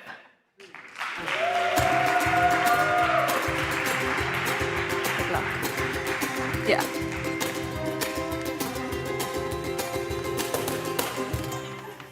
Hello, everyone. So my name is Diego Enciso, and I'm the CEO and founder of Tattoo Trip. Now, let me ask you a question. How many times have you guys wanted to go on a trip with your friends, but that trip never made it out of the group chat? Well, this is a big problem for the Gen Z. This is a problem because of messy organization. There's too many places to book. There's too many websites, and it's very chaotic. It's time-consuming, and it's boring. And we asked ourselves, what does the Gen Z do when they first want to go on a trip for inspiration? They go on TikTok or any social media to see what other people have done for their trips. So, for the solution we came up with, what if we think about TikTok and a travel agency had a baby? Well, that would be us. Introducing Tap to Trip. So, here you will go into our application where you can see videos of trips where people have done, and you can filter the videos by location, budget, or even terms. Here the example is Mykonos. So we're only watching videos of Mykonos, and once we like a video, we can tap to book. Now, because we're like any other social media, we can add our friends, and they will be able to join the trip.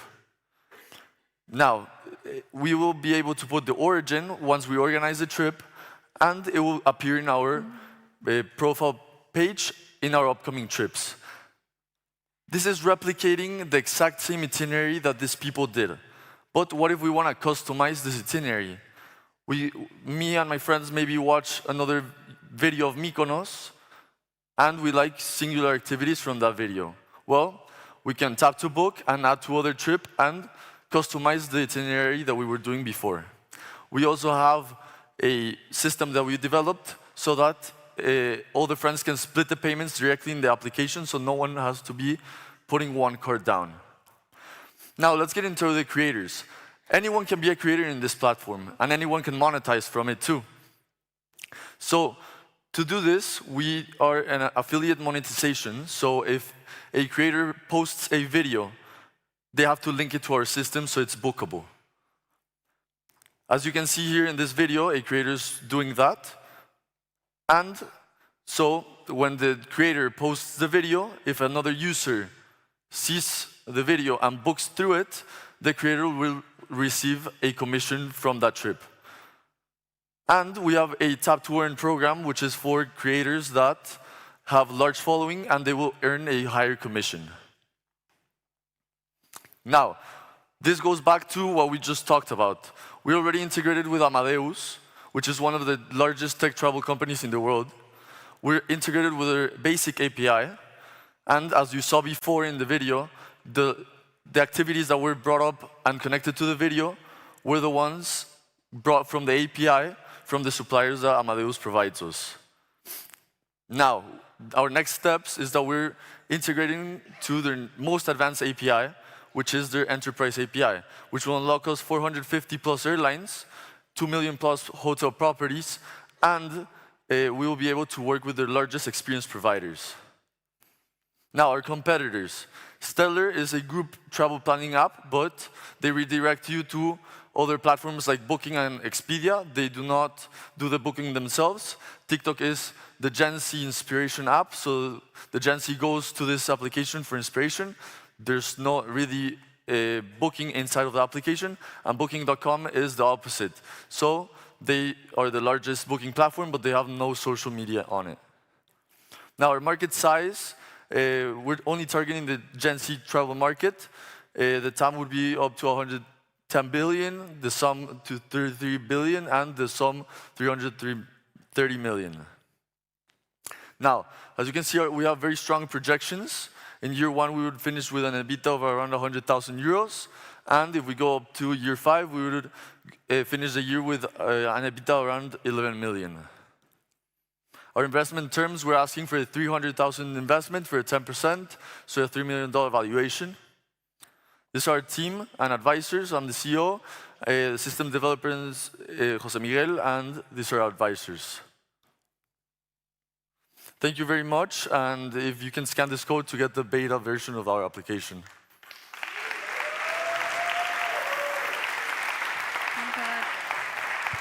Time for our Q&A.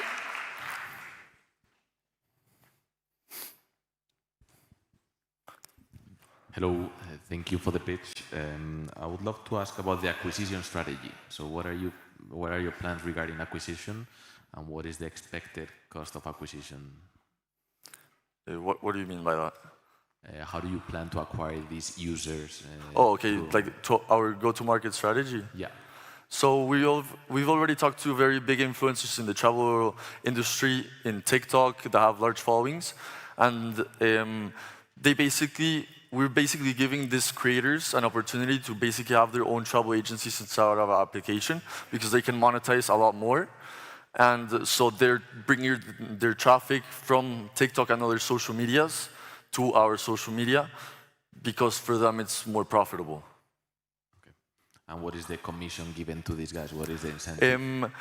We receive from a 5 to 8%, and then they profit 20 to 50%, depending if they're in our program. Okay.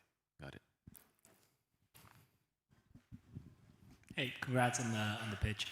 What do you think prevents TikTok from striking a partnership with Booking, for example, to support this sort of value prop for users? I think they would never change their business plan in the sense that you can organize trips inside their application. They do have a thing where you can basically book things by clicking a link, but that's like any other social media. It redirects you to our applications, and I don't think TikTok or any other social media would change their whole business plan for being able to plan a whole trip inside of an application.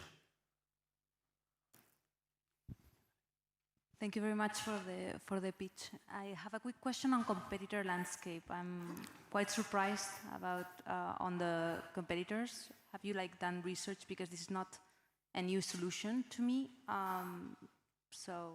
Yeah, I have. Most of the competitors that we've seen either redirect you to other websites to do the booking, like we said before, like Stellar or even TikTok. So the differentiator is basically that you have made already the connection with Amadeus and you're able to make the reservation. Yes, the differentiator is that the problem here is that redirecting you doesn't, you have to go to many places to book, and that's why it doesn't really end up happening. So our application lets you book everything in one application and split the costs and plan everything in the application. So that's the differentiator. Thank you. Thank you, Tap to Trip. We'll invite more questions in the networking session.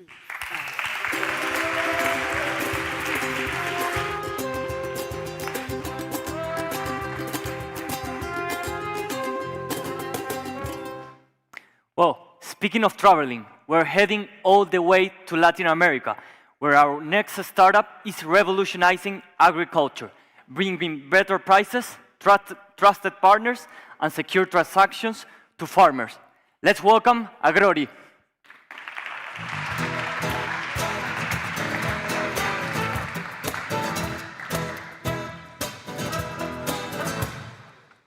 Hi everyone, we're Martin and Amir, co-founders of Agrori. I'll start with a simple but painful fact. For the same crop, Latin American farmers spend twice as much on production cost as their global peers. That extra cost destroys their margins and makes them far less competitive on the global stage. On top of that, in Latin America, 30% of small farmers are scammed on every procurement transaction. They pay for fertilizer and never arrive, receive lower quality inputs, and get blocked after deposit. And this is what a typical transaction looks like today. It often starts at WhatsApp, with contacts found through a friend of a friend. There are no contracts, no verification. When something goes wrong, like in this example, the farmer is simply blocked.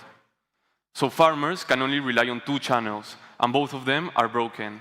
Business fairs that are expensive and favor larger players, or word of mouth that is biased and extremely vulnerable to scams.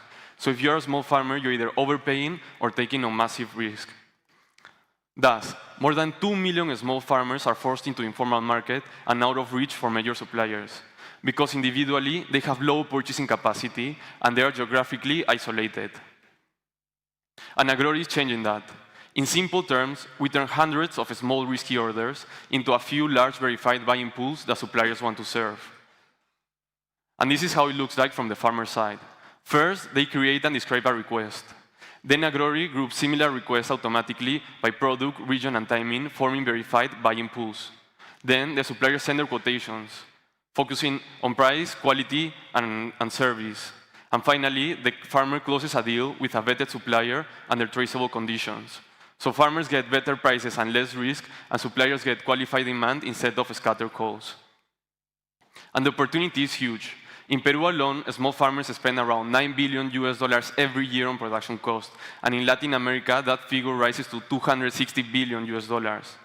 Our domestic market is especially attractive because in the last 2 decades, agro exports in Peru grew from 700 million to 12 billion, and small farmers are increasingly part of that growth.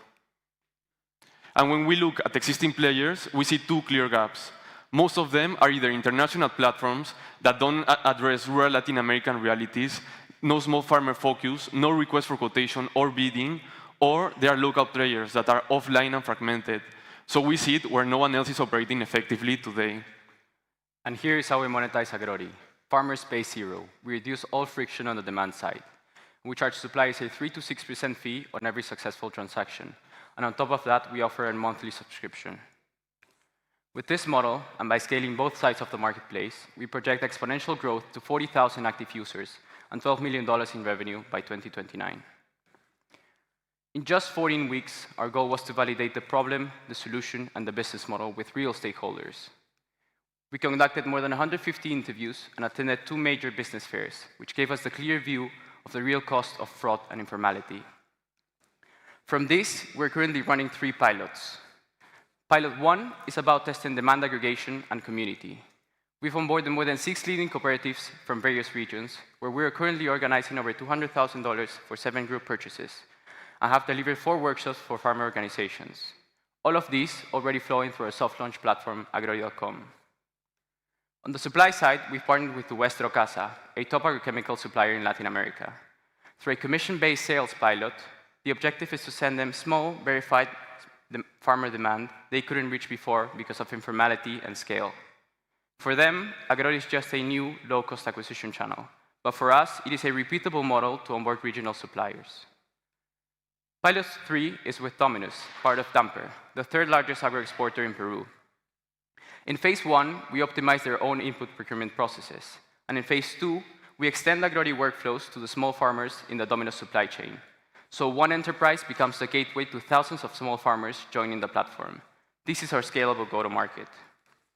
We officially launch by the end of this year, and then expand to the Andean region, Argentina, Mexico, and Spain, to establish Agrori as the go-to agro-procurement platform.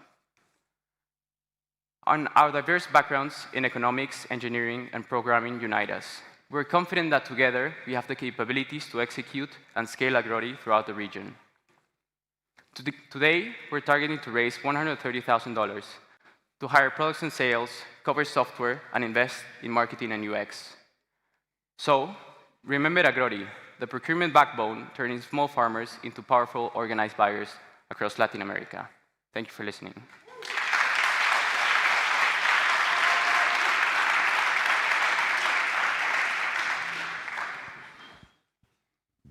Hello, Tim. Congrats on the pitch. I would love to ask regarding the main issue for me regarding this kind of marketplaces, which is the intermediation, right? And these guys are going to buy recurrently these assets, and you're going to be charging the supplier a commission. Why not bridging you and going directly through these groups that are already assigned and built out? What are going to be the benefits to the stickiness of the supplier and not bridging you and gapping you? Sorry, so you mean... follow me? The intermediation, that is intermediación. Yes. How do you ensure that the supplier is not going to bridge you once they've gone with them once? Because our value added are the buying pools that we form. We already created buying pools in some examples, and we take like from farmers guilds and cooperatives, and we put them together, forming these verified buying pools. And that is the value added. Without Agrori, these buying pools wouldn't exist, and instead, these will be scattered calls in the informal market out of reach for suppliers. So what we put is this demand, making it formal for the suppliers to get. But that's clear for the first-time purchase. What about the second-time purchase? Another issue with the buyers, with the farmers in this case, is that usually once they don't have like proper tenders and procurement practices, And we have been incentivizing this in the platform. So every campaign, they have to use this to ensure good procurement practices, reduce their prices, because there is a lot of overcharge in the industry, especially because the supply is very fragmented and there are few players, so it's easy to overpay. Thank you.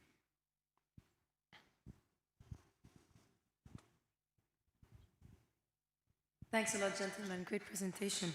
I'm going to ask the other side of the medal of that question. Farmers usually are amazing, but don't have the same technical literacy or tech literacy that we have. So how are you going to ensure that you're going to do that change management, especially that your main business model is going to be also B2C, you're targeting individual farmers and medium farmers. So how are you going to ensure that using that app doesn't add a lot of challenges to them? So it is really important for us, the UX, as we mentioned, that we're going to invest in that, because we're trying to get as similar as possible to what farmers are using right now. Most of the media they use to purchase is WhatsApp. So trying to get the platform as similar as possible to what they use now is the idea. That's the main goal. And the main added value for them is? The main value for them is getting a channel to which they can get to the big suppliers, getting better costs because of economies of scale, getting bigger purchases, and getting timely deliveries as well. Yes, right now they are forced into the informal market, and an informal market comes with a lot of bad things. So right now we are putting them in the formal market and making them pay less and less risk. So it's a win for everyone. Thank you very much, founders.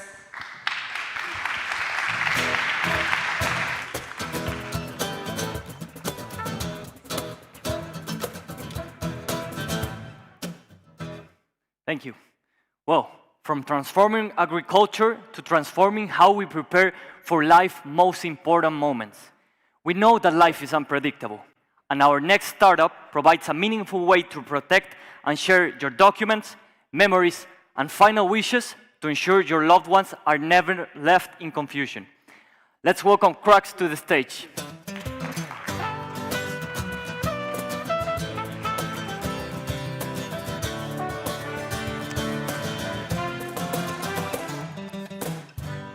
Hello, everyone. Last year, I discovered a lump inside my body. Me and my family were scared. After the examination, the doctor told me it's a tumor. My whole life flashed in front of my eyes. All the memories with friends, families, loved ones.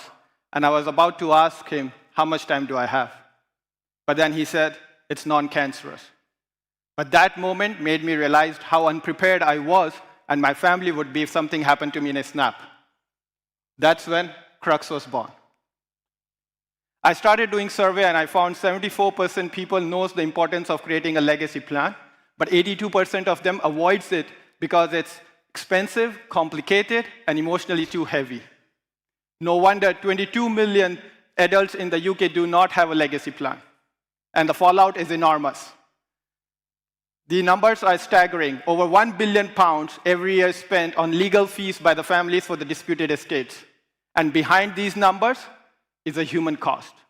When somebody dies unprepared, the family is not only going through the emotional grief, financial crisis, but also searching for answers. The missing documents of property, insurance, photos, memories locked in a smartphone. This problem is generational and universal. Creating a will or a legacy plan feels emotionally heavy, doesn't it? But what if it didn't have to feel that way? That's why we built Crux, so you're not facing something heavy. You're just organizing for people you care. Sign up in under a minute, add your nominees, and you're ready. Your dashboard keeps everything organized. Create your will, capture memories, manage nominees. Each nominee has their own private folder.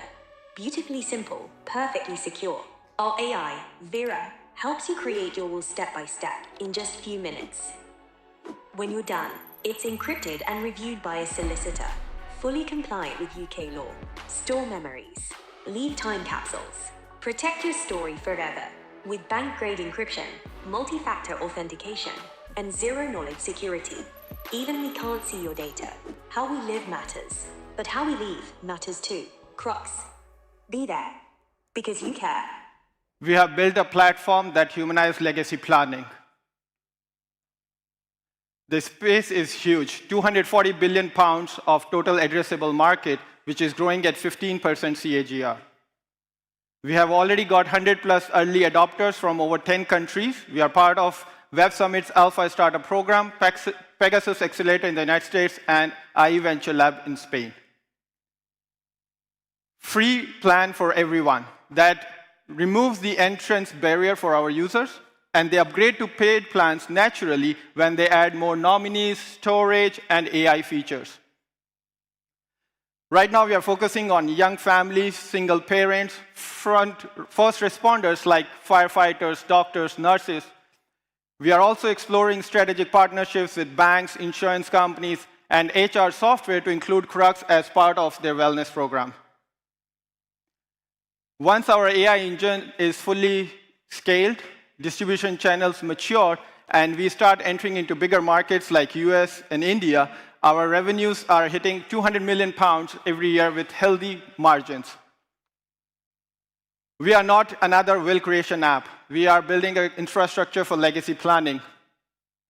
There is no clear market leader in this space because nobody is offering any comprehensive platform. Nick Sethi, I'm the CEO and founder of Crux. With over 20 years of experience as a tech entrepreneur, my co-founder Roberto has over 20 years of experience in branding and communication. In our advisory board members, we have ex-CEO of Nestle, who was also investor in my previous startup. We have a mentor in the US who is an ex-Apple senior leader with years of experience in legacy planning. We are looking to raise 750,000 pounds, not for the survival, but to accelerate the growth. This money we will be spending to achieve key milestones like 50,000 users database, 1.5 million of annual recurring revenue, and 2 to 3 strategic partnerships, as I mentioned, with banks, insurance companies, and HR software companies. With technology, let's build something human. Thank you so much.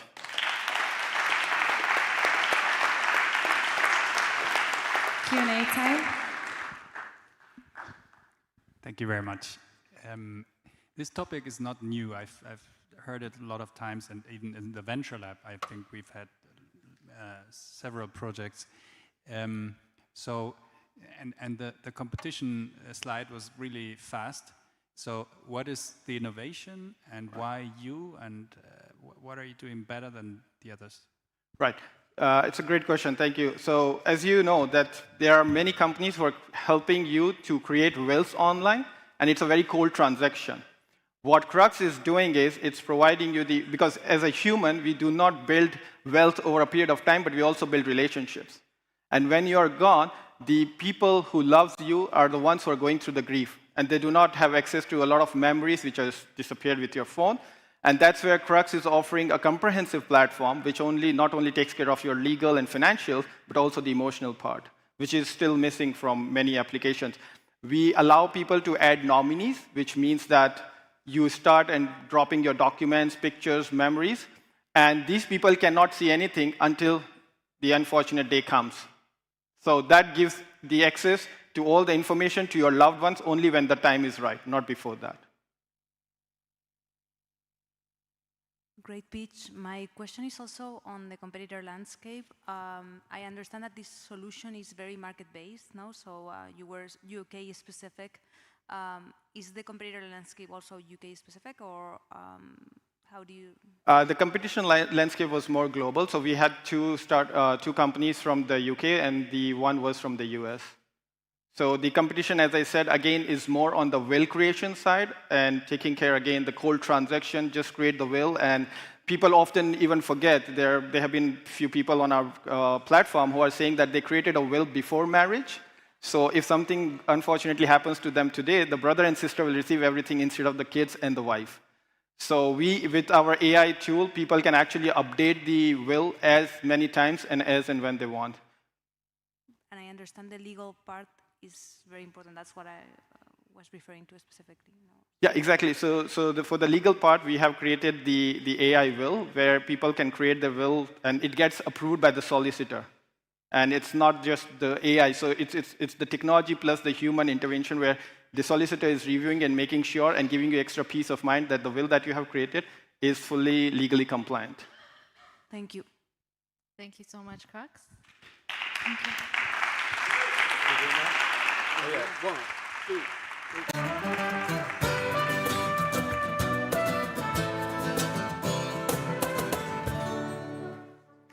It's time for our final pitch, and we're ending with impact. In today's world, circular fashion can be messy and unreliable. Risa offers a solution where second-hand and upcycled pieces are easy to discover. Please welcome Risa to the stage. Thank you.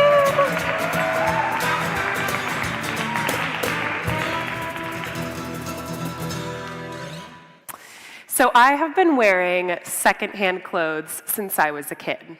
And over time, it became part of my identity as a way to wear my values. But I still have one problem, and I want you to think about your closet.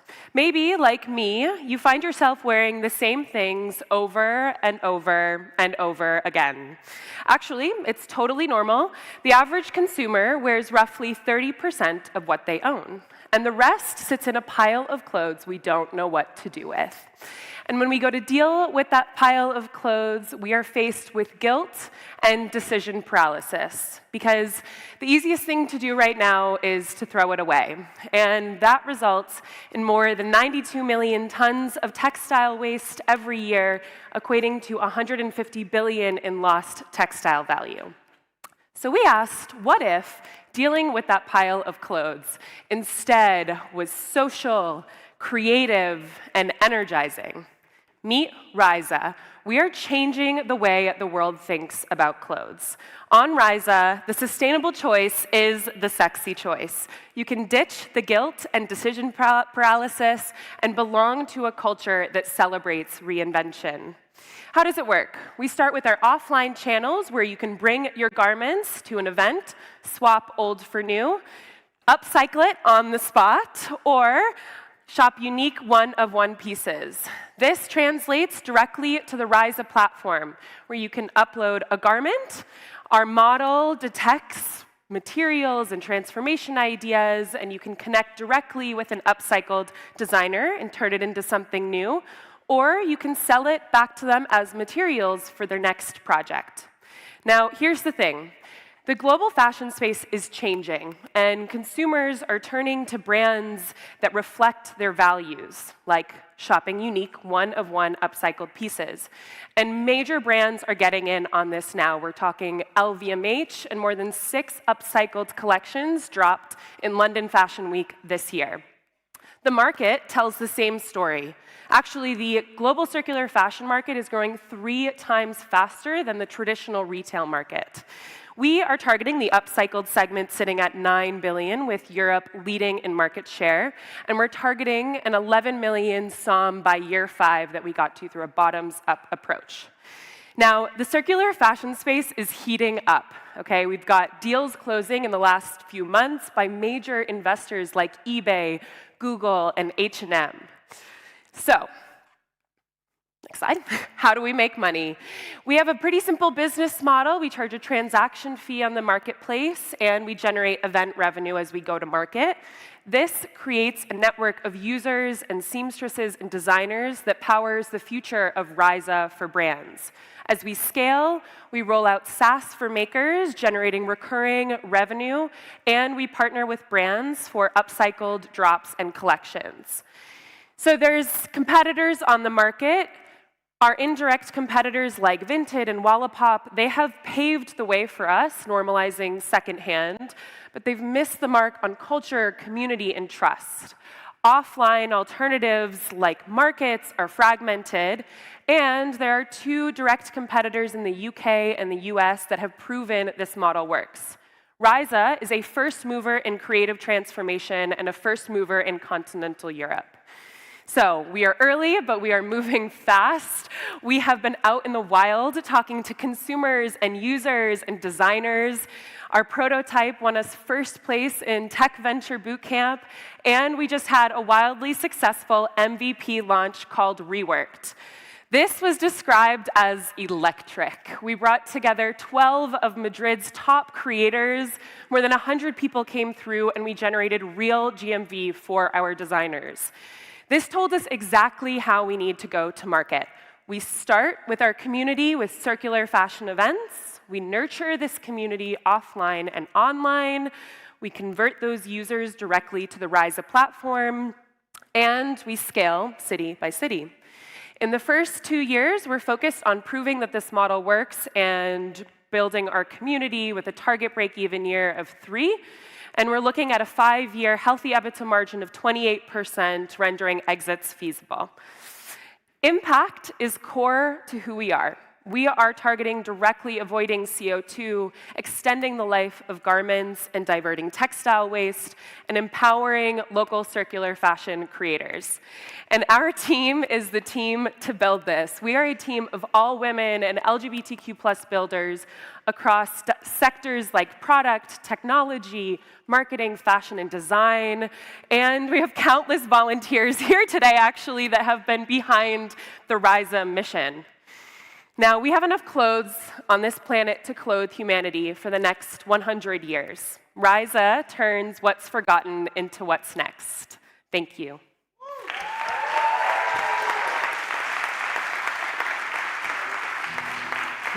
Time for some questions.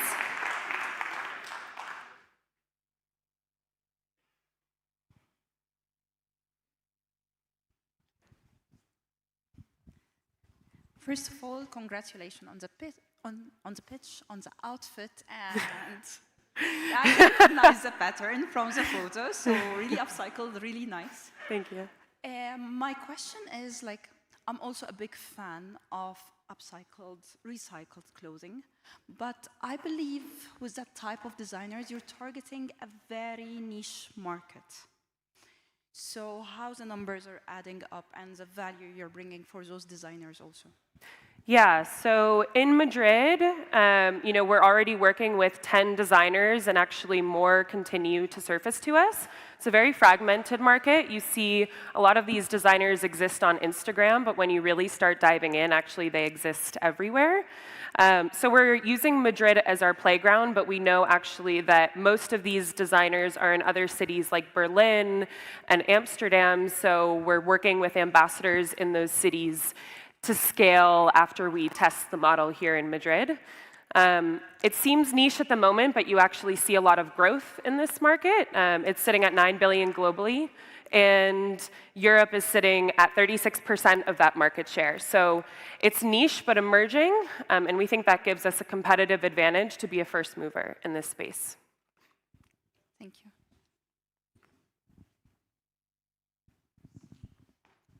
We have time for one last question. Okay. Thank you, Ryza. Thank you so much. Thank you.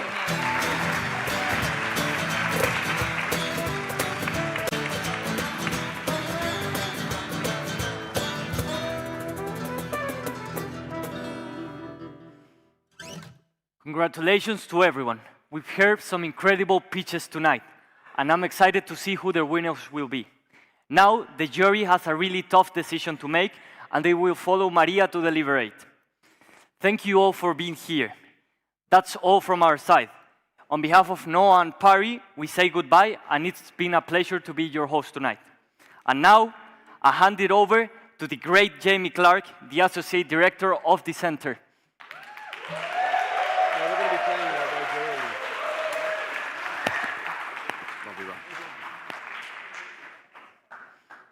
Hello. Hello, everyone. The jury are now going to follow Maria into the deliberation room where they will have a very, very difficult decision to make, because I think we can all agree that the quality of the startup pitches tonight have been amazing. So if we can please just give one clap to everyone who presented tonight, because I think it's been amazing.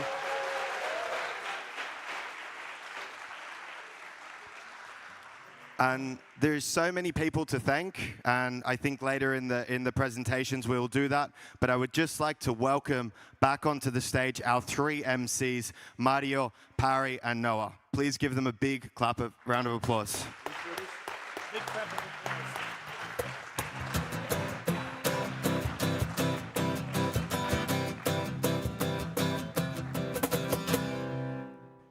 I'm so sorry. I don't want your hands to hurt. Could we, now that they're back on stage, just say one big thank you to them for moderating tonight as beautifully as you have? Thank you, guys.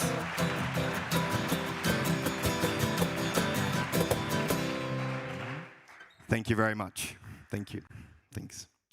So now we're going to turn it to you. Whilst the jury are deliberating, we have what I would say is one of the most important prizes tonight, which is the crowd vote, the wisdom of the crowd. I'm always a big believer that when everyone votes, maybe that's the best and most honest outcome. So just above me now, there's going to be a QR code with the great help of the tech team up the top there. And I ask you all to please scan the QR code and submit your favorite pitch of the finalists, the last 10 that we've seen.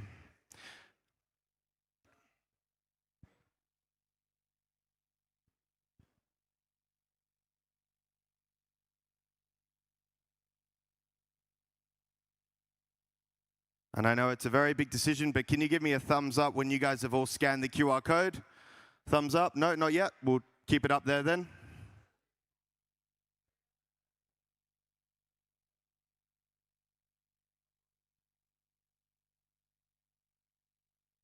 There is one missing. Interesting. Interesting. To be honest, I don't really know what we can do about it right now, except, is Next Automation here?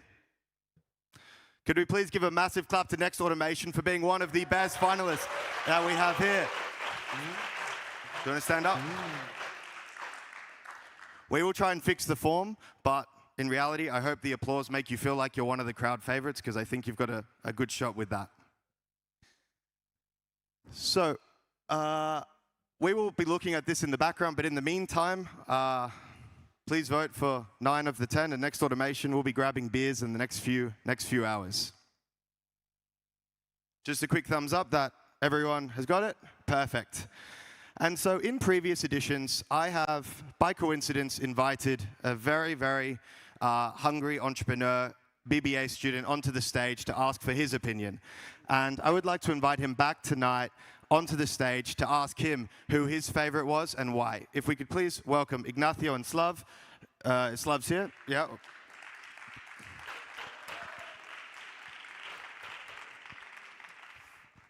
Because I think they've got a good instinct. They've got a good investor mindset.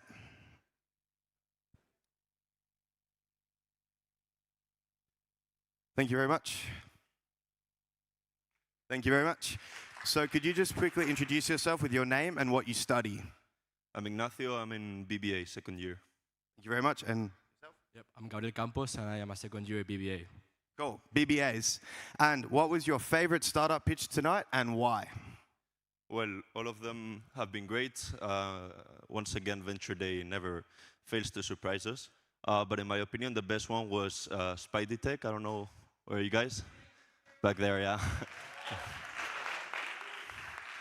Congratulations, guys. Your project is truly incredible. It's very surprising because it turns something that looks unrealistic into a reality. In your case, a material. So congratulations, keep it up. I just hope that the production hustle is easy to overcome and that you guys do really good in the future. Congrats. Well, in my opinion, my favorite one was Agrori. As we all know, farming is facing a lot of challenges right now. So in my opinion, everything that it's gonna increase their purchasing power or reduce cost is very welcome to this really tough industry, and that's why. Thank you. Thank you very much. Please give it up for the two boys. And in the final and last tradition, I always ask for the great support of the band, who has been amazing tonight. So please a big clap for the band. Thank you. it's okay for you, would you mind playing a song that maybe we can all clap to whilst the jury are deliberating? They should be out in a couple of minutes to reveal the winners of today's Venture Day. But in the meantime, we'll hear from the band. And as per tradition, I always dance a little bit. I hope you'll join me. Our trumpet player is coming back from the bathroom. There he is. Come on, Howard. Come on down. Big hand of applause for Howard Brown from Sheffield, in the United Kingdom.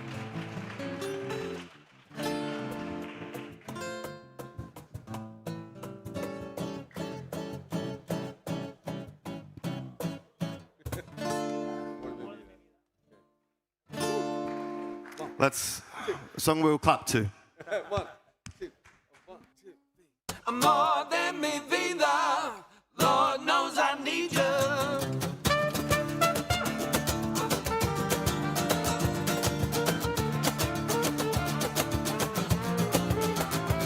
I ran a one-room hole in a downtown mess. I got a job that seems to pay less and less. The world that takes you down for every cent. Debts and grief since I don't know when. Bury my head in the bottle again. Think our time on earth would be better spent.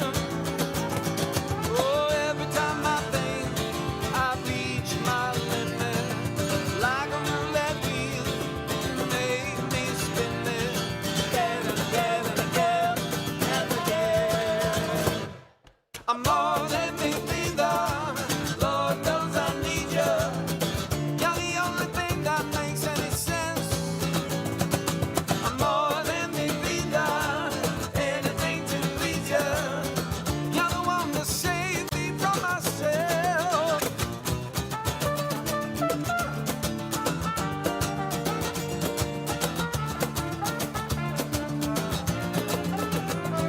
Got a backroom brawl on a Thursday night, struggling like a slave to a big prize fight. Smell of whiskey breath and cheap tacos. Got a stack of bills in the front row seat. I'm on a losing streak, just can't beat. Throw that money down and watch it go. Oh, and every time I think I've cashed my chips in with a lucky hand, deal me back in again and again and again and again. I'm more than me vida, Lord knows I need you. You're the only thing that makes any sense. I'm more than me vida, anything to please you. You're the one to save me from myself.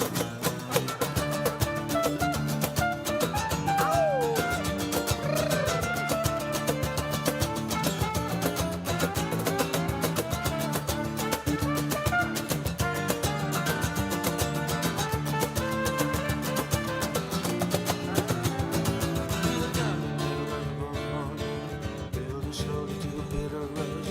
Oh, scratch, never repeat. Oh, I twist and squirm and I don't turn. Lying in the field on the flat of my back. Oh, there is no relief. And every time I think I've gone too far, you shine a light to where you are. Again and again and again and again. I'm more than me vida, Lord knows I need you. You're the only thing that makes any sense. I'm more than me vida, anything to please you. You're the one to save me from myself.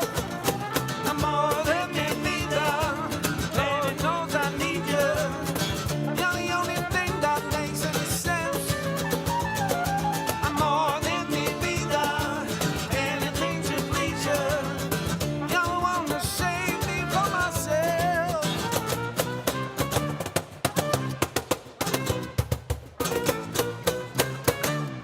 Big round of applause. Big round of applause, please, for the band. Thank you. We are called Track Dogs, and on the stage up top is our QR code if you want to check out our music on Spotify or our YouTube.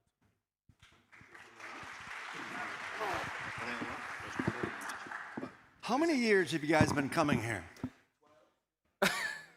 12 years. Well, yeah, I was thinking if you've done 31, we've probably done. No, 31 venture days. That's 15 years. We've done about 15. Yeah, we did 3 years without you guys. Yeah. And every year they're telling me, can't we cut the band? Maybe we could use students instead. What do you think? Yes or no? No. Thank you. Thank you. All right. We're the longest running startup in this building. I'll tell you that. That's right. Okay, let's get in the middle, team. I can see this was not easy.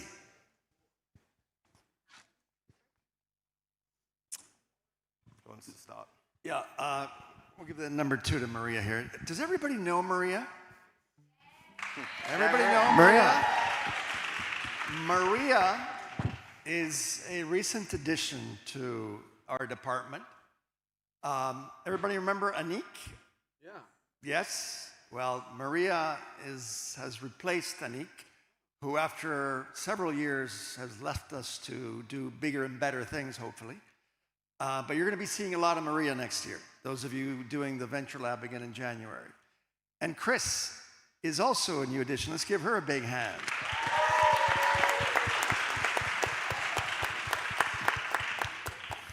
And so we've got several prizes we're giving out today. We're going to give out first, second, and third place, which are the most important prizes in terms of the competition. Then we have a sustainability award that Nicole is going to give. We have a Best AI Startup Award, which Google Rana is going to give. And there's actual prizes in that award. Real stuff. Then we've got the Best Startup IMBA, Undergraduate, MIM, SST, Alumni, and then Global Pitch from our friends from Azerbaijan and Kuwait. Let's give the Azerbaijanis and Kuwaitis a big clap for hand.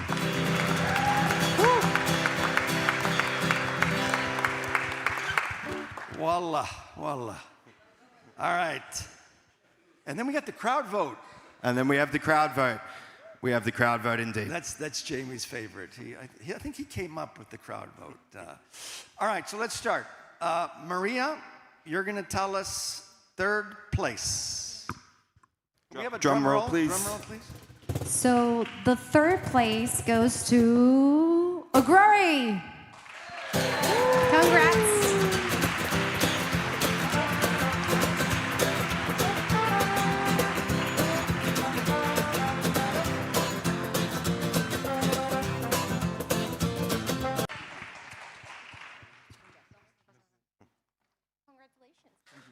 Let's get into the picture, get you in the middle. Congratulations. Congrats. Get in the middle here, picture. Everybody.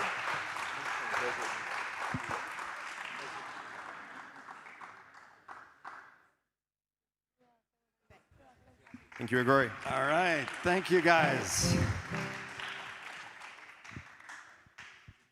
I'll go second place. Second place, I mean, I got to tell you, second place is Jamie's favorite by far.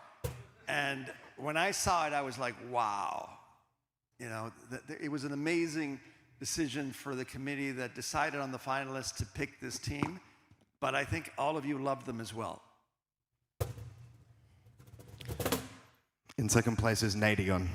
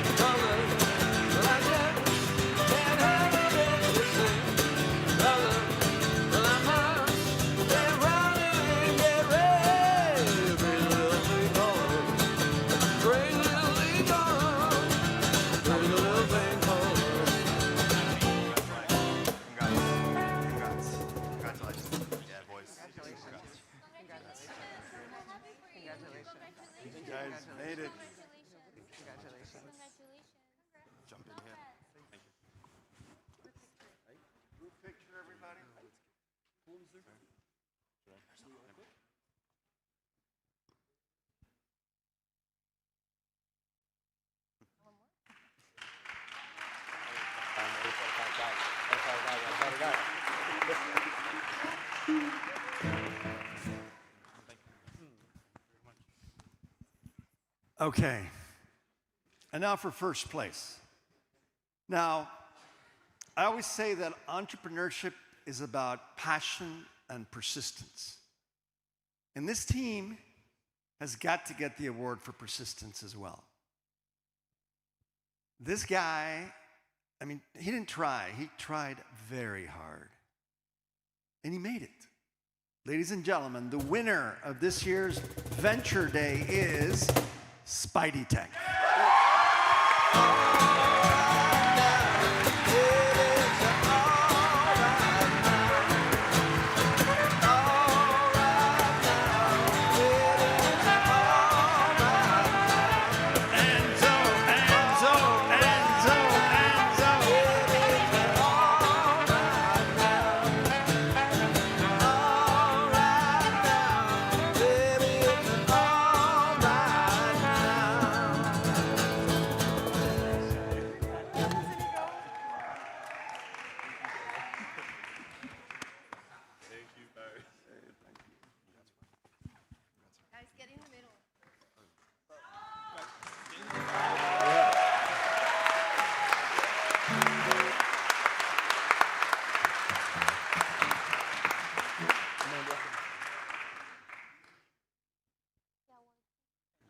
Congrats. Sustainability.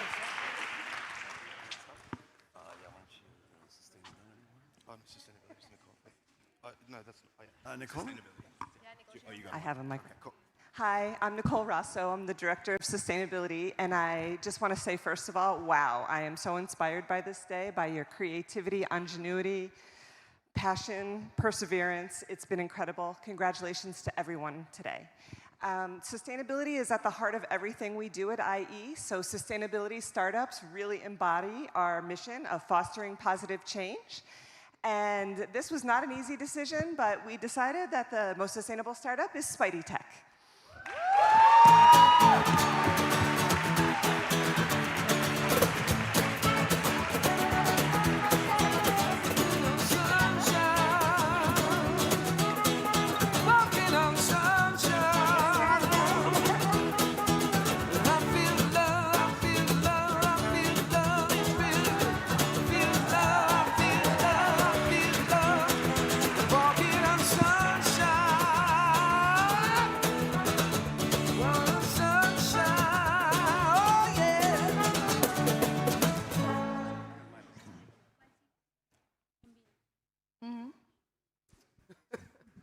Okay, and now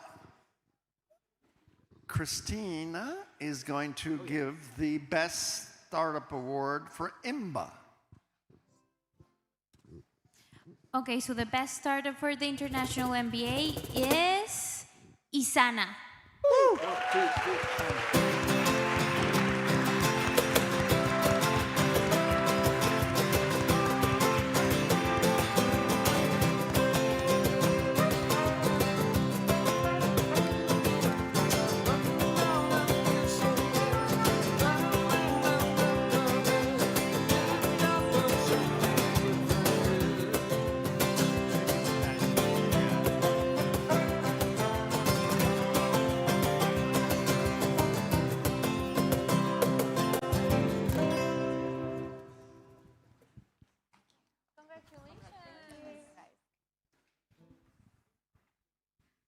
Congratulations.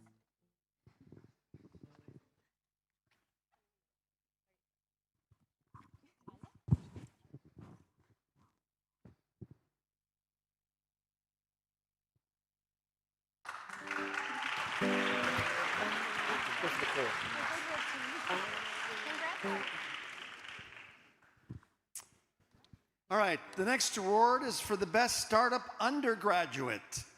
Maria, you're going to have the honors. Sure. I want to actually highlight that this year we got a record number of 5 undergrad teams as finalists, and I would like to get a big round of applause to all the teams. Let's do it. It's incredible to see how powerful new generations are, so congrats again to all the teams.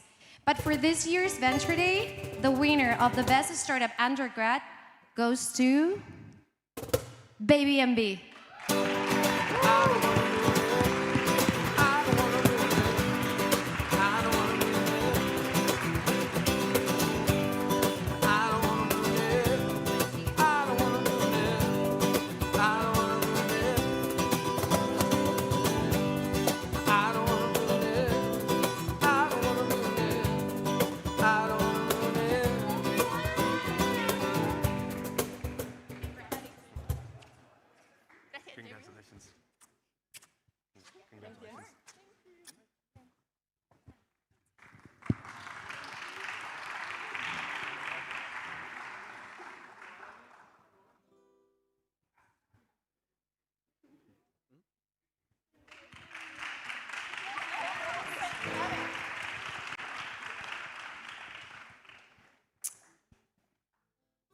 Maria, you're going to have the honors of the MIM also?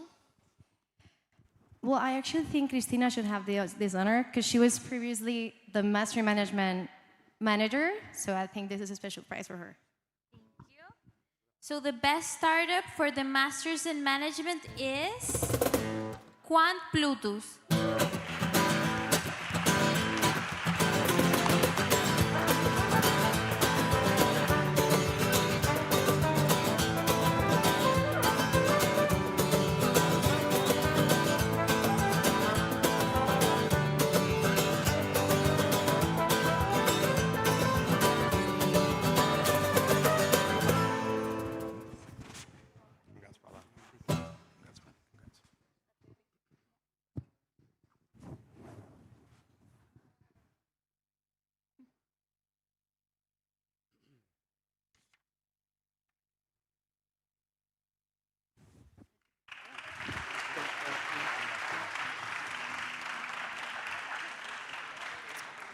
And now for the global pitch, the Best Global Pitch Award. As you know, we've been working with Baku and with Kuwait. But we're going to have Professor Gael come up and give that award because she has been working both for IE in Kuwait with the teams and in Baku.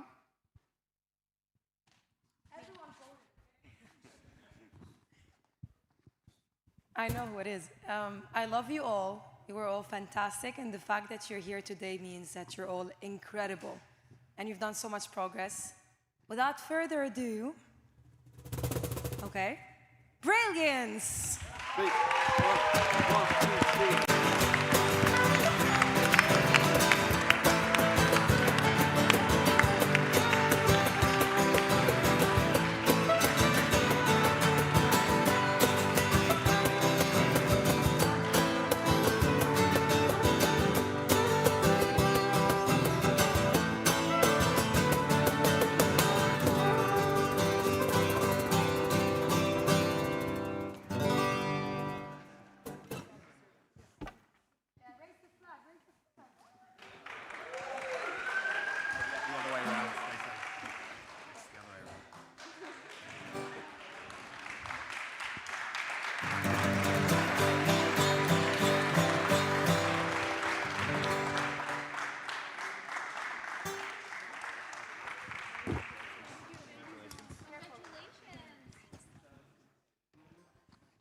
All right, Maria, you want to continue with the list? What's the next one? So the next award goes to the best startup team within the School of Science and Technology.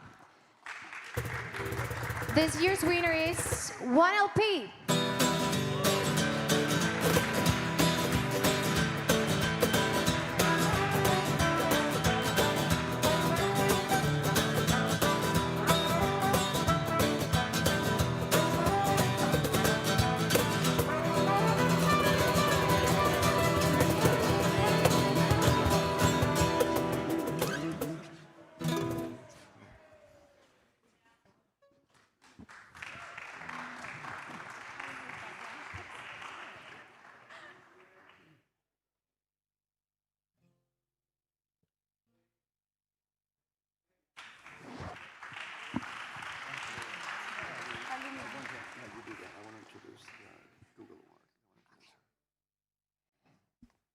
Now off to the best alumni startup. Please make some noise. Yeah. This award goes to Limba. They might not be here. So they're not here because I think they left, but we will make sure to ship the award to them. So I think now Paris can introduce the Google Award. So before I introduce the Google Award, I want to introduce Rana. Come over here, Rana. Rana used to be one of my students. And who would have thought that this young lady had a PhD in AI? A proud Egyptian mother and an amazing entrepreneur as well. She played that part as well. But now she's gone on to bigger and brighter things at Google. And for the first time, we're not only giving a Google award or a corporate award, but she's actually brought some goodies, some actual prizes for the winner. And so before we announce who it is, why don't we talk about the prizes? Absolutely. Pleasure always to come back to Venture Day. Brings me lots of beautiful memories when I was just sitting. She was a winner here at Venture Day. She was a winner with her startup. He was our professor, and we've been working on things on AI. That was like 5 years ago, before all LLMs and before all these crazy things. I actually started my AI career in 2008, and now I'm like really, really happy to be announcing the AI Award by Google, where the winning team is going to get lunch at Google at Torre Picasso, 26th floor, beautiful views. Lunch. At Google campus tour, where you can see the sleeping pods, the bicycle, and everything.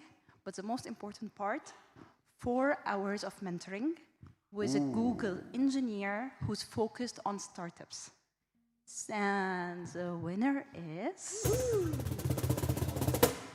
Next Automation. Congratulations.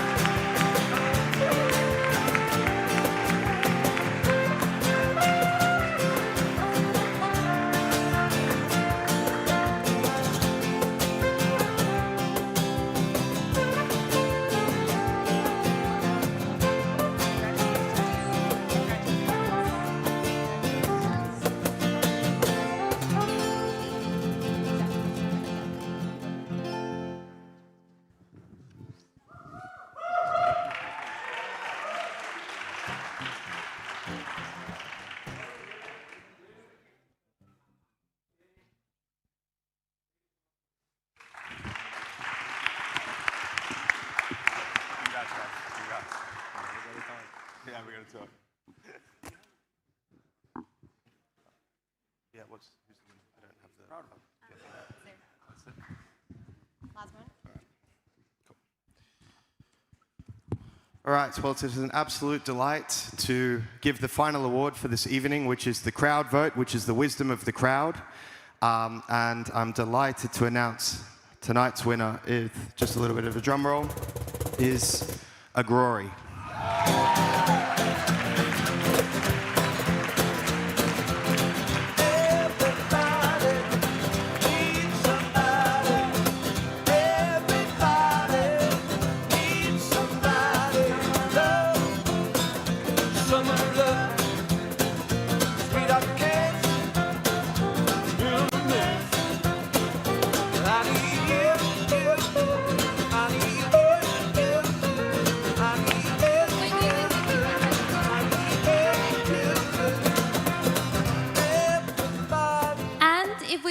All the winners on stage to have a group picture, please.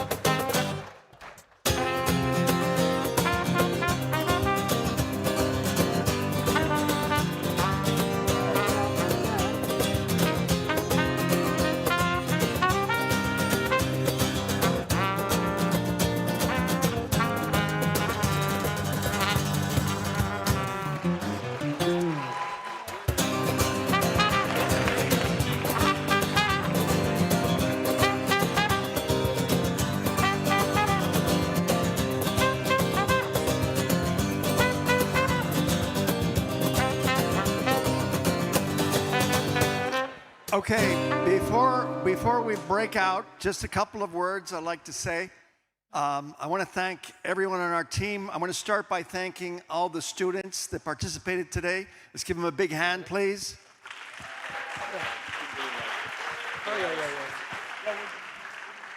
I want to thank my team, Chris, Maria, Carmen, which you all know. Carmen Corrais, what would we do without her?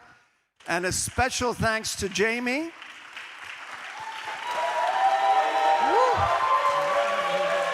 And as you know, entrepreneurship is about going off and doing bigger and better things at some point in time. And so, unfortunately for us, but fortunately for Jamie, he's going to be going off next year doing other things, much more exciting things. And so, let's give, please, a standing ovation to Jamie.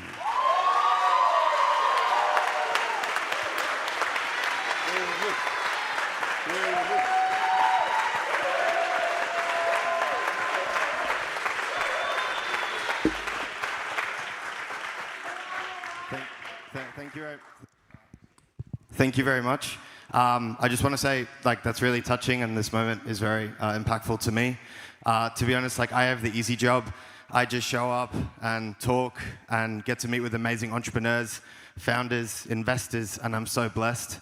And to be honest, none of it would be possible without my partner in crime, Nahid, who does everything for me. So thank you, Nahid. Nahid.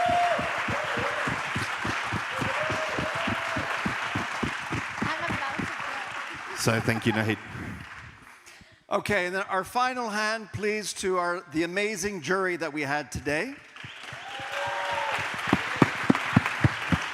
And in particular, I want to thank Yuri Levine, who has been with us now for a year, one of the founders of Waze, who's going to continue contributing to our department and to the Venture Lab. A big hand for him, please.